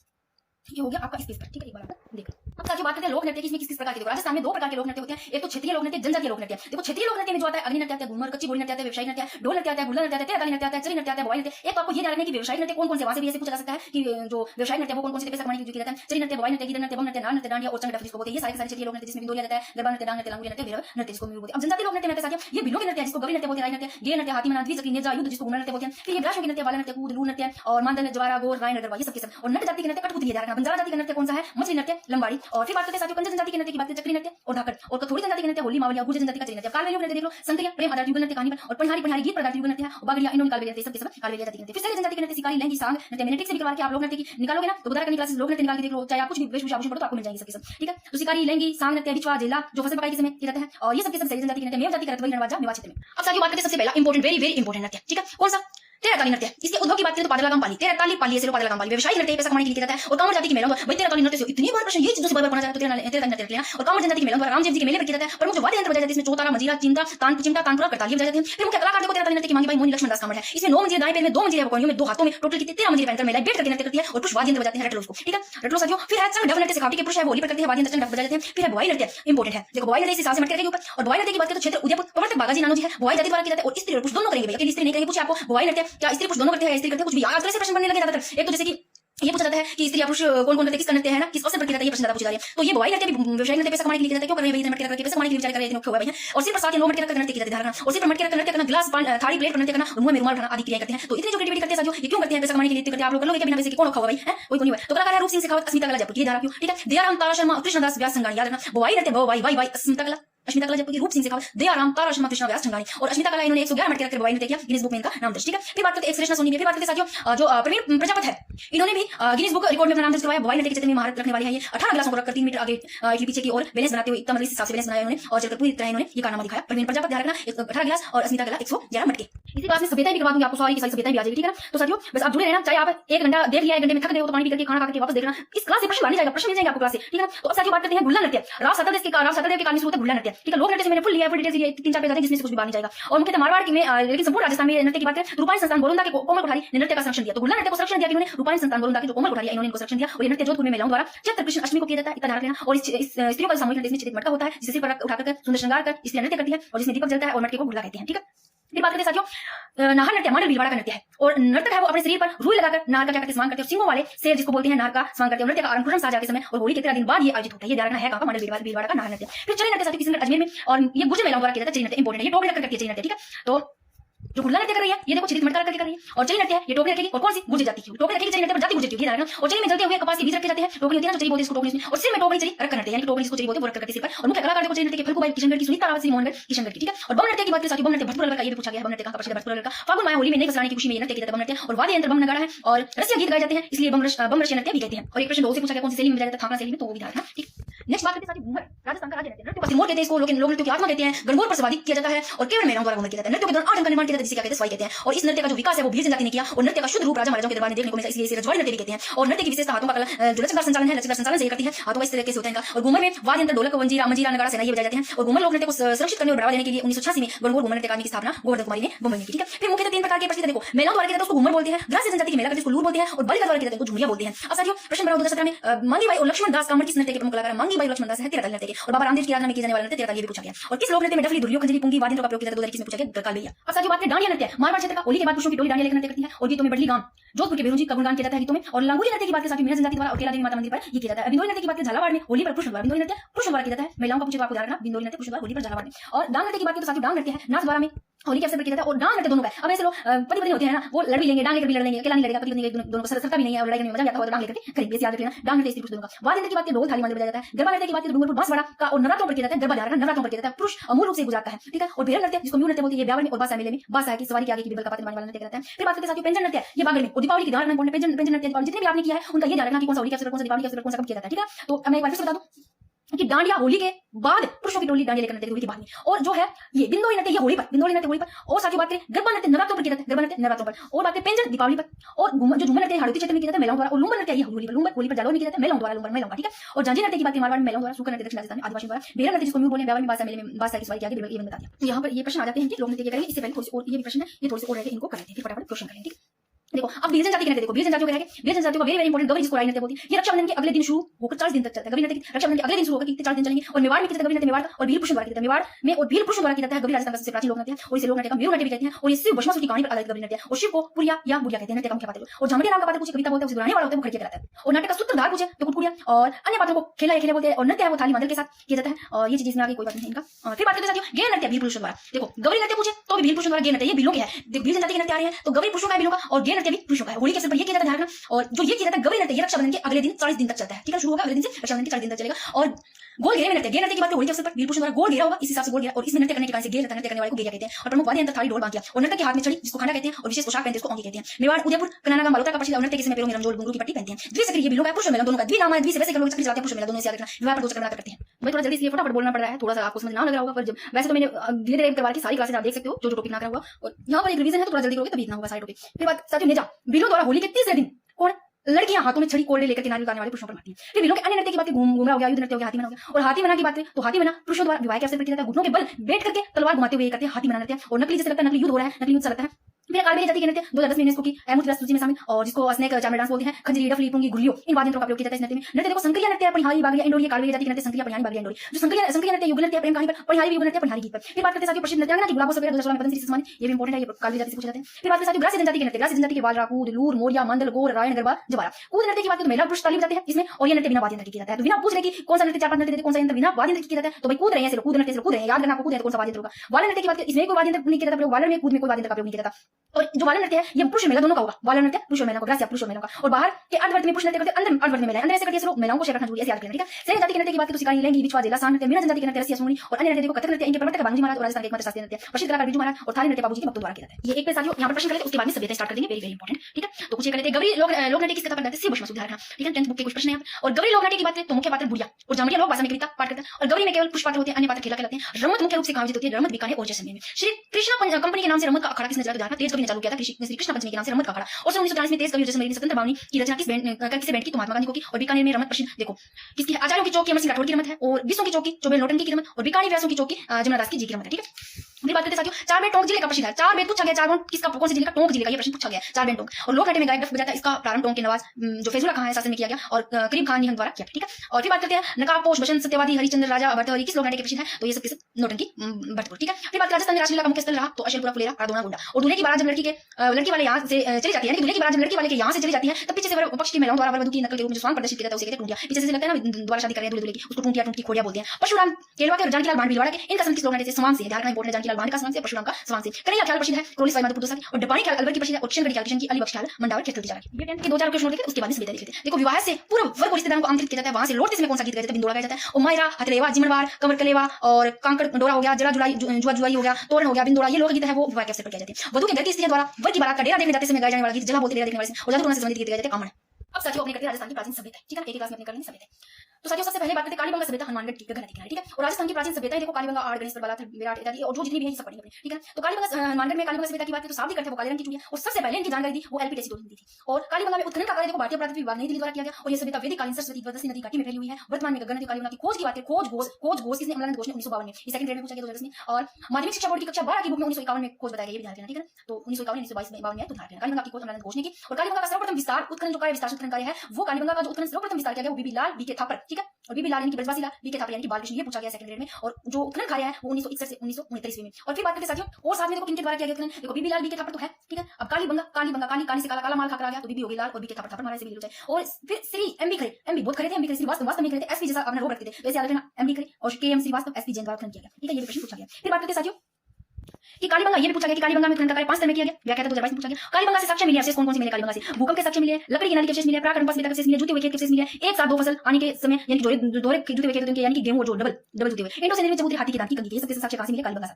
और देखो साथियों ये पेज काफी इंपॉर्टेंट है, ठीक है। तो देखो कालीबंगा सभ्यता को पहले देखो क्या क्या नाम, सिंधु सभ्यता जैसे हड़प्पा सभ्यता, कालीबंगा सभ्यता सिंधु सभ्यता, हड़प्पा सभ्यता, सेवियन सभ्यता, ठीक है। अब बात करते साथियों कालीबंगा से मिले प्रमुख जो अवशेष है, तांबा सेलखड़ी मिट्टी की मोहरे, एक पली का दरवाजा मिला हुआ है, अंडाकार चिड़िया कबर मिला हुआ है, इस तरह का 7 आयत आकार हवन कुंड सामूहिक तंदूर मिला है, स्वास्तिक चिन्ह मिला हुआ है ना। मुद्रा पर व्याघ्र में मेलकमय देवी का चित्र मिला है, खिलौना गाड़ी में पहिया, मणिपट्टी का वैसे युक्त देवताओं क्या करती, युगल समाधि मिली हुई है, समकोण प्रकार की सड़कें मिली हुई है, गिरपत्ती की अलंकृत ईंटें मिली हुई है, ऊंट की अस्थियां मिली हुई है। और कालीबंगा सभ्यता से मंदिरों के अवशेष नहीं मिले, ये ध्यान रखना कि कालीबंगा सभ्यता से क्या मंदिरों के अवशेष मिले, नहीं मंदिरों के अवशेष नहीं मिले, मात्र देवी की यहाँ से कोई भी मूर्ति नहीं मिली, मंदिरों के कोई अवशेष नहीं मिले, ठीक है। और देखो कालीबंगा में समकोण में जुते हुए दक्षिण पूर्व के साक्ष्य मिले हैं, सेकंड ग्रेड में पूछा गया। कालीबंगा में खेत के 2 पाड़े थे, कम दूरी का उसको चना और अधिक दूरी वाला सशुका, ठीक है। कालीबंगा की लिपि सिंधु लिपि के समान थी, जिसे दाएं से बाएं लिखा जाता था।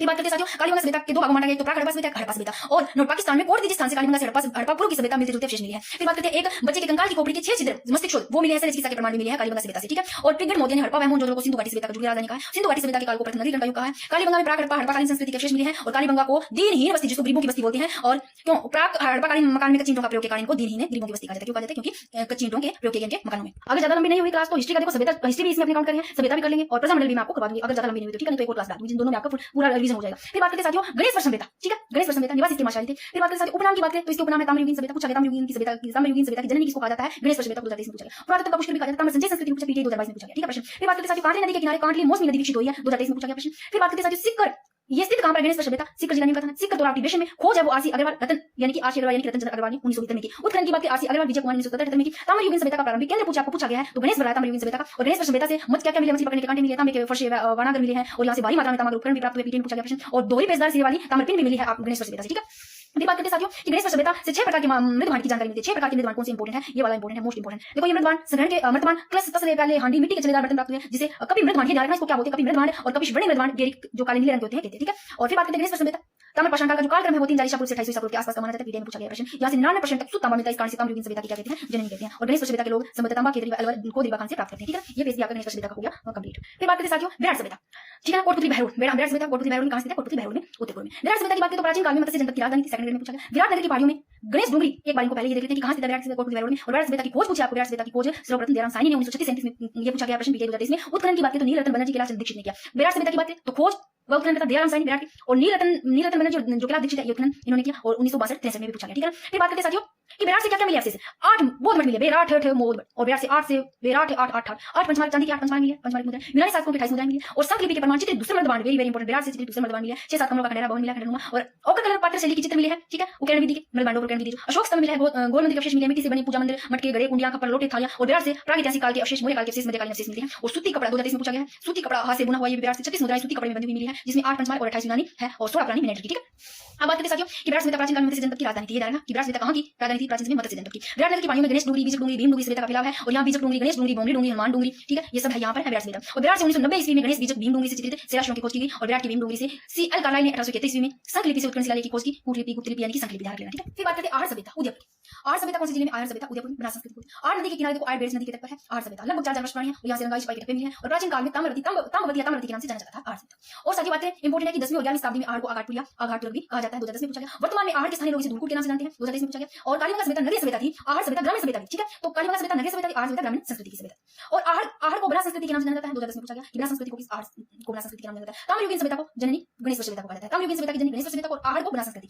फिर बात करते साथियों गिरहुट भगवानपुरा का समय पूछे तो आर्य सभ्यता 2023 में पूछा गया प्रश्न। और आर्य सभ्यता लाल काले मृत बाण वाली संस्कृति का महत्वपूर्ण केंद्र था, ये भी 2023 में पूछा गया कि लाल काले मृत बाण वाली संस्कृति का महत्वपूर्ण केंद्र आर्य था। अर्थव्यवस्था थी पशुपालन, और आहार वर्षी गंदे पानी के निकास के लिए जो उपकरण प्रयोग में लाते थे वो था चक्रकूप, और आहार से मिले अनाज रखने के जो बड़े मृत बाण है वो गोरे या कोठी करते हैं। अब साथियों बात करते हैं वेरी वेरी इंपोर्टेंट प्रश्न पूछा गया कि आर्य सभ्यता की खोज की ऐसे अक्षय रीतिवास ने 1953 में की, सेकंड ग्रेड में पूछा। आर्य का उत्खनन कार्य की बात करें तो रतन चंद्र अग्रवाल, आरसी अग्रवाल, एस.डी. सांकरिया और हंसमुख धीरज, ठीक है, ये थे रतन चंद्र अग्रवाल 1956 और एस.डी. सांकरिया हंसमुख धीरज 1961 में उत्खनन कार्य किया। आर्य का उपनाम देखो, ब्राह्मण संस्कृति बोलते हैं, ताम्रवती नगरी बोलते हैं, इसको ताम्रवती, आगाटपुर, धूलकोट बोलते हैं। और आर्य से प्राप्त ये अवशेष मैंने बताया ना अभी तक, आर्य से कौन-कौन से अवशेष प्राप्त हुए देखो। एक मकान में 6 चूल्हे सामूहिक, जैसे कि बोल सकते हैं कि सामूहिक फैमिली थी ना, और मिट्टी व पत्थर के मण के 2-3 मुंह वाले चूल्हे हो गए, ठीक है, मिट्टी के पत्थर के जैसे बने हुए थे मण के, और मिट्टी के पत्थर के मण के 2-3 मुंह वाले चूल्हे हो गए। मिट्टी से बनी वृष मूर्ति होगी, वृषभ मूर्ति, और इंडो ग्रीक मुद्रा पर यूनानी देवता अपोलो का चित्र क्या प्राप्त हुआ है, इंडो ग्रीक मुद्रा पर यूनानी देवता का अपोलो चित्र। फिर उत्खनन के 8 स्तर, पत्थर के सिलबट्टे, आटा पीसने की चक्की, ईरानी शैली की धूपदानी होगी, तांबा गलाने की भटिया, तांबा की गुलाड़ियां, चूड़ियां, अंगूठियां, बिना हत्थे के छोटे पत्थर, ये सब यहाँ से आर्य से प्राप्त हुए। ये लो साथियों, फिर आर्य के उत्खनन के दौरान 8 स्तर मिले हैं। अब कोई कहेंगे कि 3 स्तर पड़े, 3 स्तर नहीं, 8 स्तर मिले हैं, जो कि जिन्हें पुरातात्विक सामग्री पर 3 चरणों में बांटा गया। स्तर साथियों 8 है, चरणों में इनको 3 बांटा गया। कौन-कौन से हैं देखो 3 चरण, एक तो सटीक पत्थरों के प्रयोग का औजार उपकरण के आधार पर बांटा गया, ताम्र का से लोहे के उपकरण के आधार पर बांटा गया, मृत बाण संबंधित सामग्री भवन मिट्टी व काले मुलायम पत्थर के आधार पर बांटा गया, यानी कि 3 चरणों में बांटा गया। स्तर 8 मिले आर्य उत्खनन से, आर्य उत्खनन से, ठीक है। फिर बात करते हैं साथियों ये आर्यनाथ से संबंधित अन्य स्थल के नाम भी है, भगवानपुरा उदयपुर के आसपास का हो गया, और गिरुड़ है वो राजमंद के गांव है, पहाड़ है वो उदयपुर के पास एक आर्य नदी के तट पर स्थित है, बालाथल है वो उदयपुर के पास बेड़स नदी के किनारे ओजियाना भीलवाड़ा जिले में, ठीक है। तो अगर आपको पूछ ले कि ताम्र पाषाणकालीन आर्य संस्कृति संबंधित तो भगवानपुरा, गिरुड़, आहड़, बालाथल, ओजियाना होगी। फिर साथियों बात करते हैं कि यहाँ थोड़े से कुछ प्रश्न देख लेते हैं इंपोर्टेंट कि गणेश सभ्यता निम्न कथन सीकर में प्राप्त देखो, एक तो कृपशवर्णी पात्र, कपिशवर्णी जिसको ग्रीक मृत बाण बोलते हैं, तो ये कहां से प्राप्त हुआ है? कृपशवर्णी पात्र या कपिशवर्णी या ग्रीक मृत बाण तो गणेश सभ्यता से, जो काले नीले रंग के होते हैं कृपशवर्णी पात्र, कपिशवर्णी। कालीबंगा सभ्यता से लाल मिट्टी के बर्तन मिले जिस पर सफेद और काले रंग की लाइनें खींची हुई डिजाइनर लाइनें बनी हुई है, तो कालीबंगा सभ्यता इंपोर्टेंट पूछे गए प्रश्न है, ठीक है ना। तो कालीबंगा सभ्यता से लाल मिट्टी के बर्तन जिस पर लाल काली रेखाएं खींची गई है। बागोर सभ्यता भीलवाड़ा, यहाँ से मध्य पाषाणकालीन पत्थर के अवशेष मिले हैं, जिसको माइक्रोलिथ या लघु पाषाण का उपकरण कहा जाता है। फिर बात करते हैं रेड सभ्यता निवाई टोंक ढील नदी के किनारे उत्खनन की बात करें, केदारनाथपुरी और राजस्थान का टाटा नगर कहते हैं, एशिया में सिक्कों का सबसे बड़ा भंडार मिला है, 3008 मुद्राएं लोहा सामग्री के विशाल भंडार मिले हैं, ठीक है। और विराट सभ्यता लोहे मृत बाण है प्राप्त, तो विराट सभ्यता से लोहे मृत बाण प्राप्त, उत्तरी काले चमत्कार मृत बाण। इसके 2 पेज हो रहते हैं, ठीक है, पहले ये कर लेते हैं अपने कि बागोर सभ्यता महासत्यों का कहते हैं। बागोर सभ्यता, बागोर को आदि संस्कृति का संग्रहालय भी कहा जाता है, और भीलवाड़ा में स्थित, कहां पर बागोर सभ्यता? भीलवाड़ा में। उठाई नदी के तट पर कौन सी नदी देखो, बागोर सभ्यता भीलवाड़ा में स्थित है। नदी कौन सी? उठाई नदी के तट पर। उत्खनन की बात करें तो वीरेंद्रनाथ मिश्र, वैसे बागोर वैसे वीरेंद्रनाथ मिश्र, डॉक्टर एल.एस. लेशिन 1967 से 1969 तक। और बागोर सभ्यता की बात करें तो प्रागैतिहासिक कालीन पशुपालन के अवशेष मिलते हैं, ये अवशेष बाद में प्राचीन माने जाते हैं, और वेरी वेरी इंपोर्टेंट है हाथ और कान के आभूषण कांच के मिले हैं। यहाँ पर क्या मिले हैं बागोर सभ्यता से? हाथ और कान के आभूषण कांच के मिले हैं, और तांबे के उपकरण लघु पाषाण उपकरण प्राप्त हुए, छेद वाली सुई महत्वपूर्ण है, ठीक है ना। और बात करें गिरुड़ सभ्यता राजमंद में कौन से स्थान पर, कौन सी नदी के किनारे? बनास नदी के किनारे, गिरुड़ राजमंद बनास नदी के किनारे। उत्खनन की बात करें गिरुड़ सभ्यता की तो बीबी लाल द्वारा 1957 में, और ताम्रयुगीन सभ्यता का नवपाषाण कालीन प्राकृतिक सभ्यता। बालाथल सभ्यता की बात करें तो वल्लभनगर उदयपुर में स्थित है, बेड़स नदी के किनारे। खोज की बात 1962 में हुई, लेकिन मार्च 1993 में प्रोफेसर बी.एन. मिश्र के नेतृत्व में doctor V S. Singh, doctor Lalit Pande, doctor R K. Mehta के द्वारा की गई। फिर नगर सभ्यता की बात करें तो टोंक में स्थित है। उत्खनन की बात करें तो केदारनाथपुरी द्वारा खेड़ा सभ्यता नाम है। और बात करें नगरी सभ्यता की चित्तौड़गढ़, उत्खनन की बात करें आरजी भंडारकर अवशेष नैस सीरीज के सिक्के, ठीक है। और साथ ही बात करें चंद्रावती सभ्यता सिरोही, कहां सिरोही में खोज करना जोड़ने और शिवानी नदी के तट पर। नौ सभ्यता भटपुर, और जाग बाबा की प्रतिमा प्राप्त हुई नौ सभ्यता से, उर्पाल नदी के किनारे है। भीलवाड़ा सभ्यता जालो उत्खनन की बात करें चंद्र अग्रवाल। फिर बात करें साथ ही सोती सभ्यता बीकानेर की, सोती सभ्यता बीकानेर की कालीबंगा प्रथम भी कहा जाता है। रंगमहल सभ्यता की बात करें हनुमानगढ़, और यह सभ्यता सरस्वती नदी द्रवगति नदी घाटी में विकसित हुई। उत्खनन की बात करें श्रीमती अनालिन स्वीडन देश के, और 1952-54 में उत्खनन और गांधार शैली के प्रमाण मिले रंगमहल सभ्यता से, और इसे कुषाणकालीन सभ्यता के नाम से जाना जाता है। जोधपुर सभ्यता है बेहरोल नदी साबी नदी के किनारे। सुनारी सभ्यता नीम का थाना, भीममाल जालोर, और तिलवाड़ा सभ्यता बलोत्रा, और ओजियाना सभ्यता बंदौर और गलदरा बूंदी से, ठीक है। और बात करें साथियों ये फिर देख लेते हैं, एक बार ये देख लो, धूलकोट ताम्रवती नगरी एवं बनास नदी के नाम से सभ्यता कौन सी सभ्यता को जाना जाता है? आहार सभ्यता से आगाटपुर सभ्यता नाम से, ठीक है। फिर बात करते हैं 11 कमलों में एक बड़े भवन दुर्ग जैसे चीन की सभ्यता से स्थल से प्राप्त हुई बालाथल से, और मानस ने सर्वप्रथम की धातु का उपयोग करना प्रारंभ किया तांबा से। दयाराम साईनी नीलरतन बनर्जी के लासनाथ दीक्षित का संबंध पूछे तो विराट से। कालीबंगा को हड़प्पा सभ्यता की 30 राजधानी कहा, दशरथ को, और 10वीं 11वीं शताब्दी में आहार के नाम से जाना जाता आगाटपुर। कालांतर में नदियों का पानी सूखने और मरुस्थल में बढ़ने से जो स्मृत बस्ती जुड़ गई है उसे कालीबंगा। और उत्खनन से प्राप्त उपकरणों में पत्थरों की संख्या अधिक होने के कारण प्रारंभिक युग कहलाया। प्रस्तर युग राजस्थान में ताम्र सभ्यता के अवशेष प्राप्त हुए, आहार कालीबंगा, पीलीबंगा, गणेशपुर, गिरुड़, बंगोर, नगरी बागोर, ठीक है।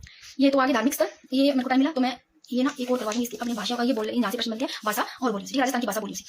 तो सबसे पहले बात करते हैं राजस्थान की भाषा बोलियों। देखो उद्भव उत्पत्ति की बात करें तो सोर्स यानी प्राकृत के गुजरी अकबर से 12वीं शताब्दी में, ध्यान देना। राजस्थान की भाषा का क्रमिक विकास पूछे तो सोर्स यानी बस, फिर गुजरी अपभ्रंश और फिर राजस्थानी। डिंगल भाषा की उत्पत्ति मानी जाती है प्राकृत भाषा से, और जॉर्ज ग्रियर्सन और पुरुषोत्तम लाल मेनारिया है इनके अनुसार राजस्थानी भाषा का उद्गम पूछे तो नागर अपभ्रंश। उद्योतन सूरी द्वारा रचित ग्रंथ पूछे तो उद्योतन सीधा कितनी बार पूछा गया, कुल 18 देसी भाषाओं में, और मरु भाषा शामिल है पश्चिमी राजस्थान की भाषा। और राजस्थानी भाषा साहित्य व संस्कृति अकादमी का में राजस्थानी बोलियों का सर्वप्रथम वर्गीकरण सर जॉर्ज अब्राहम ग्रियर्सन ने किया। अब बात के साथ राजस्थान की भाषा डिंगल व पिंगल शैली, तो दोनों शैलियों में राजस्थान की भाषा डिंगल और पिंगल में डिंगल पश्चिमी यानी कि पिंगल पूर्वी, सॉरी डिंगल की बात के साथ डिंगल का उद्गम है वो प्राकृत गुजरी से होता है पश्चिमी राजस्थान में, और चारणों की भाषा है विशुद्ध राजस्थानी रीतों के रूप में। पिंगल की बात करें उद्गम संस्कृत सोलसनी से पूर्वी राजस्थान बाटों की भाषा और छंद के रूप में। अब बात करें डिंगल शैली के प्रमुख जो ग्रंथ साथियों वो अजयदास कीची रजनी का सीधास गार्डन का पूछा गया कितनी बार, अजयदास कीची रजनी का सीधास गार्डन का, राजरूपक वीरवान का डोला मारू कवि कलोल का, और संगत रासो गिरधर आसिया का ये भी कितनी बार पूछा गया, अजयदास कीची रचना का पूछा गया सीधास गार्डन संगत रासो गिरधर आसिया का, और राव जैसी रचना बिट्टू सुजा, तो ये रट लो, ये पूछे गए हैं। तो ये सब डिंगल के ग्रंथ है। इंगल की बात करें तो पृथ्वीराज रासो चंद्रबड़ाई का, विजय पाला सुंदर सिंह का, कुमार रासो दलपति विजय का वंशवास है। राजस्थान की बोलियों क्षेत्र की दृष्टि से प्रथम स्थान की बोली का ये पूछा गया पीछे, राजस्थान की बोलियों में क्षेत्रफल की दृष्टि से प्रथम स्थान वो है मारवाड़ी का। फिर बात करते साथियों जॉर्ज अब्राहम ग्रियर्सन राजस्थान की भाषा के सर्वप्रथम 1912 में अपनी पुस्तक लिंग्विस्टिक सर्वे ऑफ राजस्थान में राजस्थान शब्द का उपयोग किया गया, सॉरी लिंग्विस्टिक ऑफ राजस्थान, ठीक है। तो राजस्थान की भाषा के सर्वप्रथम 1912 में अपनी पुस्तक है लिंग्विस्टिक ऑफ राजस्थान,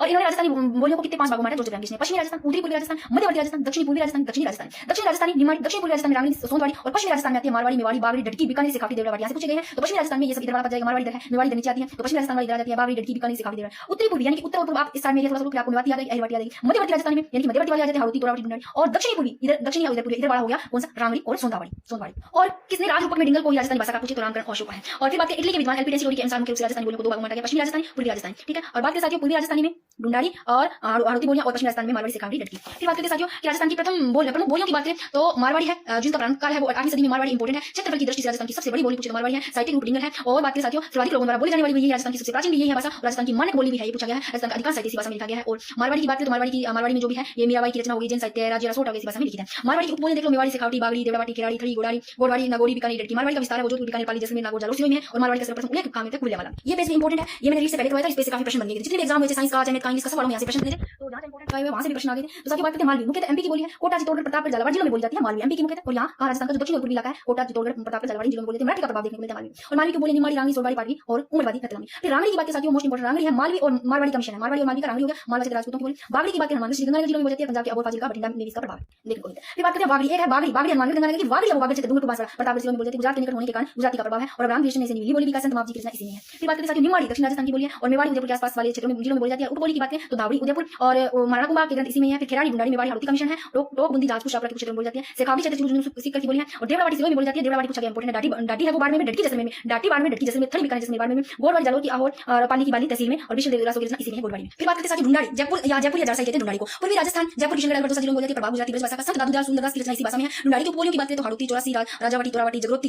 काठेड़ी, नागरचोल, ये है किशनगढ़, अजमेर, ठीक है। फिर बात करें साथियों हाड़ौती, कोटा, बुंदी, झालावाड़ का क्षेत्र ढूंढाड़ी की उपबोली हो गई है। सूर्यमणि की रचना हाड़ौती भाषा में। मेवाती क्षेत्र, मेवाती बोली की बात करें तो अलवर, मेवात क्षेत्र में ब्रजभाषा का प्रभाव है मेवाती पर, और इस भाषा में जो ग्रंथ है मेवाती में शरणदास जी, दयाबाई, लालदास जी से जो ग्रंथ है। पश्चिमी हिंदी राजस्थान की मदद से का काम करती है, ये भी पूछा गया प्रश्न है। और मेवाती की बोलियां राठी, कटेर, मराठा। फिर बात करते हैं साथियों ये पीटीए में पूछा गया प्रश्न 2012 में, मेवाती वो अलवर भट्टू जिलों की बोली जाती है। उद्भव विकास की दृष्टि से मेवाती पश्चिमी हिंदी राजस्थान की मदद से का काम करती है। ये 2010 में पूछा गया। सेकंड ग्रेड में विशुद्ध मारवाड़ी है, ये केवल जोधपुर के आसपास के क्षेत्र में बोली जाती है। ये भी सेकंड ग्रेड में पूछा गया 2023 में। अहिरवाटी, हिरवाड़ी, राठी भी कहते हैं इसको, अहिरवाटी को हिरवाड़ी राठी भी अहिरवाटी को कहते हैं। जोधपुर का मीरा सो, महाकाव्य, शंकर राव का भीमविलास काव्य, अली बख्श ख्याल, लोकनाथ आदि इसी रचना इसी में बोली जाती है, ठीक है, इनकी रचना। फिर बात करते हैं साथियों ये भी 2012 में पूछा गया प्रश्न है कि गोड़वाड़ी मारवाड़ी की बोली है, और गोड़वाड़ी जालोर जिले की, गोड़वाड़ी मारवाड़ी और गोड़वाड़ी है वो जालोर जिले की तहसील के पूर्वी भाग से प्रारंभ होकर पाली में बोली जाने वाली प्रमुख है। पीटीए 2012 में पूछा गया। और ये भी पीटीए 2012 में पूछा गया। हाड़ौती, कोटा, बुंदी, झालावाड़ के क्षेत्र में बोली जाती है, ढूंढाड़ी की बोली होगी। और बागड़ी, डूंगरपुर, बांसवाड़ा के क्षेत्रों में भाषा बागड़ी कहलाती है, जिसे गुजराती का प्रभाव अधिक है। और बागड़ी है वो हनुमानगढ़, गंगानगर, और बागड़ी है वो डूंगरपुर, बांसवाड़ा के क्षेत्र में। और देवरावाटी सिरोही क्षेत्र में बोली जाने वाली मारवाड़ी की बोली होगी। रागड़ी मारवा क्षेत्र के राजपूतों की बोली, और मारवाड़ी के मिशन से बनी रागड़ी। फिर बात है साथियों अहिरवाटी राठी, जिसको हीरवाटी या हिरवाल भी कहा जाता है। कहां बोली जाती है अहिरवाटी राठी? मुंडावर, खेतल तिजारा, कोटपुतली, बैरोड, हरियाणा के गुड़गांव, महेंद्रगढ़ क्षेत्र में बोली जाती है। राठ, अलवर, भरतपुर, खेतल तिजारा, डेंगू क्षेत्र जो हरियाणा की सीमा से रहती है, राठ कहते हैं, यहाँ की बोली राठी कहलाती है। फिर बात करते हैं साथियों ये देख लो कि राजस्थानी भाषा का शब्दकोश का निर्माण किन्होंने पूछा गया, सीताराम दास ने किया। अब बात करते हैं प्रमुख संगीत ग्रंथ रचनाकार। देखो यादवेंद्र शर्मा चंद्र की रचना की बात करें, हूं गोणी की पिवरी, जोग संजोग, चांदा सेठानी, मिट्टी का कलंक, और तास रोगर घोड़ों का सवार। देखो अगर ना ये याद नहीं होते तो मैंने आपको ये ट्रिक से करवा के पहले की क्लास देखना जाकर। चंद्र सिंह त्रिकाली की रचना, जफरनामू, बादली, लू, काजरी को कह मुकरनी सांझ हो गया। और चंद्र दर्शन की बारात लौट गई, और साहित्य रचना हंसावली और फाट का जंजाल सिंह बतिया की। फिर बात करते साथियों प्रसिद्ध संगीत रचनाकार की, संगीत राज, संगीत मीमांसा मारना कुंभा की है। राजबल्लभ मंडन की है, बुद्धि विलास भक्त राम साय की है। लीलदास शब्द मिश्र पात्र और पीतल कन्हैया सेठिया का है। शब्द मिंजर भी है इनकी, दत्ती दोरानी है। सुंदर सूंद प्रबंध कुंभा की है। अर्ली चौहान डायनेस्टीज है दशरथ शर्मा की। और मारवाड़ म्यूल्स रामतार अग्रवाल की है। और बोल बाल्मीकि सत्यप्रकाश है जो सीखे बाल्मीकि बोल सत्य है ना। ये कहीं ना कहीं पूछे गए प्रश्न, कहां पूछे गए प्रश्न है ये सब के सब, तो ये इंपोर्टेंट है जो पूछे गए, वापस आ जाते हैं प्रश्न। नेक्स्ट है जय सिंह ढाणी का आदमी, दुकान समारोह, सुमेर सिंह शेखावत, मुरु मंगल, और लक्ष्मी कुमार चुड़ावत है, मंजरी राठ, टाबरानी बात और बागो बारमली। फिर है विजय दंता की है, मारो बदलो, तिलो राव, दुविधा, करपाराम की, कुछ होगी बात, योगी राजा रसोट हो गया। फिर है दरखत पर टंगी रोटी के रचनाकार पूछे राम कुमार और जाय भाई। और गिरधर आसिया की बात संग्रह पूछी गई है। और सूदी सपनों के तीर मणि मधुकर और बरखा बिजली कृति है, चारण की है। मैं तिकाया मृत्यु दत्ती आंधी और आस्था ये करती है अनाराम सुदामा की। और ये 2017 में पूछा गया हाला जला कुंडलिया इसे 10 12 की। और फिर राग मंजरी पूछी आपको, राग मंजरी रागमाला ब्रेक व्यक्त किया। फिर साथ ही बात करते हैं सेनानी ग्रंथ मेघराजमुकुल, सेनानी ग्रंथ रचिता और वाद साहित्य से कथा कहानी से। और जोधपुर का मीरा सो महाकाव्य और शंकरराव और भीमविलास काव्य अली बख्श ख्याल की रचना किस बोली में बोली जाती है? अली बाटी वैसा करने लग गया बहुत जोर से।